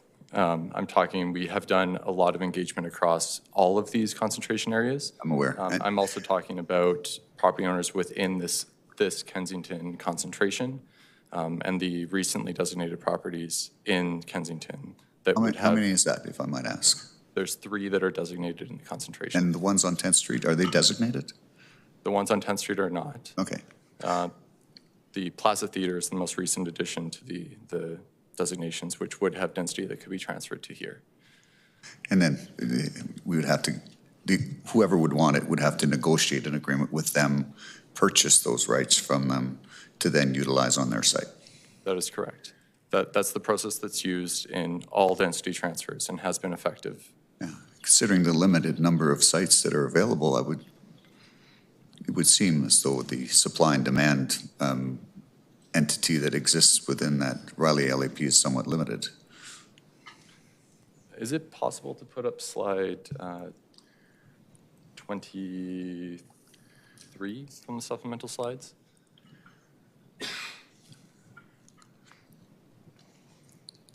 Sorry, I guess up one. The numbers I have are different. Yeah, there we go. You're looking at the map with all the different heritage identified areas? Is that what you're? I'm trying to show specifically the concentration that we are mostly focused on talking about. And on here, I've added the years of construction for each one of these. All of the properties to the south from 1934, 1911, 1912, those are on the inventory. But none of them are they are eligible to be designated as part of the process. But they do not currently have heritage designation, correct? That's correct, yes. Okay. Many of the properties to the north, 1913, 1933, 1938, could be potentially eligible as well. There's more process involved for sure. And that's just this stretch. There are other designated properties on the Kensington side, as well as some that are undesignated but potential candidates. Okay. I'm struggling with understanding the rationale around limiting the height in that location when there's really only maybe 3, maybe 4 sites that could reasonably consider to be of historic significance along 10th Street, and why we would have painted such a broad brush on that area without clearly delineating where the heritage component starts and where it ends, because it's not evident from either Figure 10 or Figure 13 as to what should be retained as historically significant sites, because it's a fairly broad brush that's being painted there. It doesn't actually show where it ends, and where it starts is clear. It starts at Memorial Drive. But how far north does it go? Are all those sites within that defined area considered to be valuable heritage assets? So I can start and pass it back. The image up here illustrates the extent. So it runs from the hardware store at the north end to the corner of Memorial Drive.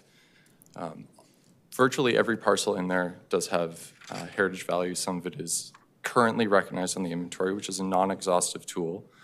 Some of it is unrecognized. And even the site to which was the member of industry spoke to has quite substantial and significant unrecognized heritage. It was the site of the snowboard shop, which was the first in the world snowboard shop of its kind. It launched a winter sport craze that eventually moved to Whistler and took over there. The building does contain the original 1913 house, 1927 house, and is wrapped around in a 1961 addition. None of that is captured currently on the inventory. Often that is a resource constraint, not a recognition that there is no heritage value. What the report that we have referenced shows is that there is substantial heritage value, both directly through the processes that council has, as well as social, environmental, and economic in this concentration. Yeah, maybe I've been around too long. I'm a little jaded in heritage preservation on certain sites. The York Hotel is a prime example where we've incorporated the preservation of the facade of the York Hotel as part of the development, and yet seen nothing happen with it. Yes, sure, it was incorporated and it was part of the whole development agreement with the Bow Tower, but yet nothing has been done with that heritage asset specifically. So there's provisions in here that does provide for the protection of some of those heritage assets, even if it's only to protect the facade. And I think from a policy perspective, you've covered all your bases as much as you can do from a policy perspective. At the end of the day, if we want to try and encourage redevelopment and we want to try and keep all of our policies consistent, wouldn't it make more sense to have higher density, higher development type opportunities, especially in those main corridor areas, specifically 10th Street and Kensington, when you've got a 26-story apartment already approved on the corner on the west side and of 10th Street, right on that corner, right? Just to clarify, on that corner, it's up to 16 stories. 16, okay. But I see, in this discussion in terms of, what's available. For example, if we had an application for somewhere along this block today, they could use the existing ARP and do density bonusing to get to 12.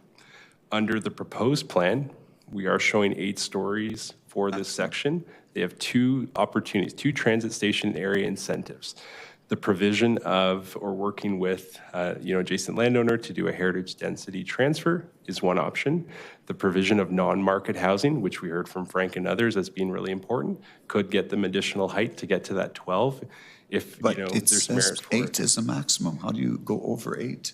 So you would go over 8 through the use of the heritage density transfer under this current framework. So I think what we're looking at, this block in particular, another thing to consider is that it's also a very narrow block. So from an urban design perspective, if we were looking at a step back and something that was going to add to the character of this section of the block, these blocks have challenges with them in terms of their dimensions. So the 8 stories gives us some flexibility. There's some additional policies in there as well.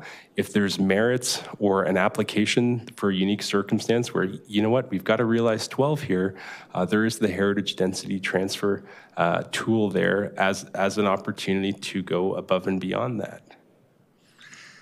Yeah, well, I personally think that limiting it to 8 stories as a starting point is a lost opportunity, considering, what we are envisioning as far as proximity to the downtown, proximity to LRT station, the fact that we have already approvals west of this site that exceed this 8 stories, and 9A Street, I think I heard there was a 12-story approval already on 9A. There is it's right by Sunnyside Station. There is I believe it's a 15 or 16-story approval. I think that might be what you're thinking of. West, further west. Or I mean, further east. Further east? East, so 9A Street. The one I'm thinking of is along 9A Street. There's another new development. It's called The Hive on 9A Street, and it's about a 9-story building. Yeah, still exceeds 8 stories. And so if they were going to limit it, I would say you start limiting as you move away from the main corridors. This is going the other way. It's limiting as we approach the main corridors, which for me is a struggle. For sure, and I think one of the key parts we've heard from feedback from community members, from individuals throughout these communities, is that what made Kensington so special is that it's not 12 stories across the entire 10th, and what we've proposed here allows for that flexibility. Why do people come to Kensington on weekends? Why do they flood into the neighborhood? Because of that feel, because of some of those shops. I think the 8 stories that's proposed here gives that flexibility. Again, with our plan, every 5 to 10 years, we can look at what's working and what's not as well. So I think it strikes a balance. This is our professional planning expertise that we're putting forward as a recommendation, and the heritage density transfer does allow for those opportunities when there's merit to go higher. They could even transfer and potentially go higher than 12 stories if there was an instance of a site here that needed to go that additional height. So it's a tool that's there, and we hope that it will provide public benefit to these communities and allow for really unique forms because there is an expectation for high quality development in this area. Yeah, and understand the perception from the community. I cited this as an example previously where I had a dentist appointment on 4th Street, and I went to go see my dentist, and I couldn't find the building because it was like I was on the 16th floor. I'm walking along 4th Street, and I don't see the building. I'm like, there isn't a 16-story building here. How can it possibly be at this address? I walked in the door, and there's some elevators. I went to the elevators, and it's like 18 stories. I'm like, how did I not see this from the street? So the argument about 8 stories versus 12 stories and maintaining that perception of a low-rise building at the street level, step backs can accomplish that to that very point that I made. So the difference for me between 8 stories and 12 stories is it's not necessarily evident at the street level, which is what you're talking about, maintaining that two-story podium. And step backs on this specific block may be quite difficult to achieve given the narrow nature of this block. We see step backs in Bridgeland and the bridges. There's been some recent development by Bucci, for example, where it's 2 towers step back. Those are 15, 16-story buildings. I was the file manager on those, know them quite well. But it's a large enough site that allows for that step back. A step back here could be quite challenging. Because the lots aren't deep enough, is what you're saying? For sure. Anyways, I've still got an amendment I would like to propose at some point based on the feedback that I heard from some of the community, from one of the presenters here. Whether it passes or fails is a whole nother question, but I have submitted to the clerks. I'm not sure if they forwarded it to you or not, but hopefully they can forward it on to you. And it's essentially to allow up to delete that section that limits to 8 stories and to delete figure 13, I think it is, and renumber the rest accordingly. That's it for me. Thanks. Thank you, Councillor Chabot. I would suggest you send that to administration so that they have. Clerks. The Clerks have it, that's fine, but administration will want to see it as well, so. Right, well, Okay, Councillor Carra, go ahead. Yeah. Okay, I've got a series of questions. Some of them have been addressed, some of them haven't. I feel I've used the term underwhelming, and to a certain extent, I feel like that's fair. To another extent, I think maybe we just have some leads buried. But I do have some questions, and I'm just going to throw them at you in rapid fire. Kensington Road obviously is a challenged main street because it backs onto Kensington Road on the south side because it fronts onto Broadhurst Avenue on the other side.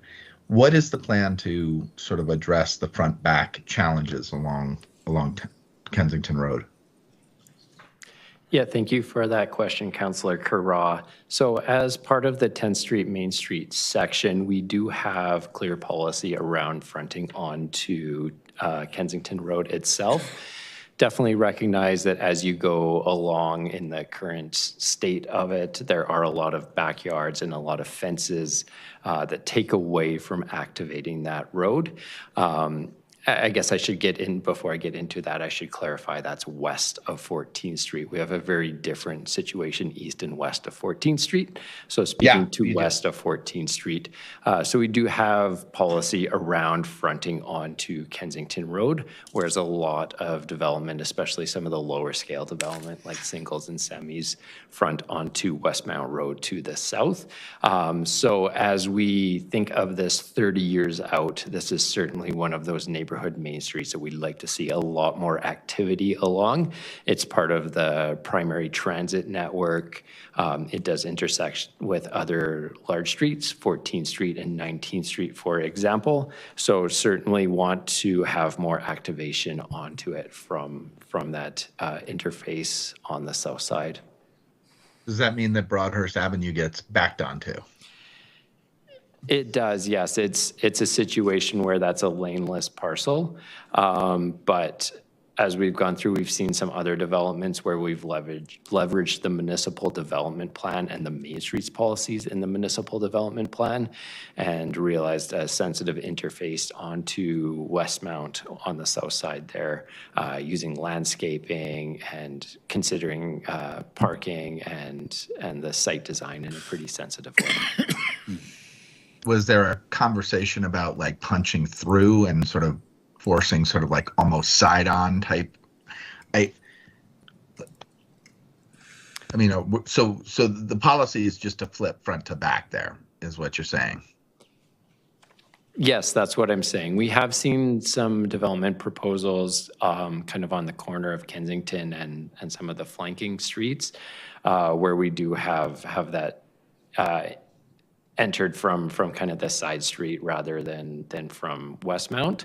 But in general, you know, we're looking at this across the corridor, which is one of the longer corridors in the area, and looking at that flip. We do have some other considerations on policies in terms of how to do that well, with landscaping, with pedestrian movement throughout that.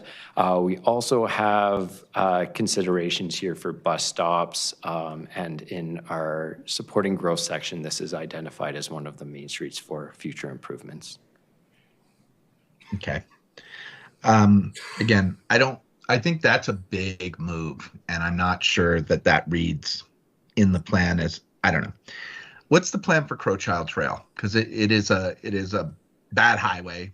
I was, hoping when we did the McLeod Trail, the Crowchild Trail study, that we would never sort of like drop down and almost create an underpass type situation that potentially could restitch the neighborhoods together. That didn't happen. What is the big idea regarding Crowchild Trail over the next 30 years as it separates West Hellhurst into two sides? Thank you for that, Councillor. So for Crowchild Trail, we do have that long-term study, which would be to have Crowchild be grade separated, so removing those at-grade intersections. In the LAP, we sort of reinforce the vision to extend those corridors that would be going over Crowchild Trail so that it creates that sort of cohesive continuity, and especially provide better connections for active modes, walking and wheeling, and providing that safety aspect there as well. Are you saying that the long-term plan for Crowchild Trail is to depress it? So to come high off the bridge, go low, and then go high up the hill? That's correct. It would go underneath the intersecting roads with the plan area. Okay. Again, that doesn't read in the plan like a big move that's critically important. Affordable housing has been addressed, I think, adequately. The heritage question, you got into it in depth with Councillor Chabot. And I guess my question is, I don't find 8 stories to be any better than 12 stories. I assume you're just keeping 8 stories so you can leverage a conversation. Was there thought of an actual sort of like policy downgrade to say, look, this is a 1 and 2 story heritage environment, and if you're going to mess with that, you're going to start with 1 or 2 stories, and you're going to have to sell us and ratchet up from there? Was there a conversation about that? Thanks for the question. We did discuss that at length internally as a group. The intent we were trying to not remove any development rights, so that's why we kept with the current ARP. Okay, so 8 stories is not like a brilliant solution. It's just as much as they've got, and you don't want to give any more without precipitating a serious conversation. That's fair to say. Okay. Hounsfield Heights, what we heard from the community was sort of the same kind of conversation that I found myself engaged in with people like from Mount Royal. There is the potential that you could see row houses hit a place like Hounsfield Heights from an economic perspective. But, the idea of a mansion apartment or something that sort of sits in the sort of the historic pocket of Hounsfield Heights, was there a conversation about adding density in a way that was more specific to Hounsfield Heights in the core areas, and then maybe granting a little bit more density on the edges, especially next to the transit station and stuff like that? So with the discussion around Hounsfield Heights, Briar Hill, we definitely looked at all those different options in terms of what we're looking at, in terms of the historical development that we see here versus, what could the future development look like. We look at historical trends, recent development permits in this area, and you're correct. A lot of the recent development in this area has been larger infill housing. What the proposed concept allows that's illustrated here is, across that light yellow. So if clerks go to page 15 of the supplementary slides, the proposed urban form map. I got the numbering wrong. The next one, sorry, the more colorful map. Thank you. So the mix of neighborhood local and neighborhood connector does allow for multiple forms to be realized.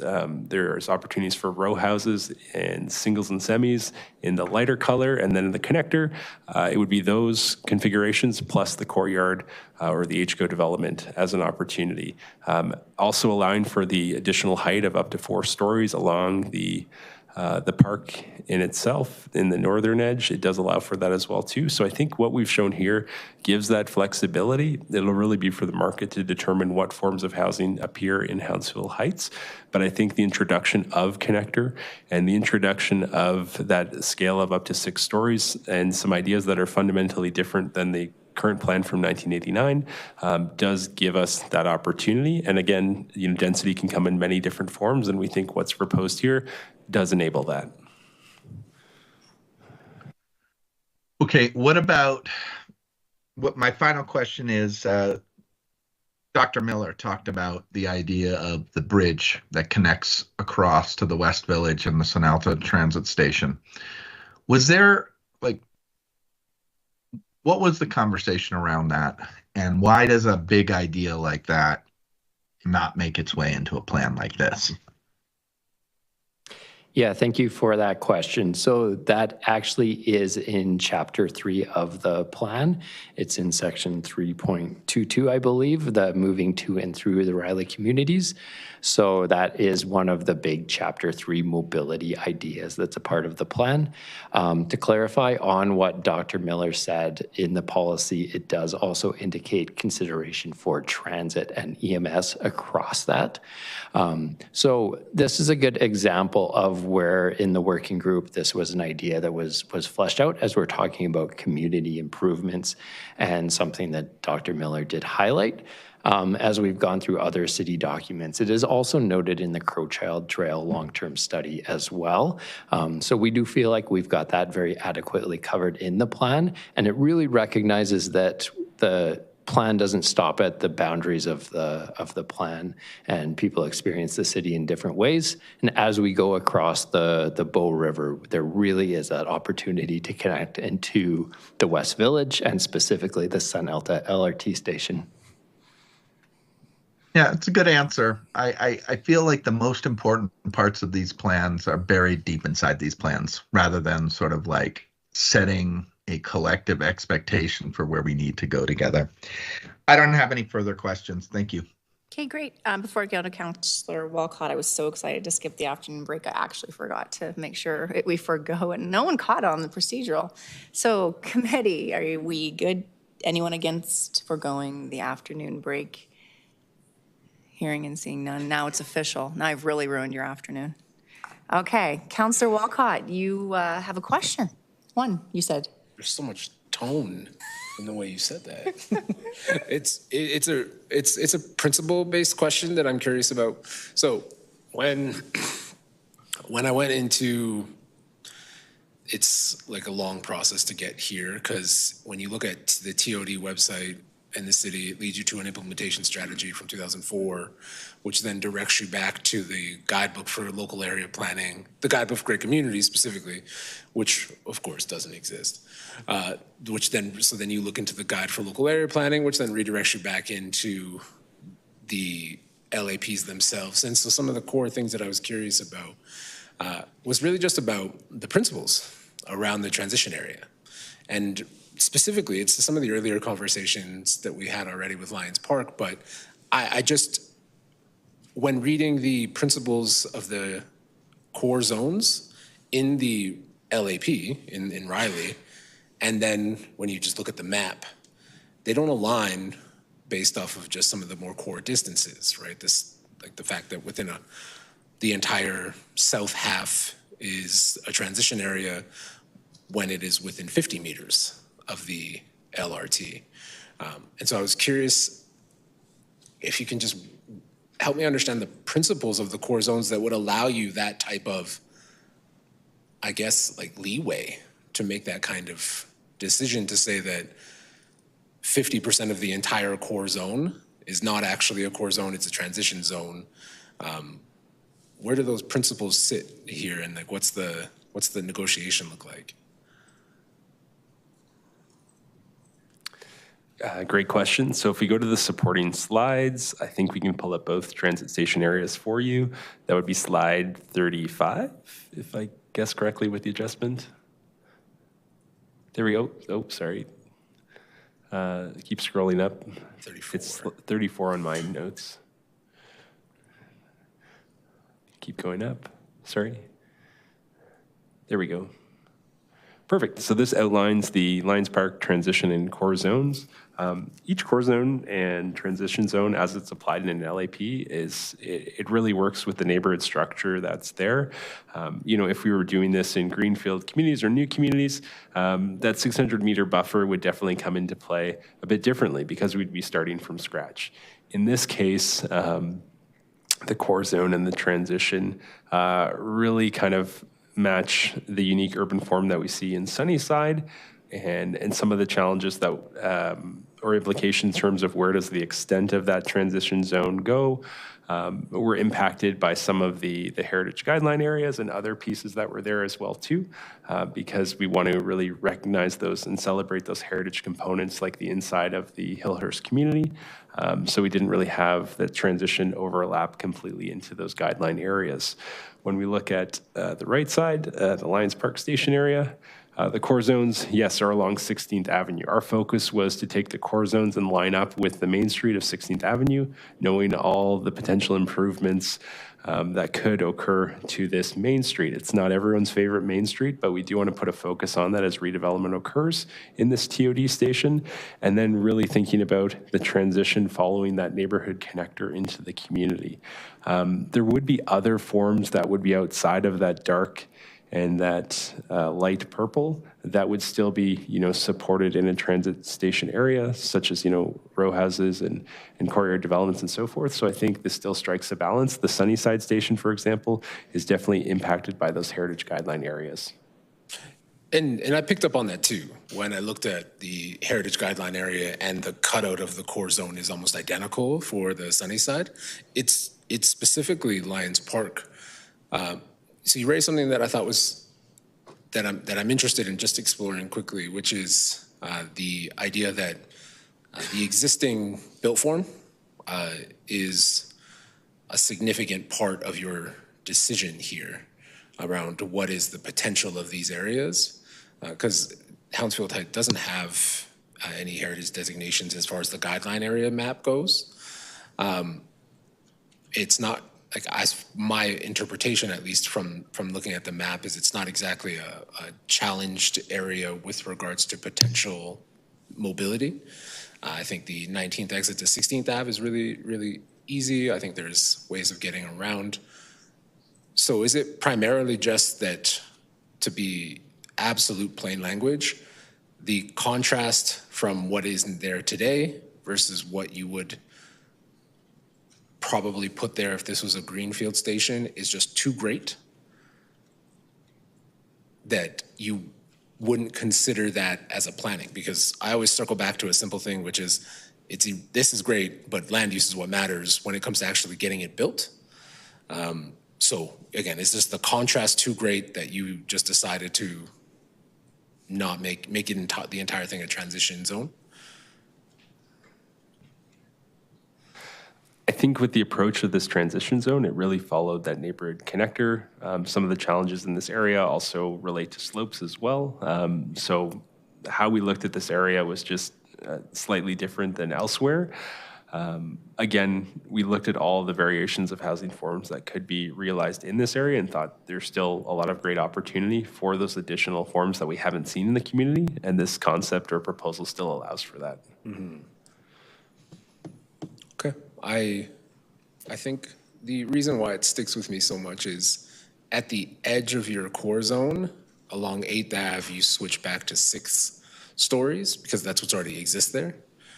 And so it's a striking gap of only that north side of 13th to be the only one that would be proposed as appropriate for a larger development when you're going from 26 stories plus on the north side to 6, 4, and 3 within the span of 100 meters it sticks with me. So thank you.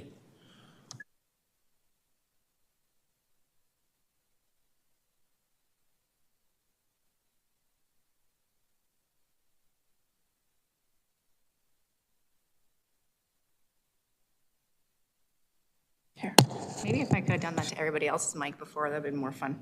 I think Councillor Wong, you're up for a second round. Thank you. Go ahead. Okay. Thanks for allowing me to come back. I just appreciate the comments and questions from my colleagues.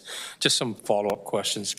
Going back to 10th Street and the particular heritage area, reference to human scale. And I've heard in my, role around the city many different times, different definition, different interpretation of what human scale is. But from a planning perspective, when you apply judgment on human scale, what is your criterion? Yeah, thanks for that question. So when we look at human scale, one thing that we often look at is the section of the width of the road to the height of the street wall. That's something that's baked into the local area plan policies to have that proportional.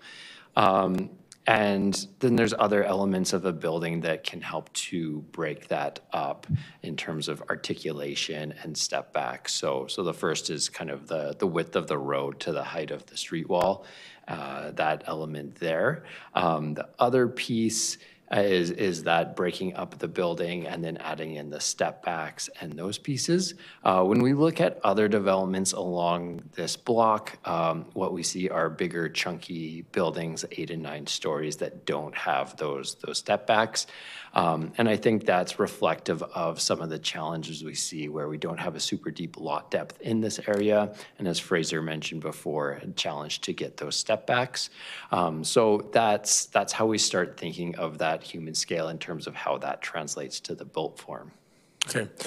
When you look at a human scale, do you look at it from across the street towards the building or down the street itself? Yeah, so we'd look at it along the street as someone's walking along the street. How does that perceive to a pedestrian walking along the street? And how do we make that human scale? And there's a lot of different architectural treatments. One thing we talk about that we do a very good job of on this section of 10th Street is having a rhythm of storefronts so that every 10 meters or so there's a different storefront, and it provides that variety and it breaks it up maybe a bit more horizontally in terms of the building scale there. Okay. Similar questions about historical heritage. I believe our previous sort of heritage was a pre-1945 consideration. For Riley, are we sticking to that, or are we looking at a time period even more modern? Yeah, I'll start this question. So the pre-1945 is specific to the heritage guideline areas. So we can see the heritage guideline areas. Maybe I'll get the map brought up here. Slide 20, I believe.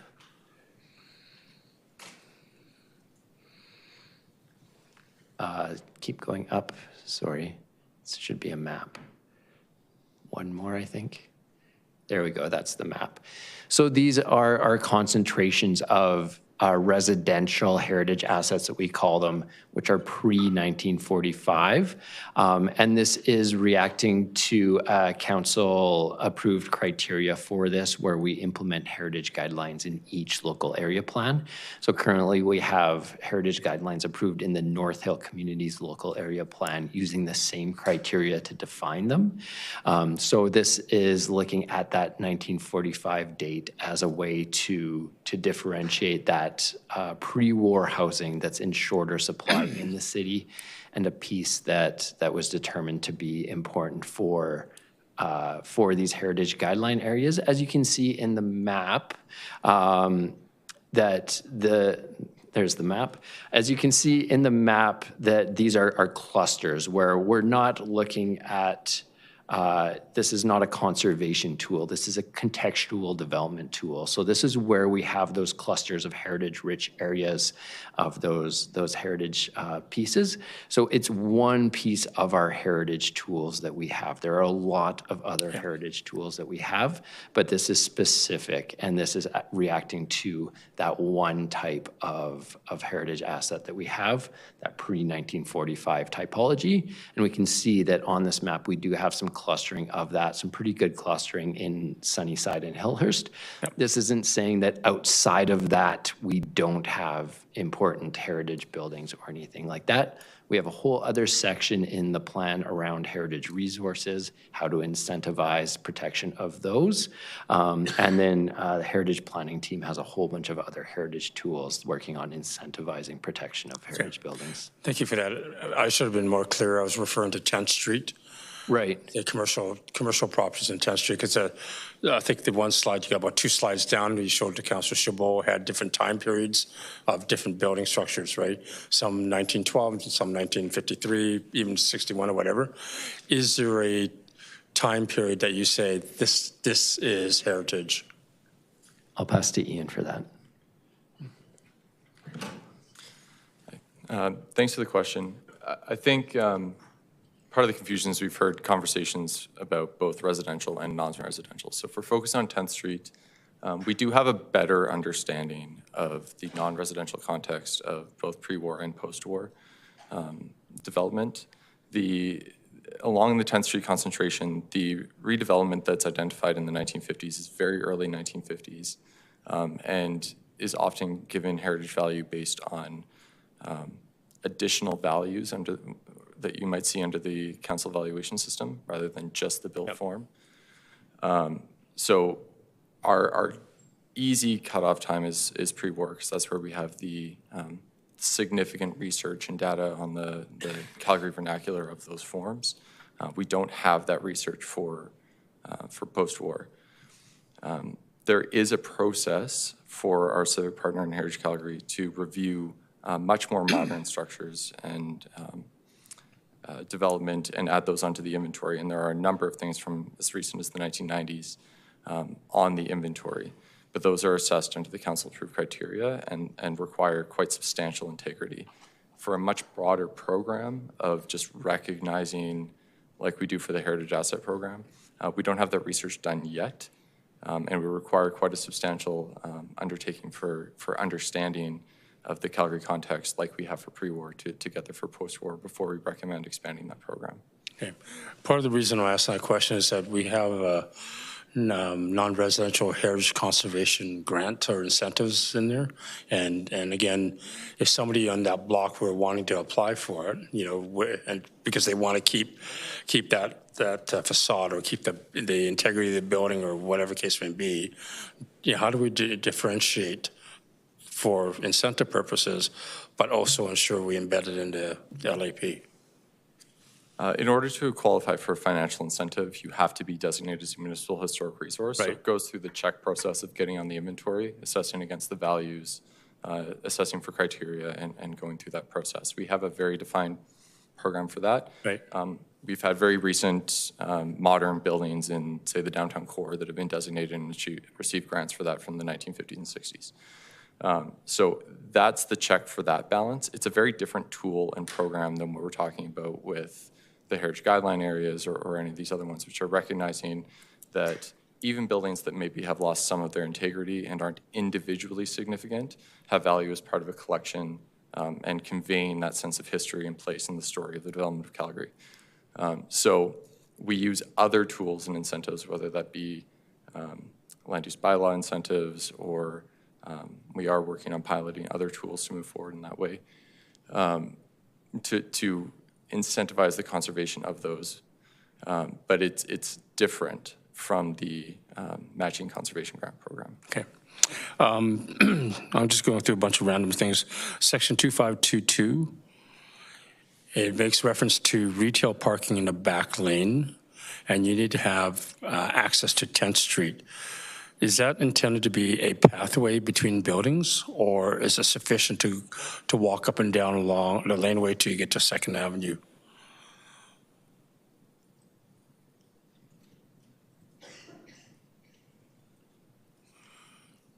Because I guess I'm questioning, why would you break up a row of houses, just a row of buildings, just to put a pathway?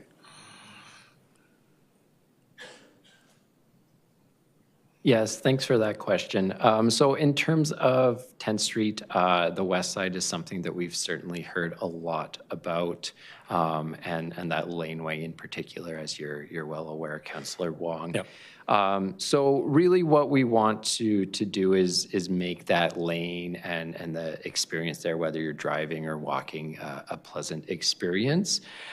So in terms of providing that access to 10th Street, we just want to make sure that, people don't have to walk all the way around if there is parking at the back of the building. So that can be achieved through multiple different ways. So any new development, any demolition, new development, you'd be asking them to put a pathway of some sort? It could be a pathway, or it could go through the building. Really, it's just about making sure that people can get onto 10th Street easily in the front of the building. Okay. Chapter 3, I'm not going to get into Chapter 3, but there's a lot of different initiatives that identified Chapter 3. Are they precise as this, or just a listing that can be discussed in the future for a specificity? So in terms of Chapter 3 and its layout, there is no prioritization with those projects. Or scope? And that is by design. And no scope either. The scope can change on each of these initiatives. Yeah. So in this, we have, general considerations, and there's usually a few bullet points under each. Try not to fix it to a specific scope, but more so reflect what we've heard from the public and what we've heard from internal departments as their priorities. And the intent is that if someone picks this up, recognizing that this is a long-term plan, if someone picks this up 5 or 10 years down the road, then those priorities may have changed. There may have been other projects implemented that already completed some of these, or may have changed the landscape. Also understanding that some of these and some of our funding, specifically the Established Area Growth and Change Program, looks at where growth is happening and targeting investment around there. So there's some other considerations in terms of where those investments go and where the money is best spent. Okay. And just my last closing question, and I'll go back to where I started from at the very beginning of the question period, which was on context, community, local context. And how to say, the infill guidelines, I guess the question is simply that. The infill guidelines we used to have, are they still part of the consideration here? And if so, could some of that be brought forward? Thanks, Councillor Wong. The short answer is no. They're no longer in review or being applied. We look for specific regulations to the land use bylaw. Okay, thank you. Done. Thank you very much. I don't see anyone else in the queue. I had some questions, but they've been answered around the heritage stuff, so I will go to the queue and look for, Kate, Councillor Rhinus, you are in the queue for an alternate recommendation, and Clerks has this, correct? Correct. Clerks has it. Admin's seen it. I think for a lot of us, this 30-year document was missing something. Terry? Okay, anyway. So I want to put an alternate to refer this back to administration. Now, as we've heard through Councillor Chabot's questions, there's already built forms that are exceeding what's in this map. And again, this is a document where in 30 years, if we have to do exceptions for this, it makes votes even more contentious. So I would like to go back and work on transit-oriented development. I liked one of the points one of the citizens brought up about how mobility and safety of residents in the area is actually being planned into this, and I added that one for a better ability to either pull it out and explain it to citizens where you have done that, and then report back to IPC Q2 2025.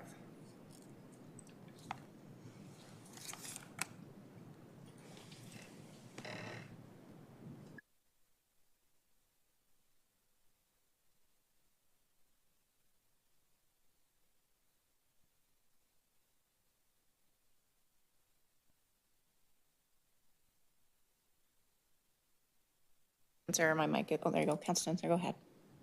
Thank you very much. I am curious, when you were doing the work around the TOD zones, was there a variety of different transition zones that you put in front of the community, in terms of options that, what did that negotiation look like with the community?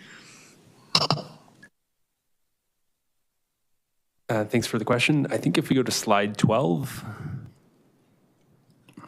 this will show just broadly the iterations. These are kind of the public ones that appeared in booklets.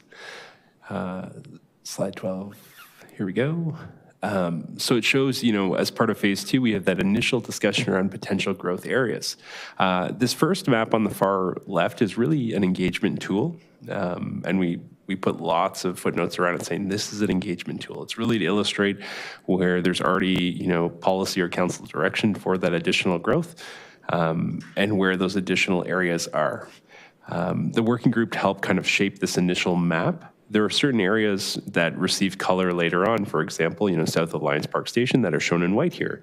From public feedback, we received, an intense amount of feedback saying, you need more density south of the station area. So this, as an engagement tool, led to a more informed phase 3 draft urban form. And internally, this is one example of the map that we showed publicly during phase 3, but as a team, we had multiple different concepts that we looked as it relates to this, this Lions Park TOD.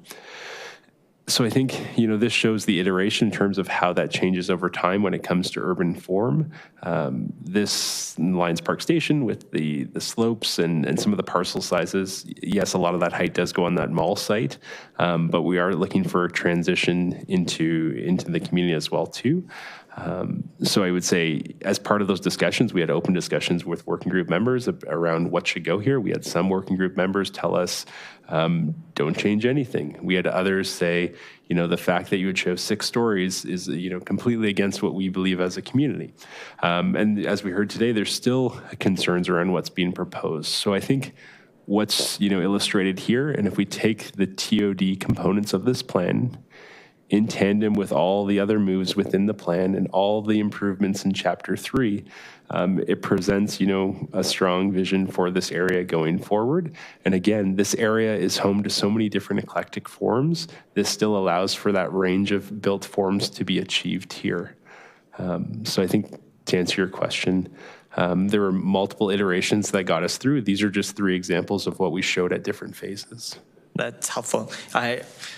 If you had mentioned it previously, I didn't necessarily connect the dots that you had started at a lower form and the community actually pushed you to add. Can you just speak really briefly in terms of, like, if we were to say, if this passes and you go back to the community and you go, council wants more, what would be your process of putting in more? Do you have a stage or 2 past this that you would just now, we're going to upgrade the zone to a map that we had already shown you and you rejected? In terms of the discussion, I think we heard it here today. We heard quite differing views as to how to address these specific contexts within the plan area. I think what's proposed here strikes a balance and also maybe is leaning more on the ambitious side. If we look at the current context here, there hasn't been a row house in Hounsville Heights, Briar Hill. This plan, in what it's proposing, does allow for a range of new forms to be achieved in Hounsville Heights, Briar Hill. So I think, if we went back and we had more discussions, we'd probably have more conflict into an outcome, and we could definitely, alter concepts, but we may land back in the same place that we are today. And I think one of the real benefits of an LAP is that sustainment piece. So if you were to make a decision on an LAP, in 5-10 years, we'd be looking for updates and we'd be saying, here's where the growth went, or here's how Lions Park Station built out. Nothing's happened on the mall site, but we're seeing something occur in the north side of the plan. Can we anticipate or make adjustments to the urban form and building scale? That's something we'd look at from a sustainment and monitoring perspective. But these maps in themselves represent 2.5 years of building trust and respect with community members. And to go back and open that discussion again, I'm not sure we'd have more, happier residents coming out to speak in favor, for example. Okay, that makes sense. Councillor Spencer, can I just jump in on that one as well? Absolutely. We do undertake engagement to get to an informed decision. It would be ideal if you also got to consensus. That's not always the case. And I think you're seeing aspects of that this morning. So just wanted to add a little bit of that. I don't think additional engagement or outreach would necessarily, as Fraser sort of pointed out, change the outcomes or the feedback that we got. Yeah, when I look at the intent behind what Councillor Wyness is, I'm behind it in terms of let's try and push an evolution around our TOD, and this is likely one of the areas of the city where it makes sense. I also am hearing that because of the lot sizes and various things, there's a bunch of challenges to that. It's helpful for me to see that you moved from your initial proposition to the community. That's helpful for me right now that I guess I'm seeing that there was an evolution even from the primary conversation, and over 2 years you got to a different place that, some community members might not call it ambitious, but you moved and the community moved. So this is helpful. I will wait to see if there's any more conversation on this, and I'm undecided. Thank you, Councillor Spencer. Councillor Meehan, go ahead. I think you got most of the way there. I was really just trying to understand what you would come back with this recommendation. If you really felt like you would come back with something different. And I think you've mostly kind of answered that. But if there's anything else you want to add. I think the short answer is based on the discussion, based on my inbox, we'd come back with the same concept that's shown here.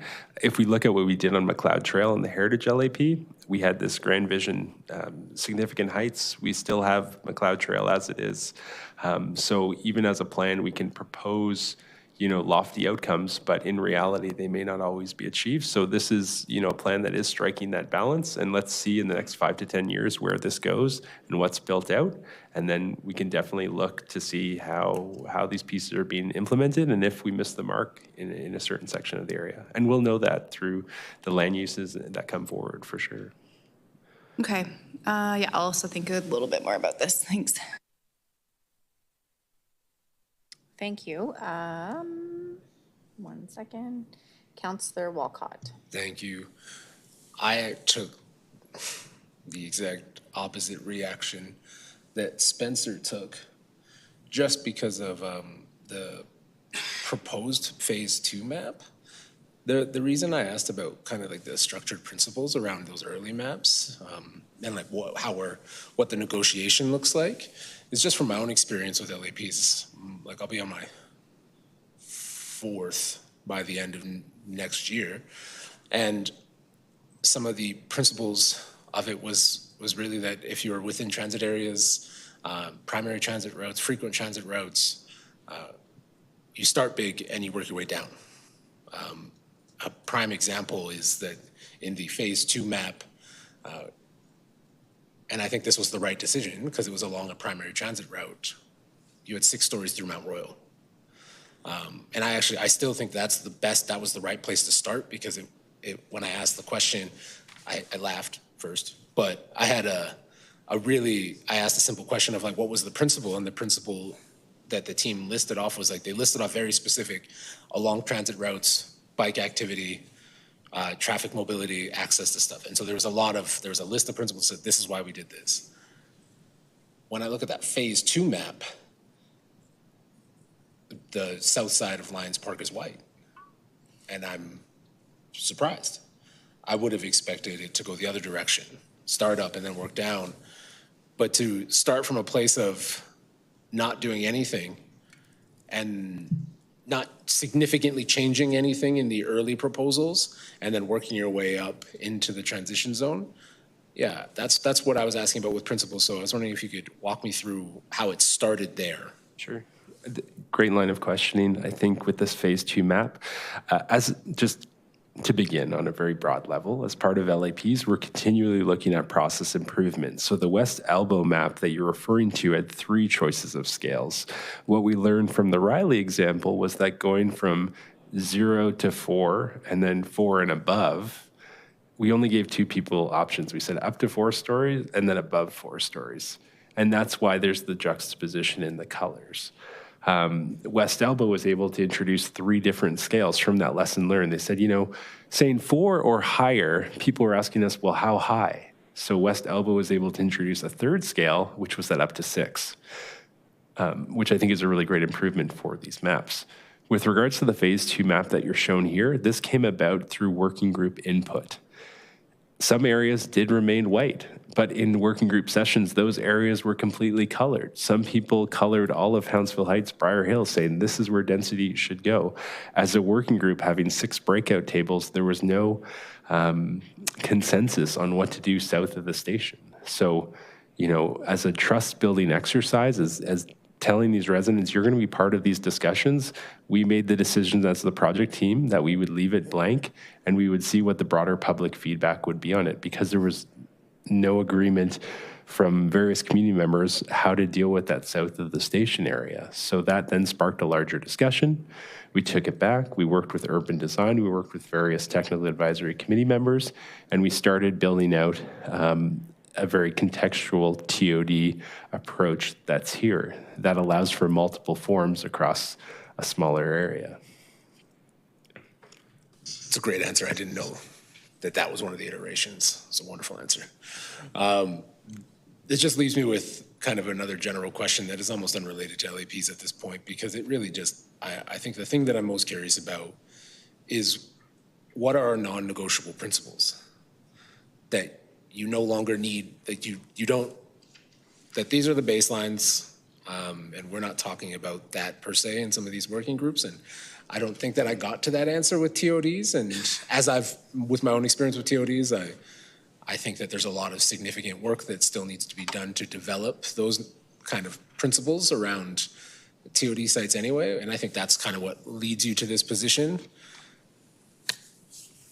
I appreciate your answer. I think really, again, it's a really important point about the iterative process between the LAPs, because mine is still in phase 3, I think, starting phase 4. Thank you very much. Councillor Wong. Thank you. Throughout today, we've heard a number of comments relative to TOD around Lions Park, and I think I would take to heart Beth Atkinson, who spoke on behalf of Hounsville Heights, Briar Hill, and coming to an understanding that south of the LRT station, they appreciate they can take density and ground scale density, HCO, RCG in that area, and that would be certainly a markup of improvement of density than what they have there today. I'm not sure doing a TOD review from a community's perspective will get them anywhere different, to your point. But, excuse me. But at the same time, what you also heard from Ms. Atkinson was the comprehensive planning area of North Hill Shopping Center, of the Louise Library, of the community center, of, if you were to take a look at a master plan for that area and a TOD focus of that area, doing it at that time might be more appropriate. So I'm not sure if doing it, delaying this to second quarter gets you a different answer, but certainly when you do comprehensive planning, it will give you a different answer. Correct. Just really quickly on the library site, I know it's been referenced. We've had many conversations with Beth and community members. Sure, the library site is an ideal site for additional housing and forms, but also if we look at the current land use and designation of the library site, it is MR, which provides challenges for what can be built there. There is some work underway by facilities management in 2025 to develop a comprehensive plan for city-owned lands around the Louise Library site and the fire station. So there's some work that's going to be done by facilities management, which is going to look into future ideas. The way the plan is written, it does enable outcomes to occur on the mall site, We just couldn't change the color from City Civic because that is what that site is. Yep. Aspirationally, we could have put down a different urban form, but it really wouldn't align with the program level approach that we take to these sites. And that MR designation, which could prove to be challenging if you want to provide housing. Oh, and MR stands for Municipal Reserves. Sorry to use acronyms. Yep. Thank you.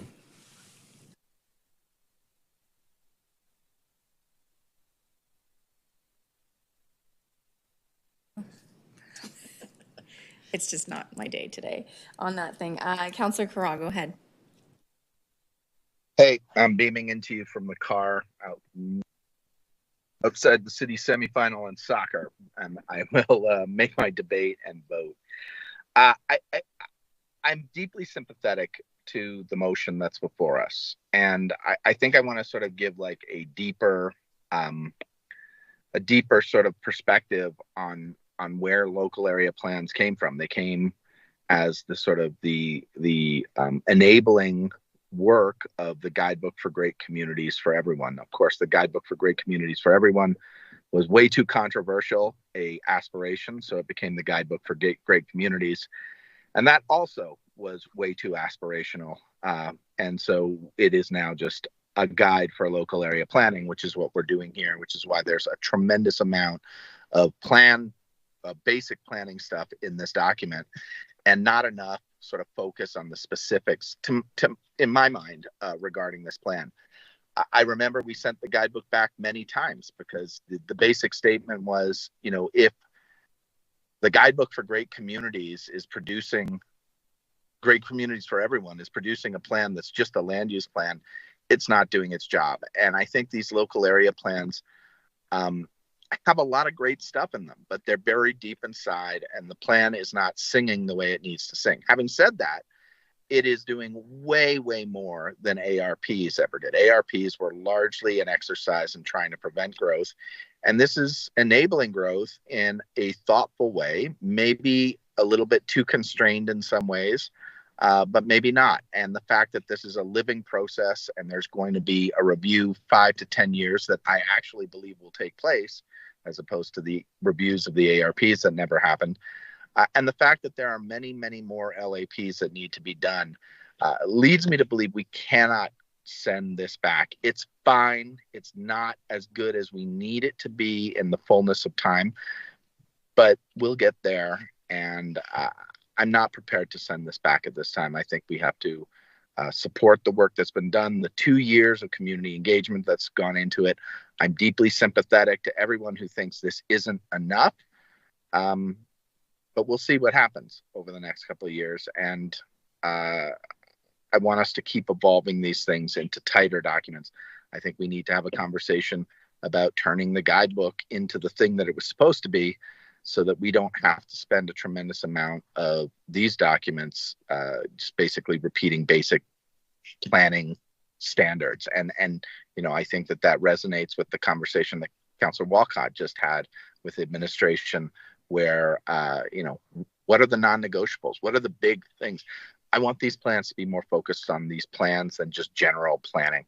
Having said that, it's fine. I wish we didn't bury the lead. I wish it was a little bit more exciting, but I'm not prepared to send it back. We have more work to do.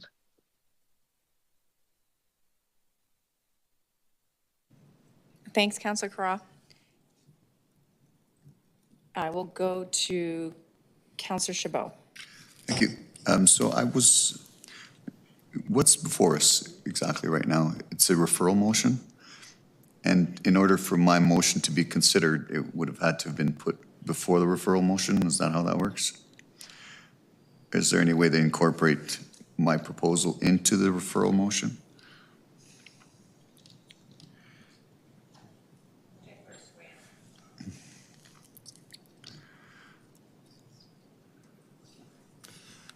Could be a friendly amendment if Councillor Winehouse wanted to take that.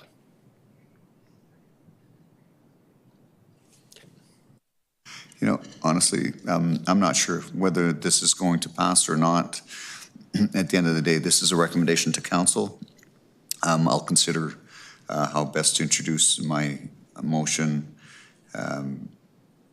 and between now and when it gets to council, I'd still like to propose that at some point. If this fails, obviously, it's going to be a simple motion from my perspective to be a new motion as part of the, prior to the approval of the Riley Local Area Plan as proposed. I would like to make that amendment, but being as we've got a referral in front of us, I guess I'll just, I'll listen intently, vote accordingly, and depending on the outcome is how I'm going to determine how to move forward with my proposal. Thanks. No further comments. Thank you very much. Before I go to you, Councillor Walcott, Councillor Wong, you have a procedural question? Yeah, similar question that Councillor Chabot had, because I've sent around to clerks as well, potential amendment that could be tagged onto this, right, as part of the referral or brought forward if this fails. So I guess I'm trying to understand procedurally what goes first, second, third. Can you unmic? We'll let clerks weigh in on that.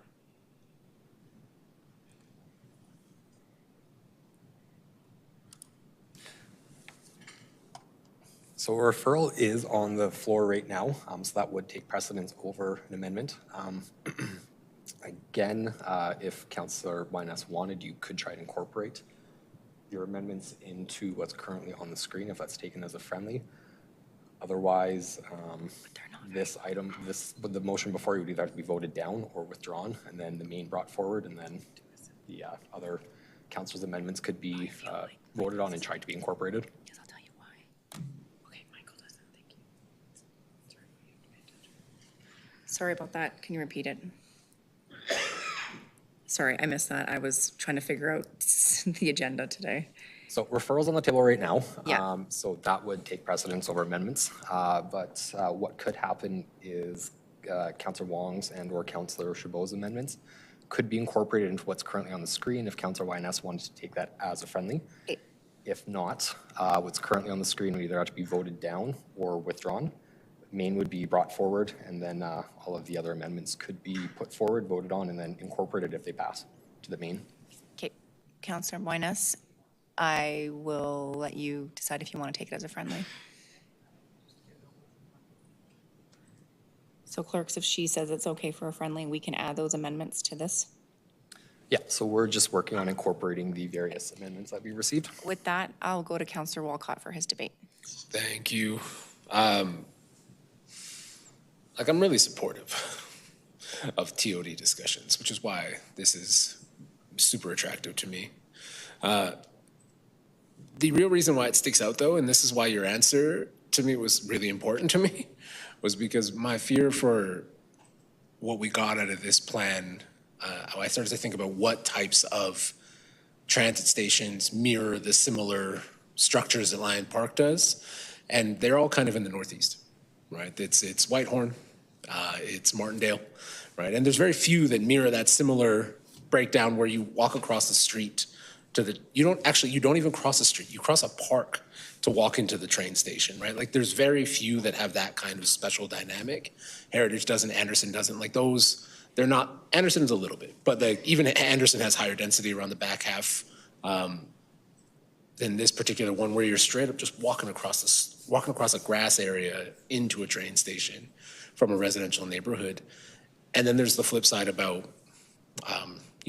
how used Lion Park is and how the transit-oriented development and higher intensities benefit Lions Park in total. All of these things are in my head. Why your answer was so important to me was because the iterative process of LAPs mean this wouldn't happen again in the same exact way to whatever LAP includes Martindale, whatever LAP includes Whitehorn. So that was, I want to really acknowledge that was a significant answer, because if that wasn't the answer, this would be a no-brainer to me, in the sense that it's like, yeah, this would have been we have to do better. Otherwise, we're going to produce inordinate outcomes, because I would put money on it that Martindale and Whitehorn would have a significantly higher density than Hounsfield, Briar Hill at Hounsfield Heights. And there's a long list of reasons that I won't get into as to why I believe that would be an almost automatic decision. So I'm not going to support this because of the iterative process you described, but I do want to be very clear. I also don't believe that we're going to come back to this in 5 or 10 years. I know we're supposed to, but when I think about resources and I think about the realistic timelines for all the other LAPs that you still have to do, the development time frame, like the comment around, heritage has already happened, we've planned McLeod and McLeod hasn't happened. There's like development happens. The reason why I love LAPs in the 30-year time frame is because development also happens in that same time frame.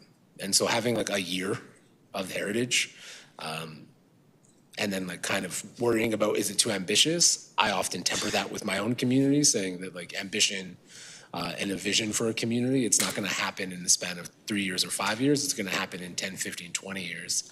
So I'm not exactly worried about that. But that's actually why I don't think that we are going to come back to this in any particular way in 5 years in just a standard review process to then change the density around TOD.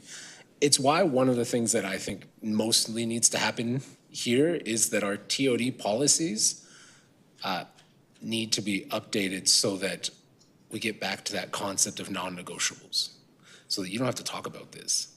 That's the underpinning rationale between a significant amount of why rezoning supported LAPs. It's because then you don't have to fight about row houses anymore, and you are actually talking about the more significant, impactful buildings types that are like 6-story, 26-story buildings, and you're not worried about where a duplex or a triplex are going to go, because that derails your conversations. I think TOD is a similar situation that we probably need to get better as a city, creating our non-negotiables around. These are the baselines of what we expect from multi-million-dollar infrastructure projects that we've invested 50 years into. And like that train station will outlast this plan. Like this plan for 30 years, that train station will be there for significantly longer than this plan. This will be its update, its second update, its third update, and its next iteration. And so I really do, like, I run into some challenges with that concept. So my hope is that, like, I'm not going to send this one back because I don't think it's going to change your outcome. What I think is going to change your outcome is reducing the things that are negotiable. With transit-oriented development sites, we need a better hard line to say, like, this is something that we have to be able to plan for. And that conversation I'm really excited to have, because I don't even think that's ambitious. I think that's a recognition of our investments. So I'm done. I see. Thank you. You were waiting for me to cut you off? I was watching. It was turning red. Stop talking. Okay, Councillor Spencer, go ahead. Thank you, Chair. This is a tough one. One of the pieces that really makes me amenable to what Councillor Wyness is asking for is just the long-term community,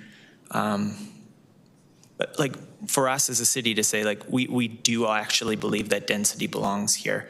And while there's some significant challenges to introducing it to this area, and it came out of a long and consultative process, I worry about the long term and people that will purchase into these neighborhoods and build in these neighborhoods with a new set of expectations for what life ultimately means for the next 30 years for them. I like the idea of us signaling with colors on a map that if you purchase in a TOD area, your future is uncertain in terms of being able to maintain a certain style of living here in Calgary. So that's where I'm stuck. Yeah, so I will wait for the close. I could go either way, Councillor Wyness. I'm going to weigh in just a second. Okay, so we do, I believe, have the amendment with the friendly as well, clerks? Referral with amendment incorporated? We do. It's on the screen now. We would there just they are. need general consent to incorporate 3, 4, and 5 into the motion. And general consent to incorporate them? Yeah. Do we have general consent to incorporate 3, 4, and 5? We were adding them as a friendly.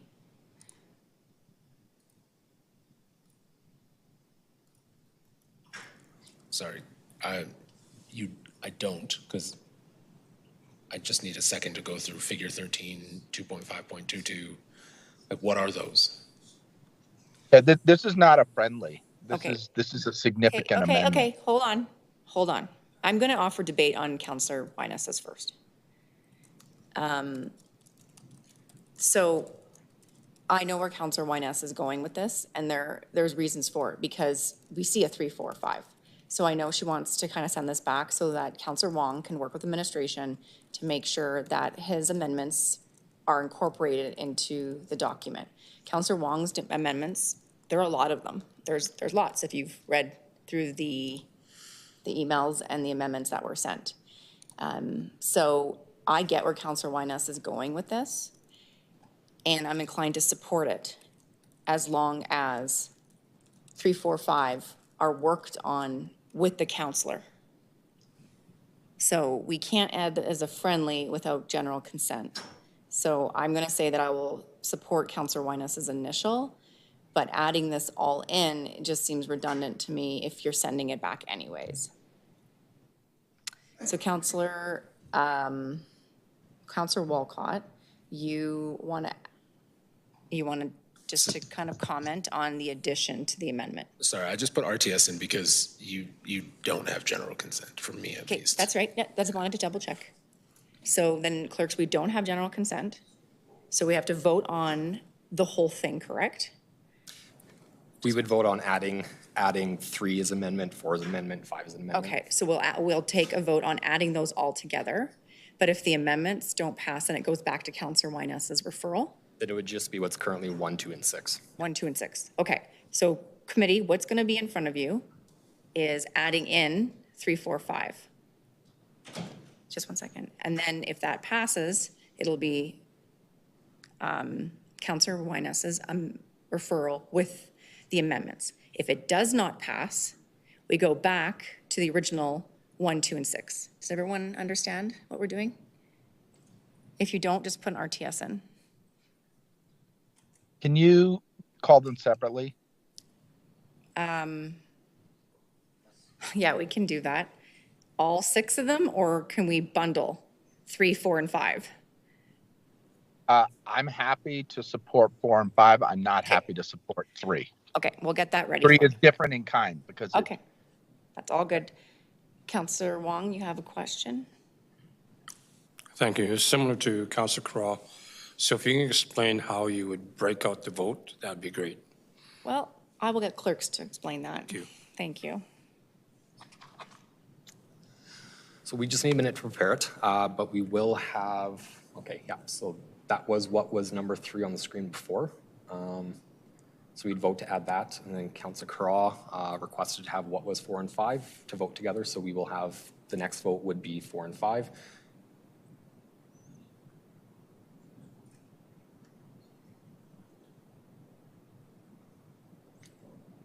And then depending if those pass or fail, then those would be incorporated or not incorporated to what was the original referral. Okay, just 1 second before you go to the vote. Councillor Wong, are you done? No. No, okay. No. So clerks, I just want to be clear again. We're voting to add them first, and then once they're all added, then are we voting on each of them separately to say yes, no to them?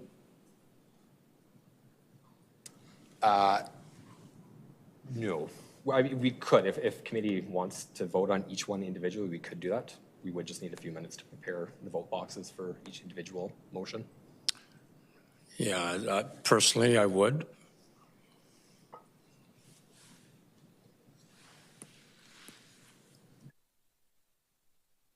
Councillor Walcott, do you have a question? I mean, just because of how it's being put forward, are we in debate for the amendments?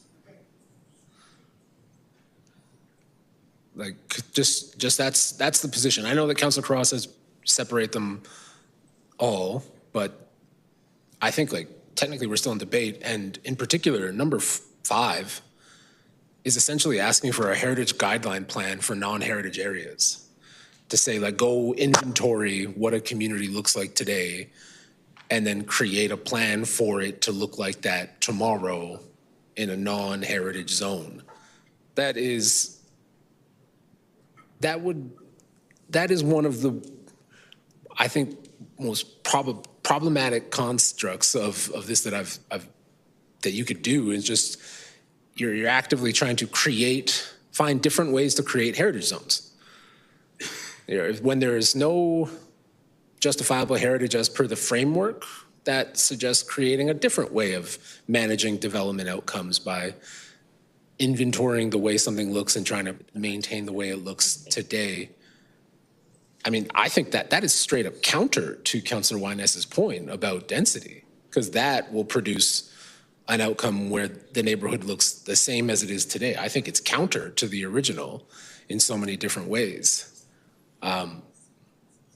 Unless there's just, I don't see how these two things can reconcile. And so I feel like this just has to be, these two things can't be together. Thank you, Councillor Walcott. Councillor Wong, do you want to enter in debate for that amendment? I would suggest that you probably explain your amendment.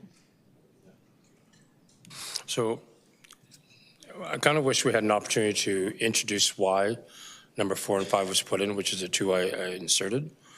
And I'll just be very clear.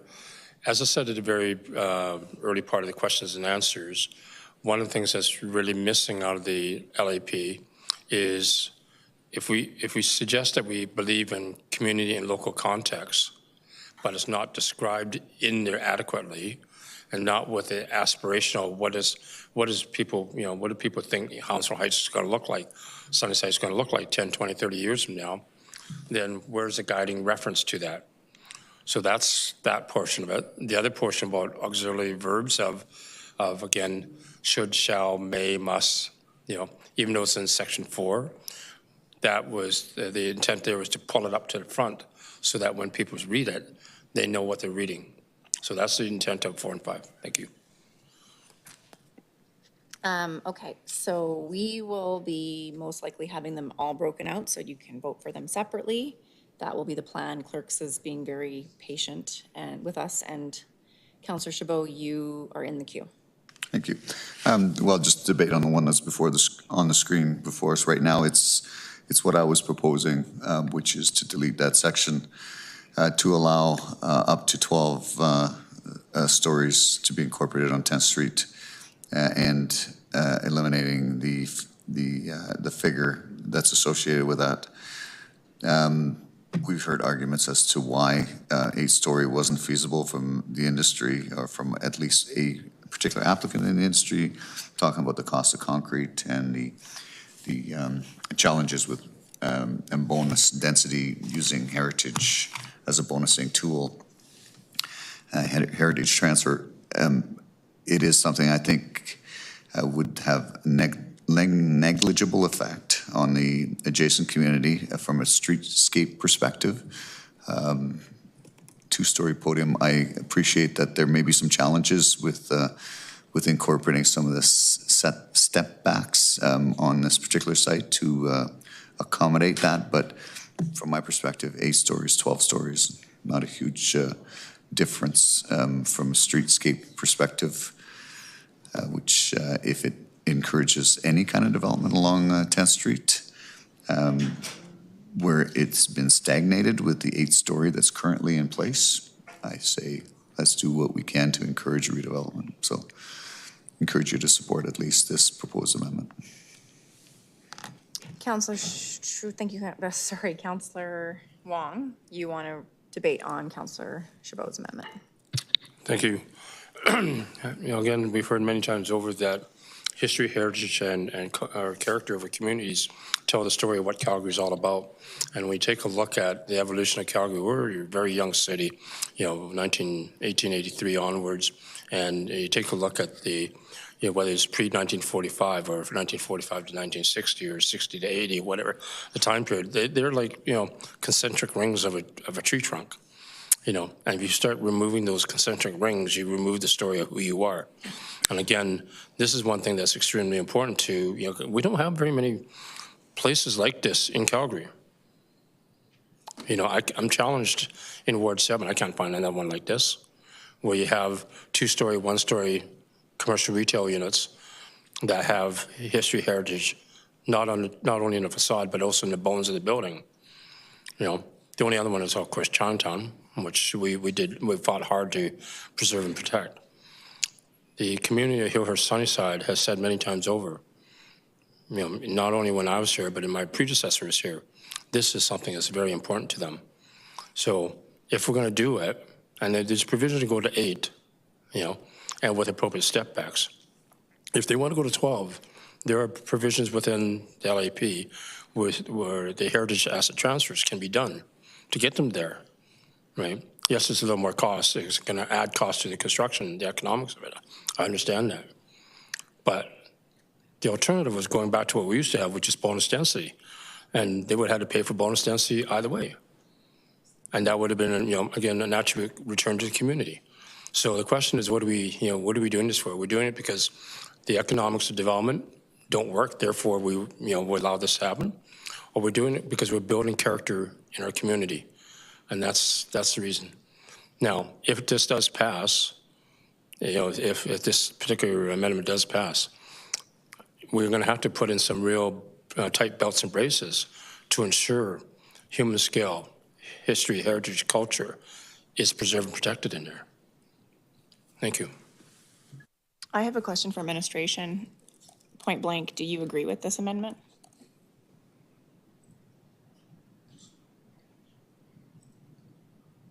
Thank you. The short answer is no. Okay, thank you. All right, no other questions or debate? So clerks, I'm gonna pass it over to you. What's the matter, Councillor Chabot? Okay, I'm gonna pass it over to you. And would you mind just walking us through what will be up on the scribe for voting? And are we gonna do the bundling of amendments first? Can we call them all separately? I'll let you take the lead. We have prepared all of them separately, so they can be called that way and voted on that way. Perfect. And then depending what passes, what fails, that will be incorporated into the main at the end. Okay, great. Would you mind, when it's up on the screen, just walking everyone through and making sure we know which, if it's number 1, 2, or 5, et cetera? Thank you. Yeah. So first, what we need to do is vote on Councillor Wyness's. On Councillor Wyness's amendment. Yeah, so that's on the floor. Yeah. Now, Aren't we doing it reverse? Amendment to the amendments? Yeah. Yeah. Councillor Chabot and Councillor Wong's amendments first. Is that how we're doing it? Yeah. And we're going to call them separately? Yeah. Okay, committee, pay attention to what you're voting on, please. Councillor Carra, I hope you can see them on your phone.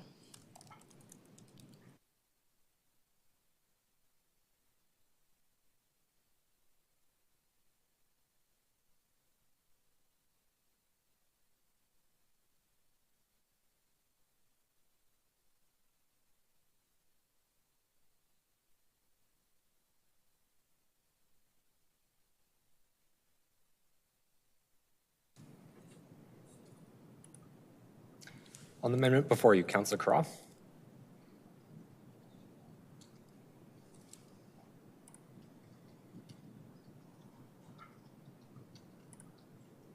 Councillor Carra, do we have you? I don't think so. Chair, we can mark him as absent.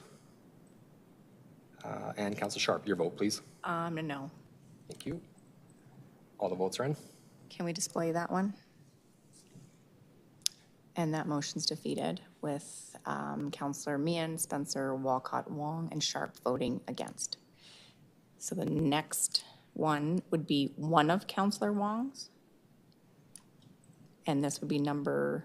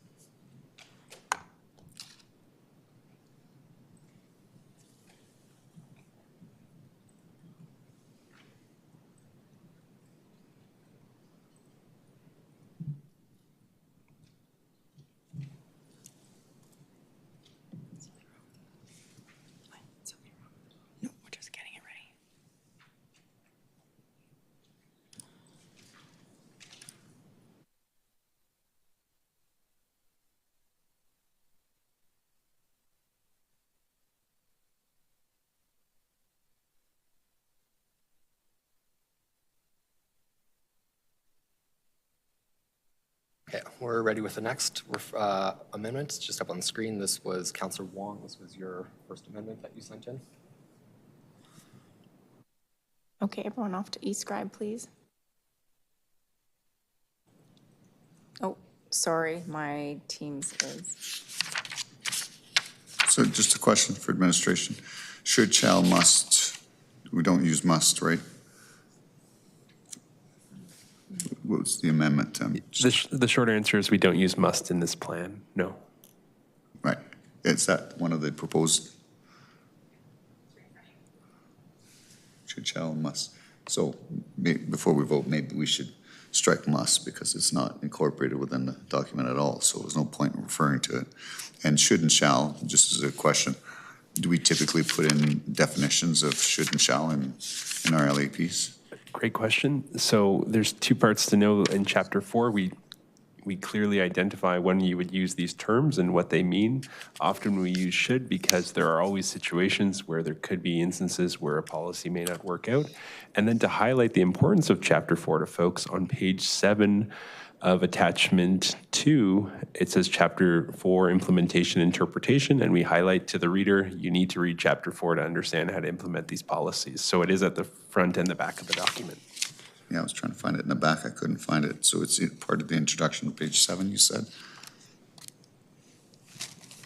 Page 7 of 139. Okay, yeah, I'm just not sure what additional defining statements need to be made beyond what's incorporated within the plan. All right, thanks for that answer.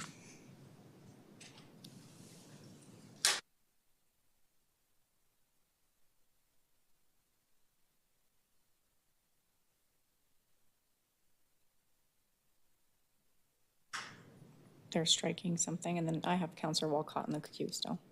Asked and answered. Oh, you're good? Councillor Chabot went exactly where I was going. Excellent. Okay. Councillor Wong, go ahead. Just a question to administration. Section 4.2J, policies that use the word shall, will, must. I'm sorry. So must is used. So in section 4.2, we do have a clear interpretation that does reference must. It says policies that use the words shall, will, must, or require apply in all situations without exception, usually in relation to a statement of action, legislative direction, or situations where a result is required. So we do have that interpretation in the plan. Thank you. So amendment stands.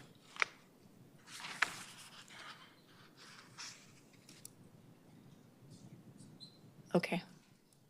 So Councillor Wong, sorry, you said your amendment stands, but Councillor Chabot wanted it striked out. Can I just get clarity on what just happened? The reason I was asking is because an administration answered this question, even though it's referenced in this section, as far as from an operative perspective, must is not used anywhere within a document. So it does not say you must do this in the document. With the definition that Councillor Wong just referred to is in a case where these following terms are utilized, this is what they mean. And unless I'm mistaken in what they just said, I understand his perspective. It may be in the document, but it's not used from an operative clauses perspective, which is why I thought shall and should are both used. And from an operational perspective, must is not, which is why I thought it should be stricken, but I stand to be corrected. Okay, excellent.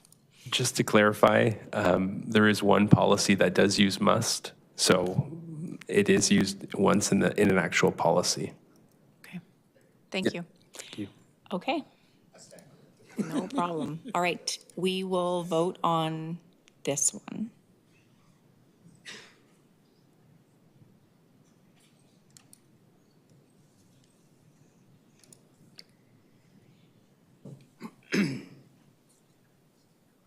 On the motion before you, Councillor Sharp?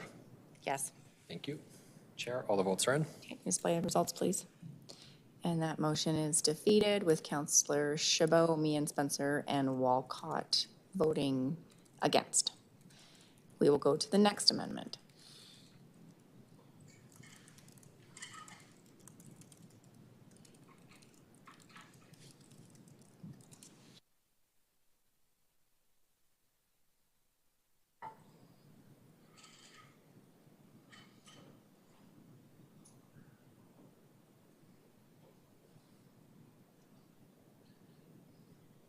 Okay, I don't see anyone else in the queue for this, so we will just go to the vote.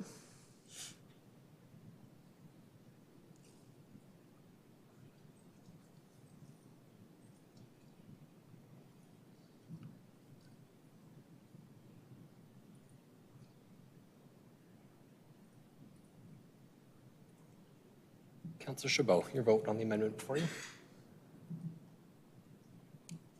Councillor Sharp, I can go to you first, maybe. Your vote on the... No. Your no? Okay. Thank you. Chair, all the votes are in. Okay, can we display the results? That's defeated 1-6 with Chabot, Sharp, Meehan, Spencer, Walcott, and Wyness voting against.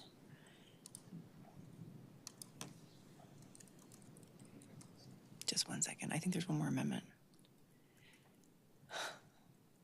Just a second.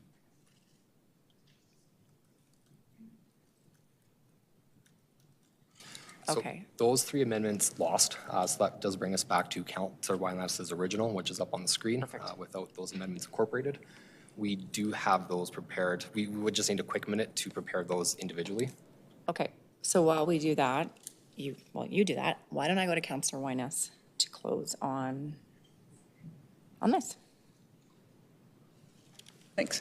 Okay, so the reason I'm putting this forward is this is a 30-year dock, and as much as admin says they'll come back in 10 years, as to Councillor Walcott's point, it's not going to happen. There's a long list of LAPs, and what the community members will expect is when development comes through, we'll be doing adjustments to the LAP at the time of approval. So why not get ahead of it and at least kind of signal to the community where in 30 years from now, they could expect density to go in, rather than making the land use and public hearing process even more contentious than it already is. Council will be doing some TOD work too during budget adjustment and debating some things about that. And it is important for us to give the direction. Admin today even is quoted as saying as the reason they didn't do the work on TOD sites was because council did not direct them to do the work. Here comes the chicken and the egg. So I am putting this before so council can direct administration to do the work on TOD as council has talked about it during the housing crisis.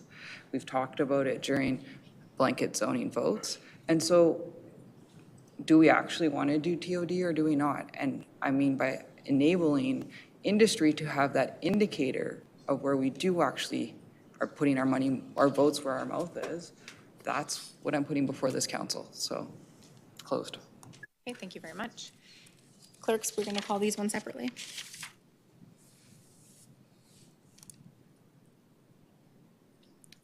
Or we're bundling. These ones should be all stand together, correct? Recommendation 3 will need to be bundled with either 1 or 2.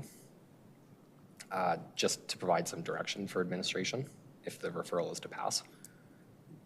Okay.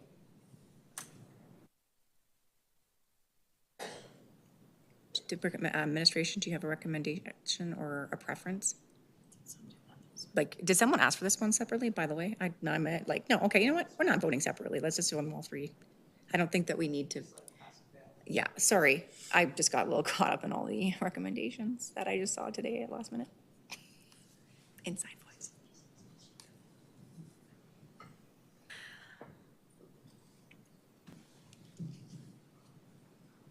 We're ready. Ready to, okay, I'm gonna open the vote.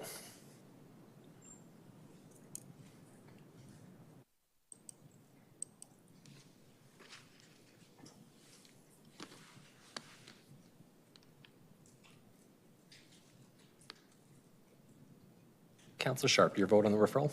Yes. Thank you. Chair, all the votes are in. Can we display results? And that is carried 4-3 with Councillor Chabot, Spencer, Wyness, and myself voting for the motion, and Meehan, Walcott, and Wong voting against. Councillor Carra is absent. Okay. On a point of procedure, Yeah. in relation to the lost recommendations, how is this going to be reflected when this report goes to council?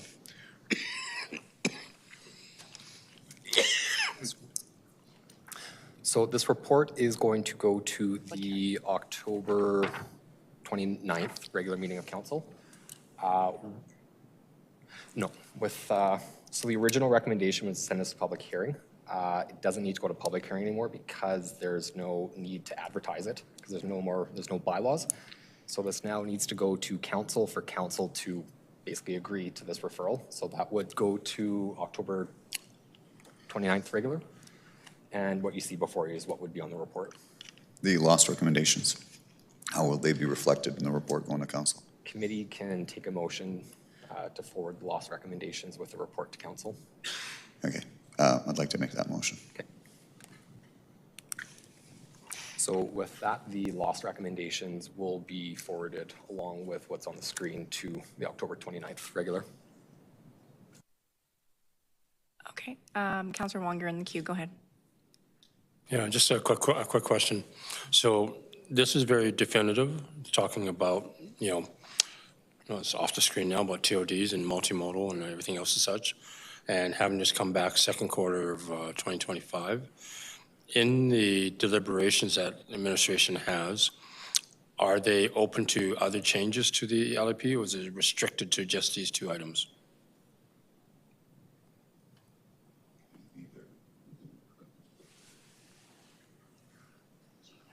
Alan's going to weigh in. Councillor Wong, I would presume we were just going to look at the two items that were number 1 and 2 that were in the motion. Mr. Elahi, any other comment? I concur. Thanks.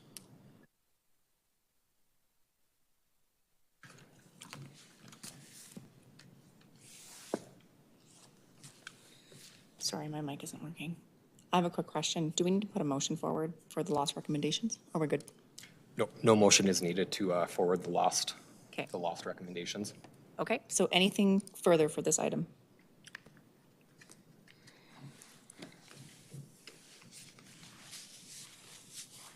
No. We're good? Okay, so what we're going to do, everyone, we're going to take a 5-minute recess just to regroup on the agenda. And I know that there's other general managers that come down here and talk to us. So 5-minute recess, stretch your legs, and we'll be back.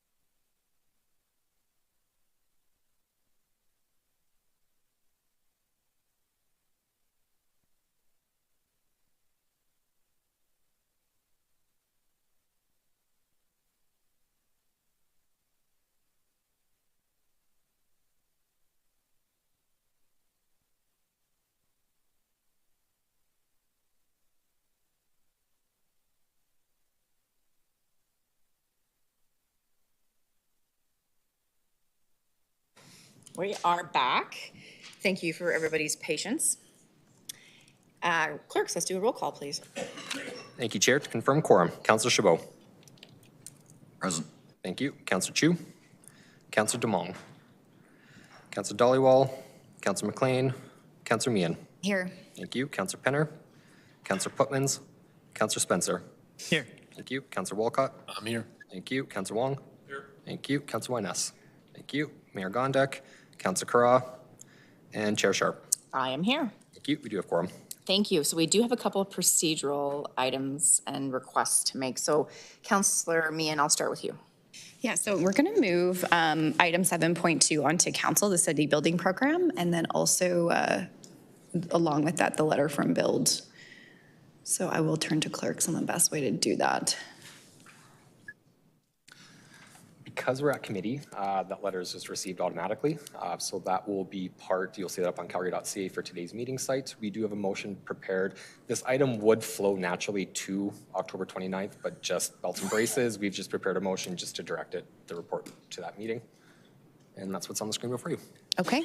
And we're just doing this in the interest of time and because there will be many questions from council on it. So with that, I am both open and closed.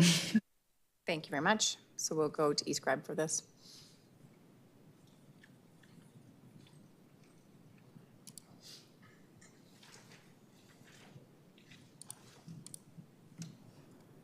Councillor Sharp on the motion before you. Yes. Thank you. All the votes are in. Display the results, please. And that is carried unanimously. The other procedural request that I'm going to do is that we forgo our dinner break.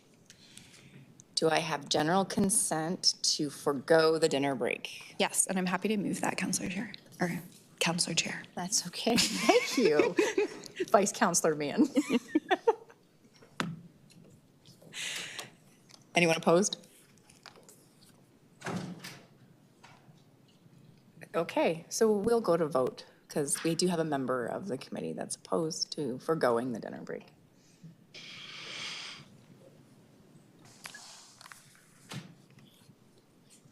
We're just getting that motion prepared.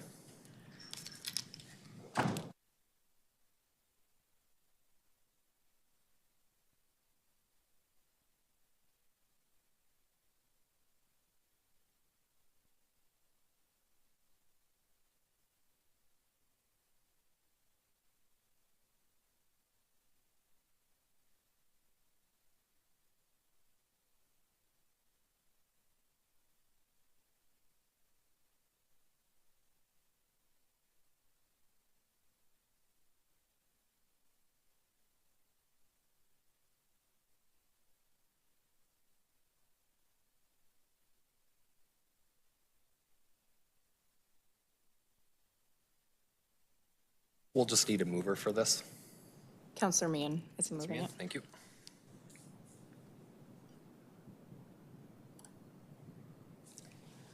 On the motion to forego the dinner recess, Councillor Walcott, thank you, and Councillor Sharp. Yes. Thank you. Chair, all the votes are in.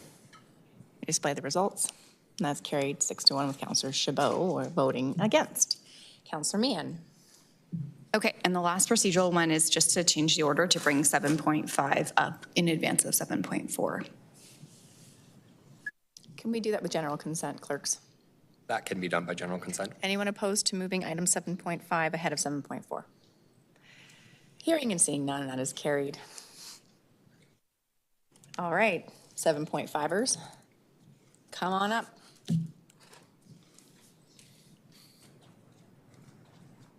Floor is yours when you're ready. All right, good afternoon, Chair and members of Infrastructure and Planning Committee. My name is Troy McLeod, Director of Mobility, and with me is Charmaine Buehler, Manager of Construction and Materials. We have a short presentation if you would like. Do you want us to proceed with that? Okay, we'll do so. I'll just turn it over to Charmaine. Thank you, Charmaine. Good afternoon, members of council. Thanks for having us today. We will be providing an update on the pavement quality level service project. And we also wanted to thank our colleagues, Ryan Vanderputten and Steve Whiten, for their support and collaboration on this project. Back in May 2023, Council directed administration to report back with recommendations on a pavement quality level service and the required annual budget. Establishing a pavement quality level service for Calgary's $15 billion road network will help improve the user and passenger experience, safety, and help us establish clear parameters for roadway repairs. Next slide, please. We recommend that a pavement quality level service for Calgary's road network is established where arterial, collector, and local roads are in good condition at 60%, 54%, and 42% respectively. In addition, we recommend that the corresponding investment to maintain the approved pavement quality level service be considered during budget deliberations this November. Next slide, please. The spring 2024 survey of Calgarians revealed infrastructure, traffic, and roads as the leading issue. In August, we engaged on the condition of our roads through the Citizens View panel. Results were consistent with the spring survey, where less than 1/2 of respondents are satisfied with roadway surface conditions in Calgary. 88% of respondents wanted roads to be prioritized when making budget decisions. 83% of respondents would like funding to be accommodated to improve roads. And respondents wanted arterial and collector roads to be prioritized. We also saw a 21% increase in pavement condition requests and a 52% increase in pothole requests from last year. Next slide, please. Calgary has over 17,000 lane kilometers of roadways, which is the same distance as going between Calgary and Toronto 6 times. Our roads are categorized as arterial, collector, and local roads. Arterial roads, such as Glenmore Trail and Crowchild Trail, carry 10 to 30,000 vehicles every day, with speeds over 70 kilometers per hour. Collector roads connect our communities with major routes and carry thousands of vehicles per day. Kensington Road, Falcon Ridge Boulevard, and Acadia Drive are some examples. Finally, local roads are our neighborhood roads. 1/3 of our roads are arterials, 20% are collectors, and half are local roads. The current condition of the road network is 38% good, 36% fair, and 26% poor. Our modeling shows that at the current level of investment of approximately $40 million per year, the inventory of poor condition roads is expected to increase 2.2% annually, and good condition roads will fall at a rate of 1% per year. In comparison, the Canadian municipal average is 60% good, and Edmonton's roads are 73% good. Every day, Calgarians are making over 1 million trips on poor roadways. Next slide, please. Since 2011, our network has increased by 13%, and we have added over 2,100 lane kilometers to our network. Every year, Calgary adds an average of 170 lane kilometers of road to our network, which is roughly the distance between Calgary and Lake Louise. Our budgets have remained relatively static at an average of $40 million annually over the last 3 budget cycles, despite this network growth.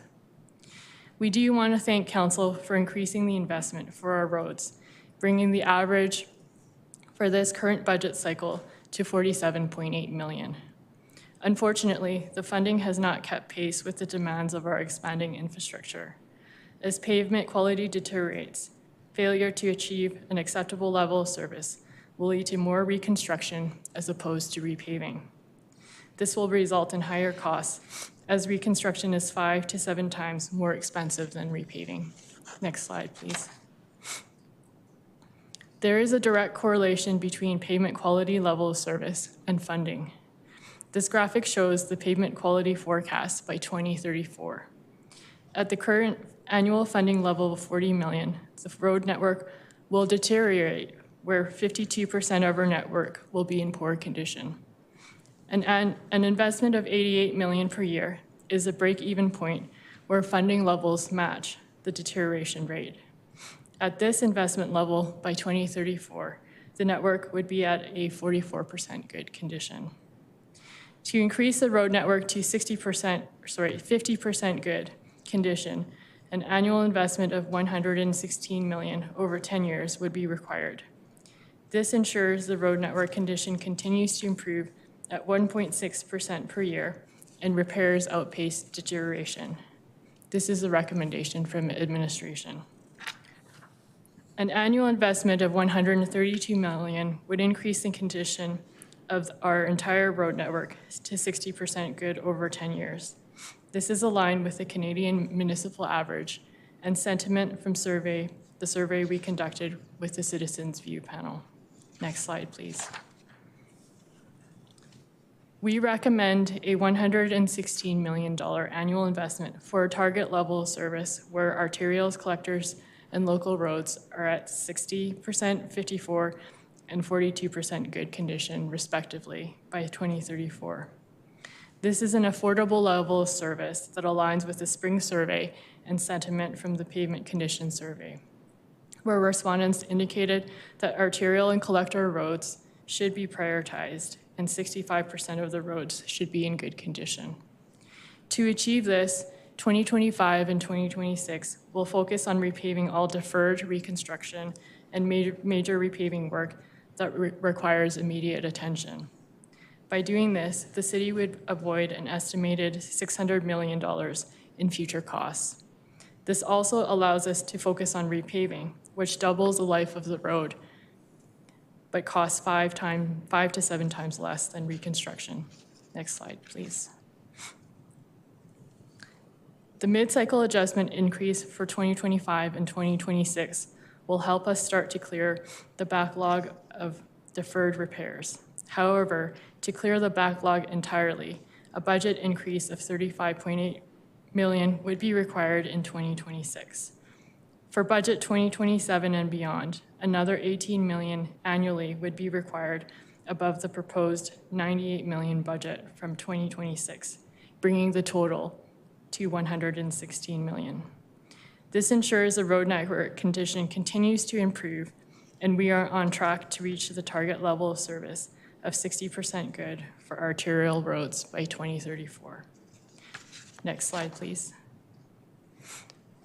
We recommend that a pavement quality level service target for Calgary's road network is established where arterial, collector, and local roads are in good condition at 60%, 54%, and 42% respectively. We also recommend that the corresponding investment to maintain the approved pavement quality level service be considered during budget deliberations in November of this year. This concludes our presentation. Thank you, and we will now open up the floor for questions. Thank you so much. I am just going to first go to the speaker that has signed up for this. David Cowell, are you online?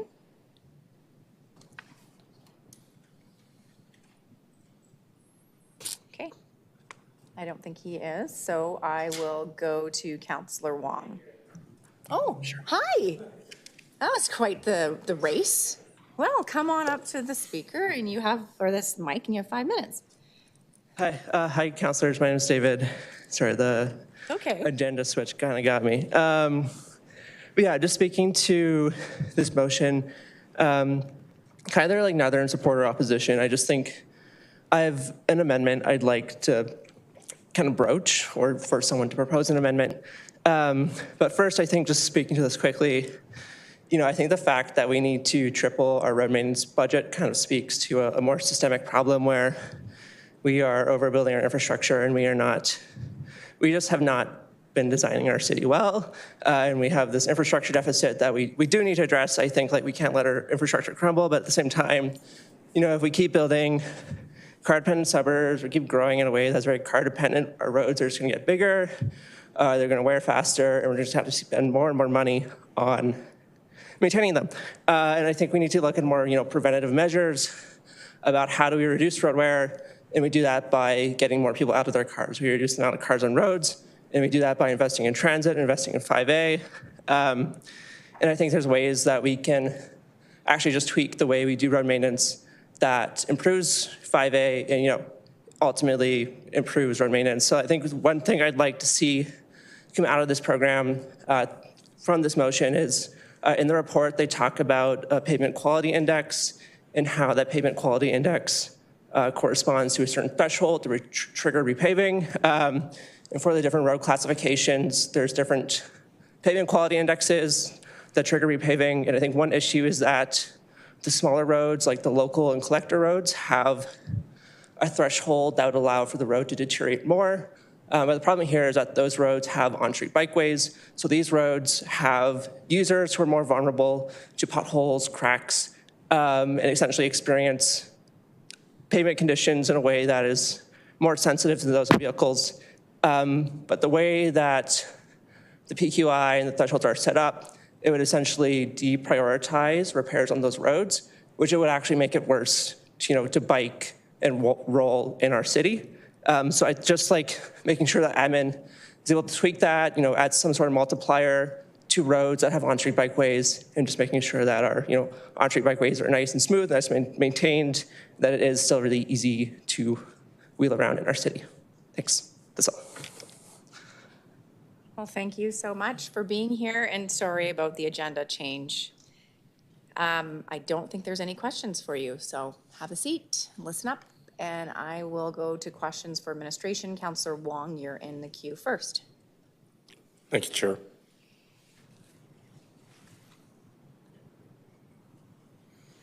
So thank you for being here. Thank you for the report. Just to go beyond where the speaker before yourself, David Cowell, one of the things we experienced in the last year was road repaving on 5th and 6th Avenue Northwest. And it was just simply a repaving, right, as opposed to getting to the ground foundations of it. The second part of the equation, though, was there was a 5A network sort of request at the same time, but that wasn't fulfilled. So if we implement the pavement quality index and we put 116 million, right, does that incorporate building it back better than it is today? In other words, would we be able to put in 5A networks, sort of, protected roadway, protected bike lanes and bump outs and that sort of thing? Would that be part of the program? No, that does not include any additional upgrades in terms of other facilities.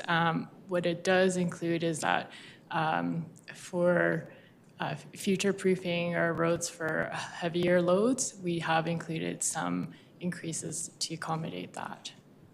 And I'll just add, Councillor Wong, through the chair, is that we do have a 5A program for doing those enhancements when it comes to increasing facilities, and there's a prioritized list from that funding, and it's shown in one of the slides here that we identify that investment strategy. So thank you there, Director. I guess the then question then is, if you got a prioritized list of the road repaving you want to do, you have a prioritized list of 5A, will they ever come together so you actually do them at the same time and thereby hopefully reduce costs?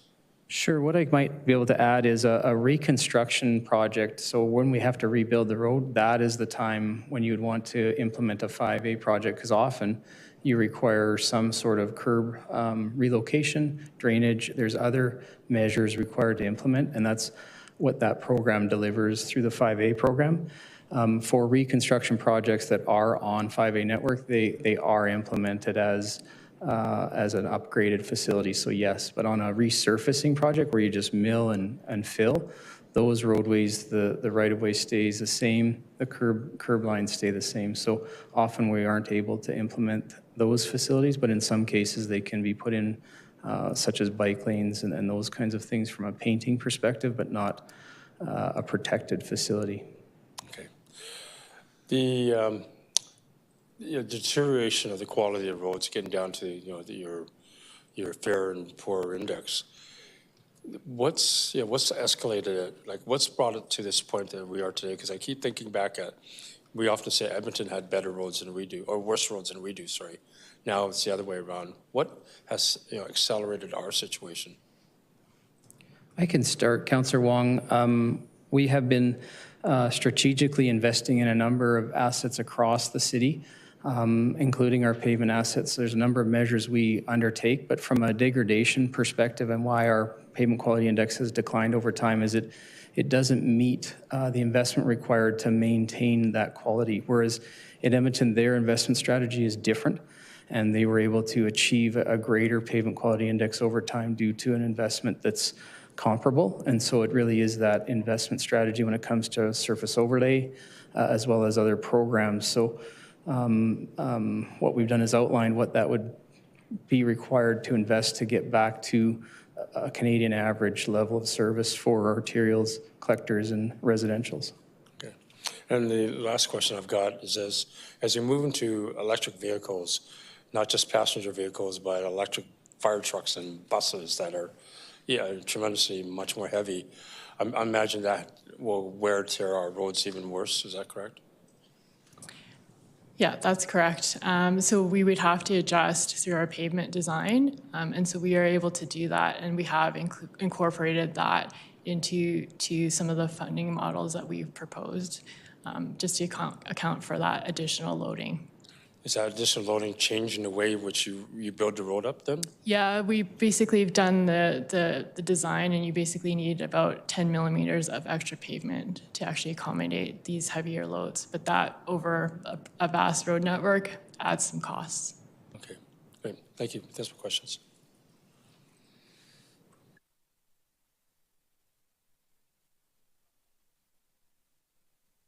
Thank you. Thanks for the presentation. I'm just curious, the source of funds currently utilized for this program, is it just come out of general revenue? I'll refer to finance actually on the source of funding. It's capital related, and so we do have some operating for pothole repairs, about 6 million of operating, and that does some pothole repair on our system. But from a pavement surface overlay, it's capital, but I don't know the source if it's fuel tax, or I'd have to confirm what that source is. I'll need finance. I suspect some of it's coming from fuel tax. I was just curious, because it seems to me fuel tax is only about 34, maybe 40 million a year. Is that why that's what it was limited to previously? I don't believe so, but I would need finance to respond to the funding source. I don't know if they're available today. Yeah, I don't expect that they would be. They might be, I don't know, maybe there's somebody online. At the end of the day, what it comes down to me is that source of funds.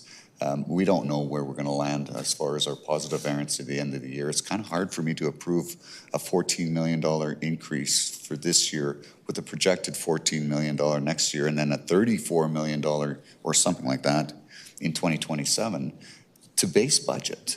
This is like almost 1% per year, and then almost 2% in 2027. Okay, 1 3/4 or whatever it is. It's a pretty significant increase to the base budget without having some identified source of funding. I'm not a fan of incremental budgeting, and I've said this before. I'd much rather look at what all our priorities are in November and consider it. But to say yes right now and say, let's move it on to budget and incorporate it as part of the entire plan when we've already incorporated so many cuts, it's kind of hard for me to say yes today. Right. Councillor Chabot, I should add that this is to set a pavement quality level of service. At what horizon year council chooses to reach that is a November discussion. Today is to talk about the technical merits of setting a minimum pavement quality index for our city. Come November, you and the rest of council can decide how much is needed to invest and what horizon year you can achieve it. We've laid out 10 years just to give you a snapshot of what that looks like, but you can choose as to what horizon year you want to achieve those levels. So today is a decision on what level of service you want Calgarians to experience on the network, and then funding discussions are for November. Okay, so as far as setting, the timeline, that's not for today. That is not. We just gave you a horizon of 10 years so that you'd have a perspective of what it looks like. The approved budget is shown in our table for 25 and 6. We also showed what it would require to complete the backlog of reconstructed roads. By fixing those in 2026, you will save $600 million by doing that. So that discussion can happen in November. Yeah, $600 million over the life expectancy of the road. The 600 million is related to the cost of 5 to 7 times the cost of resurfacing. By completing those reconstructed projects and eliminating them from our inventory, we're able to then just continue on with the surface overlay program and avoid a lot of these reconstruction type projects. And so that's what that additional investment will help us do. So it doesn't get into the base and cost further amount. Yeah, if you can avoid that, you're far better off. You can get a much longer life cycle by a surface overlay when compared with a reconstruction. Yeah, everything is relative over time. And how much can we afford today? Can we afford to save money is what it comes down to. In November, that's a great discussion. Yeah, it's a debate I have all the time with some of my more affluent members of my family. I can't afford to save money. Anyways, sorry, I digress. Thank you. It's a great report. I'm a bit challenged with the amount. It's a lot of money. Indeed, thank you. I'm going to go to Councillor Spencer to move the item. I'm just going to say great job and good clarity on what's before us today. I think that's really important because I think there was a bit of a misunderstanding if we were making the decision on funding, but funding comes at budget, and also is members of council can change whatever they want through notices of motion. So we do have that authority. But Councillor Spencer, I'm going to go over you to move the item. Thank you, Chair. I'm going to channel my inner Demong and just say thank you for giving this body of work such careful attention and engaging with council throughout it and doing the update sessions. In my mind, I mean, you've gotten some plaudits around the horseshoe. This is like the gold standard for a report as far as I'm concerned in terms of just, it obviously took a lot of time to present it as concisely and as accessibly as you presented it. So thank you very much for doing that work. Because I do believe, to Councillor Chabot's comments, I know Councillor Chabot, you don't like it when I talk at you across the I do believe we can afford to save money on this one, and we definitely need to. So I look forward to having a vigorous debate. And you've set us up exceedingly well to do that and to make sure that we're making a wise decision moving forward. So thank you for that. Thank you, Councillor Spencer. You're welcome. Councillor Meehan. Yeah, thank you. I think this is a great report as well. And thank you, David. I want to say thanks for running in. Sorry that we switched up the timing just to say your piece. And I think I would add that while I agree with you on some level, I think two things could be true at once, which is that I think we have to be careful about how much we grow out and how much infrastructure we build, but that also we're underfunding this asset. When you look at in the report, it does talk about Edmonton having an annual budget of 158 million, and they have 4,000 less lane kilometers than we do, and we have about 50 million a year. And so I think we are underfunding the asset. That being said, I do like how you've structured it, with there being some consideration to add more money to this in this mid-cycle, but that it's really ramping up in the next 4-year budget, because I think this is going to be a big election issue, and I think that it should be. I think that Calgarians care about this, and I think that whoever is elected in the next election can come in with a mandate from Calgarians to make a significant investment, which could be what is proposed here, but it could even be more than that. So I like the way that it's set up and look forward to our further discussions on it. Councillor Spencer to close, and I know Councillor Chabot has asked for 1 and 2 separately. Closed. Okay, clerks.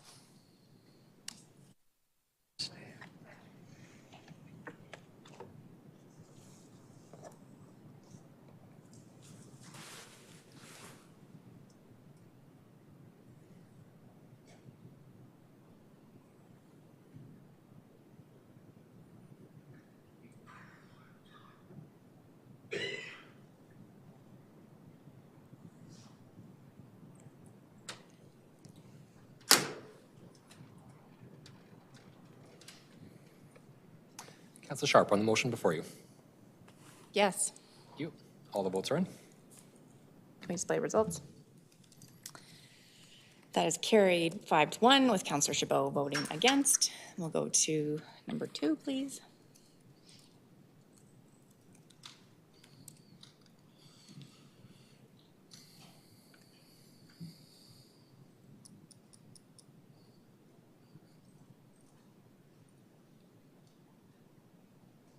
And on recommendation number 2, Councillor Sharp. Yes. Thank you.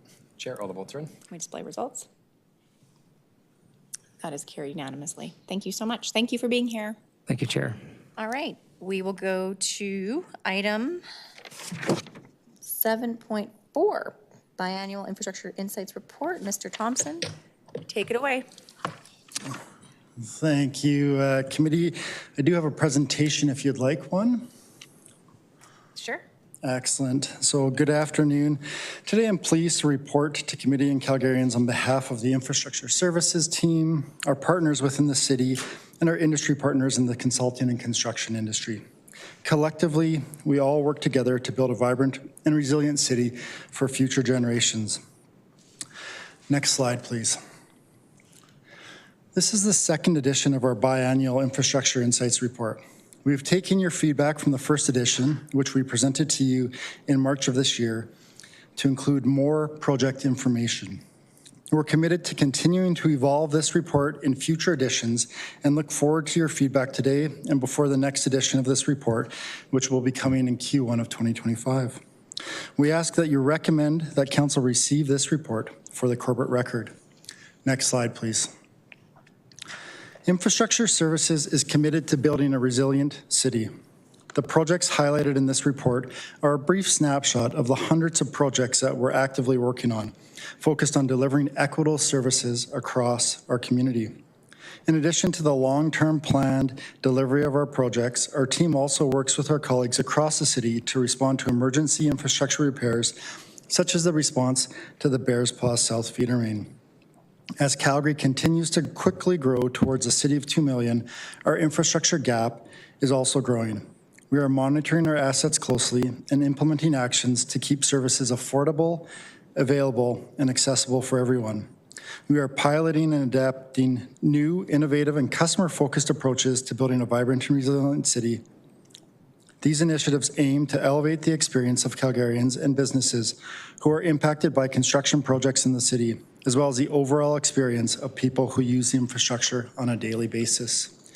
Next slide, please. We've identified 5 projects to spotlight in the second edition of this report. On pages 5 through 12 of attachment 1, you'll see the write-up of these specific projects. A quick summary is 144th Avenue West Nose Creek Bridge. Opening to traffic last month, this project provides vital east-west connectivity for the rapidly growing communities north of Stoney Trail. The second, the Sunnyside Flood Barrier. Starting construction this summer, this project will increase the flood resilience of our community, creating spaces that enhance connection along the Memorial Parkway corridor. The barrier will be approximately 2.4 kilometers long and will run along Memorial Drive northwest from 14th Street to west of Center Street. The third is the Mission Bridge rehabilitation. Originally opened in 1915, this is one of Alberta's oldest concrete bridges and is a vital connection for walking, driving, and wheeling in the Mission District. The rehabilitation work will improve traffic flows for motorists, add a new pathway for pedestrians and cyclists, and add new lighting, improving visibility and safety for the community. The fourth is the 4th Avenue flyover rehabilitation. The 4th Avenue flyover, originally built in the early 1980s, is the longest bridge structure in Calgary. The flyover requires major repairs and improvements after over 40 years of daily service for motorists entering downtown Calgary. The rehabilitation project will ensure the bridge continues to be functional, reliable, and in good condition for use for decades to come. And the fifth is the Constellation Industrial Park. We've launched Phase 1A of the Constellation Industrial Park, a major initiative of the City of Calgary's Industrial Land Development Program. This project will foster economic growth, employment opportunities, and community benefits by developing industrial lands for sale to end users and developers looking for shovel-ready and immediate development opportunities. The development is phased with remaining releases planned between 2026 and 2029. Next slide, please. Calgary continues to be one of the fastest growing cities in Canada. As our population is growing, so too is the demand for our services that our infrastructure provides. As we have discussed in the past, the ongoing trend of skilled labor shortages continues to be a risk for our collective industry to respond to the mounting pressure for accelerating infrastructure for our growing population. Another risk we continue to discuss is the growing infrastructure gap which is the difference between the ongoing investment in assets required to meet service levels, including preventative maintenance, and the financial resources presently available to address those needs. Last estimated in the 2020 infrastructure status report at over $7 billion. To mitigate the risk associated with the infrastructure gap, the city continues to reprioritize its funding to support infrastructure investments as needed. An update to the infrastructure status report is scheduled for 2025, providing the current status of municipal infrastructure and an updated estimate of the infrastructure gap. And escalation continues to be a challenge in the delivery of capital projects. Attachment 1 outlines some of the investments of the Capital Cost Escalation Fund, which Council established to maintain projects moving forward through this period of high inflation. Next slide, please. We are all now very familiar with the Bears Paw South feeder main and the critical role it plays in moving safe, treated drinking water across our city.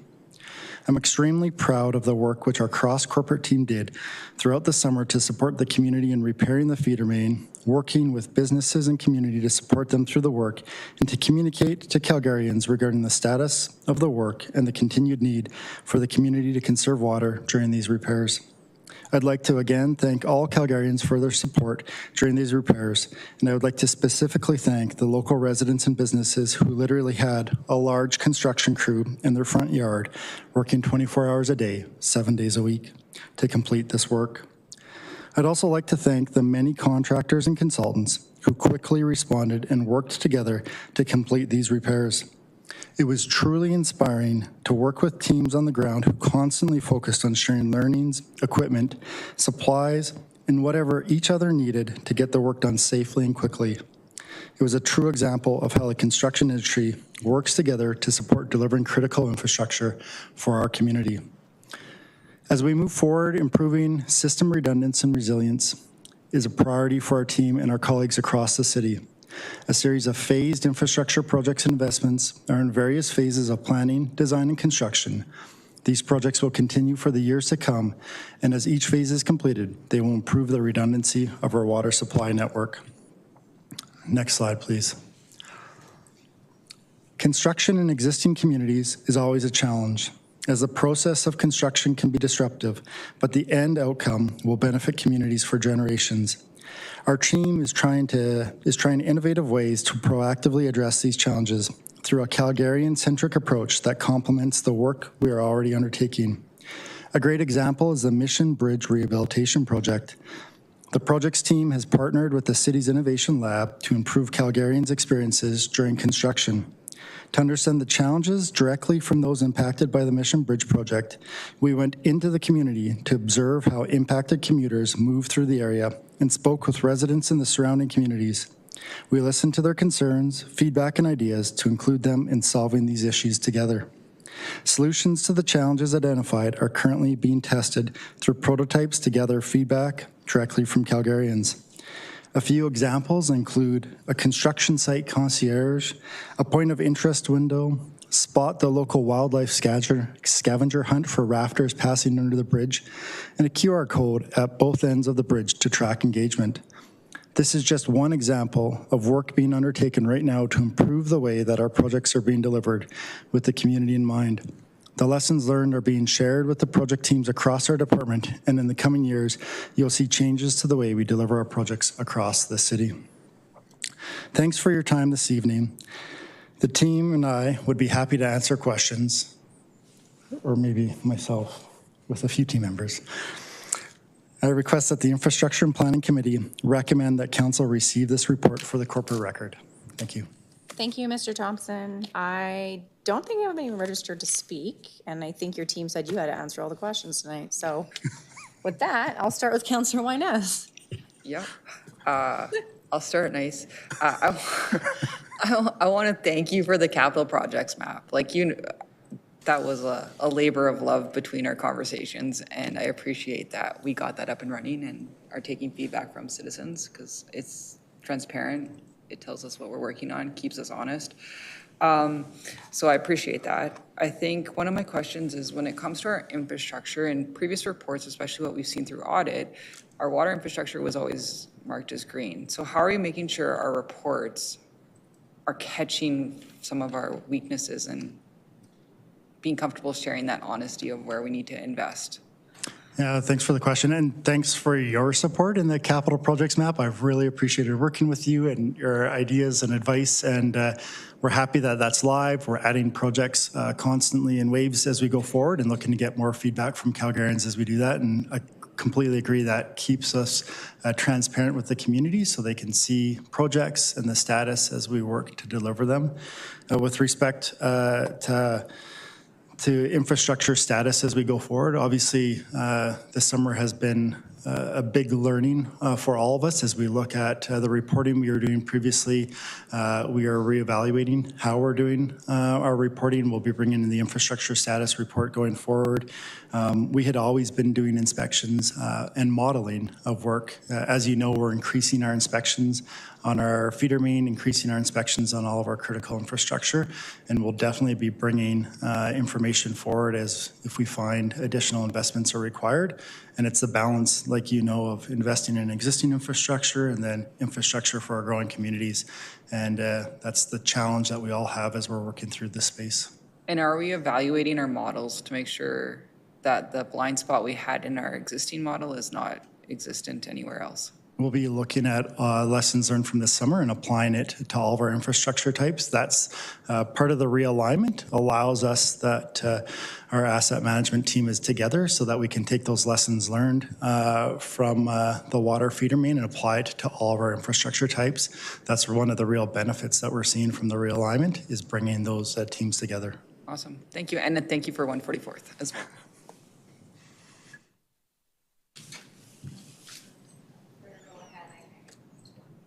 Thank you, Chair. For the work that's happening right now around the gap, you have the infrastructure status report. We've talked about this. I'm curious if there's a possibility for a piece of work that helps Calgarians understand when the liabilities hit, because we are now that 100 billion north of that in terms of replacement value.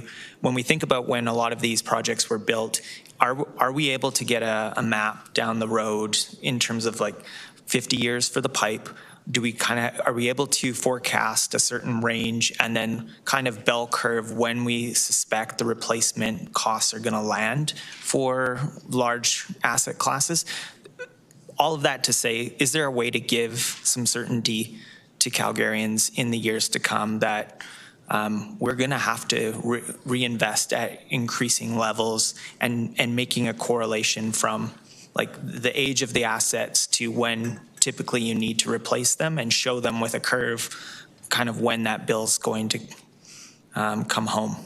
Yeah, great question. I think our capital asset management plan will do just that as we're going forward. And I think the report that you had just heard from our colleagues with respect to pavement condition was doing just that with respect to one asset type. And you saw the increased investments required to maintain and or get back to a increased level of service for that asset. And we need to apply that same type of logic on all of our asset types.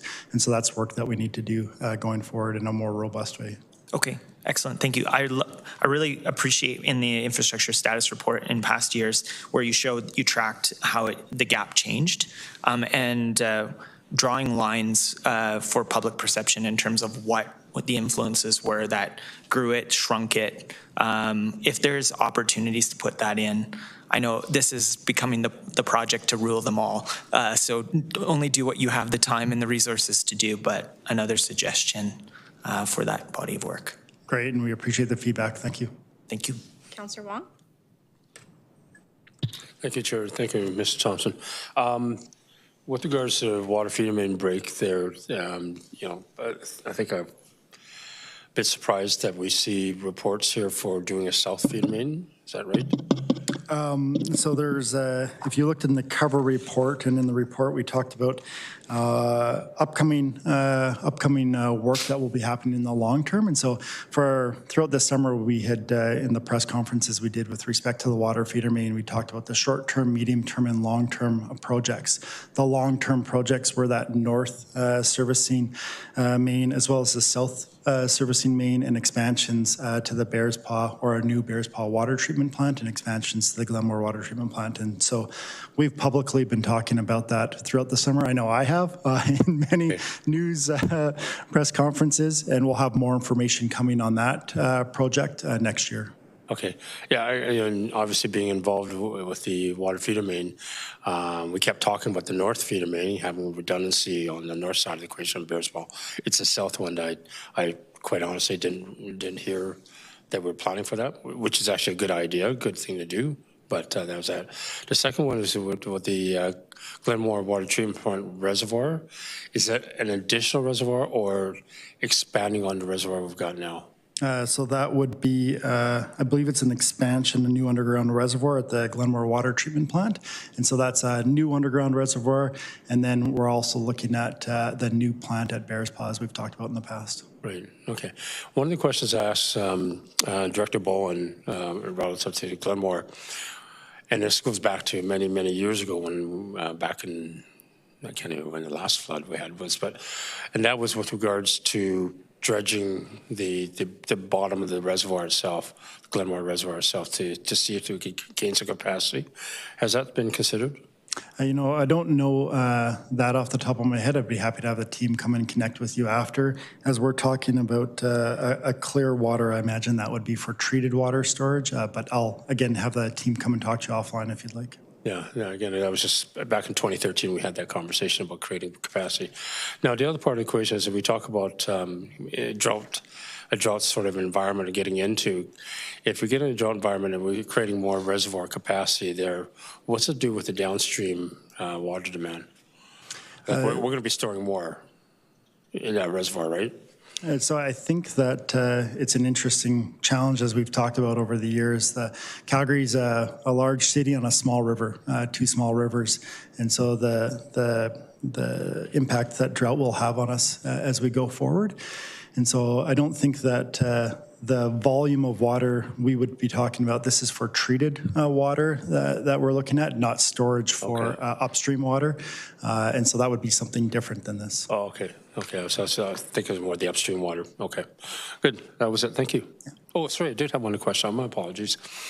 That's on the water distribution network, and we witnessed over the weekend 2 water main breaks in Montgomery, one on Bonus Road, one on McKay Road. As I understand, both of those were old, the cast iron duct pipe that's there. Are we doing condition assessments on those pipes to avoid future breaks? So as we've talked about in the past, this year we've increased our inspection of pipes to 1,000 kilometers. We have just over 5,000 kilometers of water pipe across the city. We've increased inspections to around 1,000 kilometers a year looking for leaks. And we typically have between 200 and 300 water breaks a year, and the team is typically able to respond to those fairly quickly and recovered, like you saw from this weekend's breaks. And so we will continue doing those inspections for leaks, inspections for condition assessment, and working to reduce that. But in any system, we will have breaks, and we're working to just make sure that we repair those as quickly as possible. Yeah, the one on Bonus Road was a unsettled ground, and as a result, the pipe sheared, right? So when we do the condition assessment, are we also looking at the ground condition to see if we have unstable ground? And so it's really dependent. It depends on the asset that we're looking at and the infrastructure. And so typically we're not out looking at all of the geotechnical conditions around 5,000 kilometers of pipe. But on certain pipes, we are out doing soil samples to look at what the soil conditions are, not necessarily from a settlement, but from what the soil parameters are that might lead to increased corrosivity. Yeah, okay, thank you. Okay, I don't see anyone else in the queue. I have a couple questions, couple comments. I'll start with the comments. Great job on the work that has been done since June 5th when it comes to community advocacy and helping out people. I know Terry and I were at ground zero. We thought we were out of it until the long weekend in August when we found out that we would be back at it again. But to have that kind of wrap-up party little bit there in Bonus, everyone was very thankful. It wasn't an easy go the second time because I felt like, we were impacting residents. Businesses were impacted, yes, but having people move out of their homes is a big deal. And you guys did a great job with making sure everyone was taken care of. So you and your team and all the crews that worked. It's not also easy to be a crew member working at 2 a.m, making really loud sounds, knowing that people are waking up from that. So kudos to everybody that worked throughout the whole summer. So I have like one question, because I am getting a lot of questions about it. And so we talked a lot about the North Calgary Water Servicing Project because we have a website for it. We talked a little bit about the underground reservoir, Glenmore Water Treatment Plant, a little bit of what was coming out during all the pressers. But the one thing that we didn't hear a lot about, and I'm wondering how much more you can tell us today, is the South Calgary Water Servicing Project. High level, I know we're going to probably see more of it next year. What is it? That's my point blank question. Yeah, so that's another feeder main that will be coming from the Bearspaw Water Treatment Plant going south to the south end of the city. So essentially, when we combine both of the north servicing project and the south servicing project, we're building a new feeder main north-south length of the city coming from the Bearspaw Water Treatment Plant. It'll improve our redundancy across the city and also allows for future growth. It's something that we've been planning for a while. We're moving into the detailed planning and design and getting ready to move into construction on those projects. Both the north and the south will be delivered in phases in the coming years. And so from a constituent point of view and taxpayer, something like that is paid through user fee, but then I'm assuming more the infrastructure costs come to council for budget. Can you explain that a little bit? Yeah, a lot of those projects are paid through from rates and as well as levies from the growth perspective, like I just mentioned. And so that's how those projects are typically funded, and that's how I believe these ones will be funded as we go forward. Okay, thank you very much. Appreciate it. I don't see any further questions for you, so can I look for a mover for this item? Councillor Spencer. Oh, or Councillor Wong, you go ahead. I feel like you're more attached to this water situation. I think I have other history attached to it as well. And again, thank you for this. And I want to talk about history, of course. During my 30 years here, the last 10 years of that 30 years was involved in infrastructure asset management, particularly around corporate asset management and asset management plan and everything else as such with Steve White and a whole bunch of other people. And that's where I will say I cut my teeth in terms of understanding that. So now coming to council, when we sit there looking at ditches and looking at everything else, I think I know what I'm talking about to some extent, despite not having that ring around my finger. But again, one of the things that's also important as well is not just the condition assessment and status reports, but it's also having a good fiscal management, financial management plan, funding to make it work. And I know Councillor Chabot has a lot of history in taking a look at where funding comes from, use of reserves and everything else such. Because at the end of the day, you know, we all have the same dollar. And we've got to stretch as far as we can, but provide the quality service and quality infrastructure. And again, thank you to yourself, to your team, to the rest of the corporation for a quality report, but also a quality service. Thank you.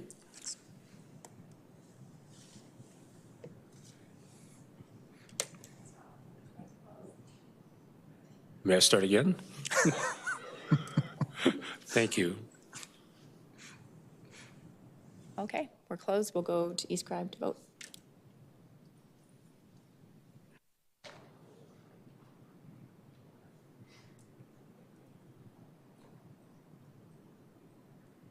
On the motion before you, Councillor Sharp? Yes. Thank you. Chair, all the votes are in. Can we display the results, please? That is carried unanimously. Motion to adjourn from Councillor Meehan. Should we have Terry on that? No, we are good. Thank you, everybody, for your patience today, and look forward to seeing you at next committee. We are adjourned.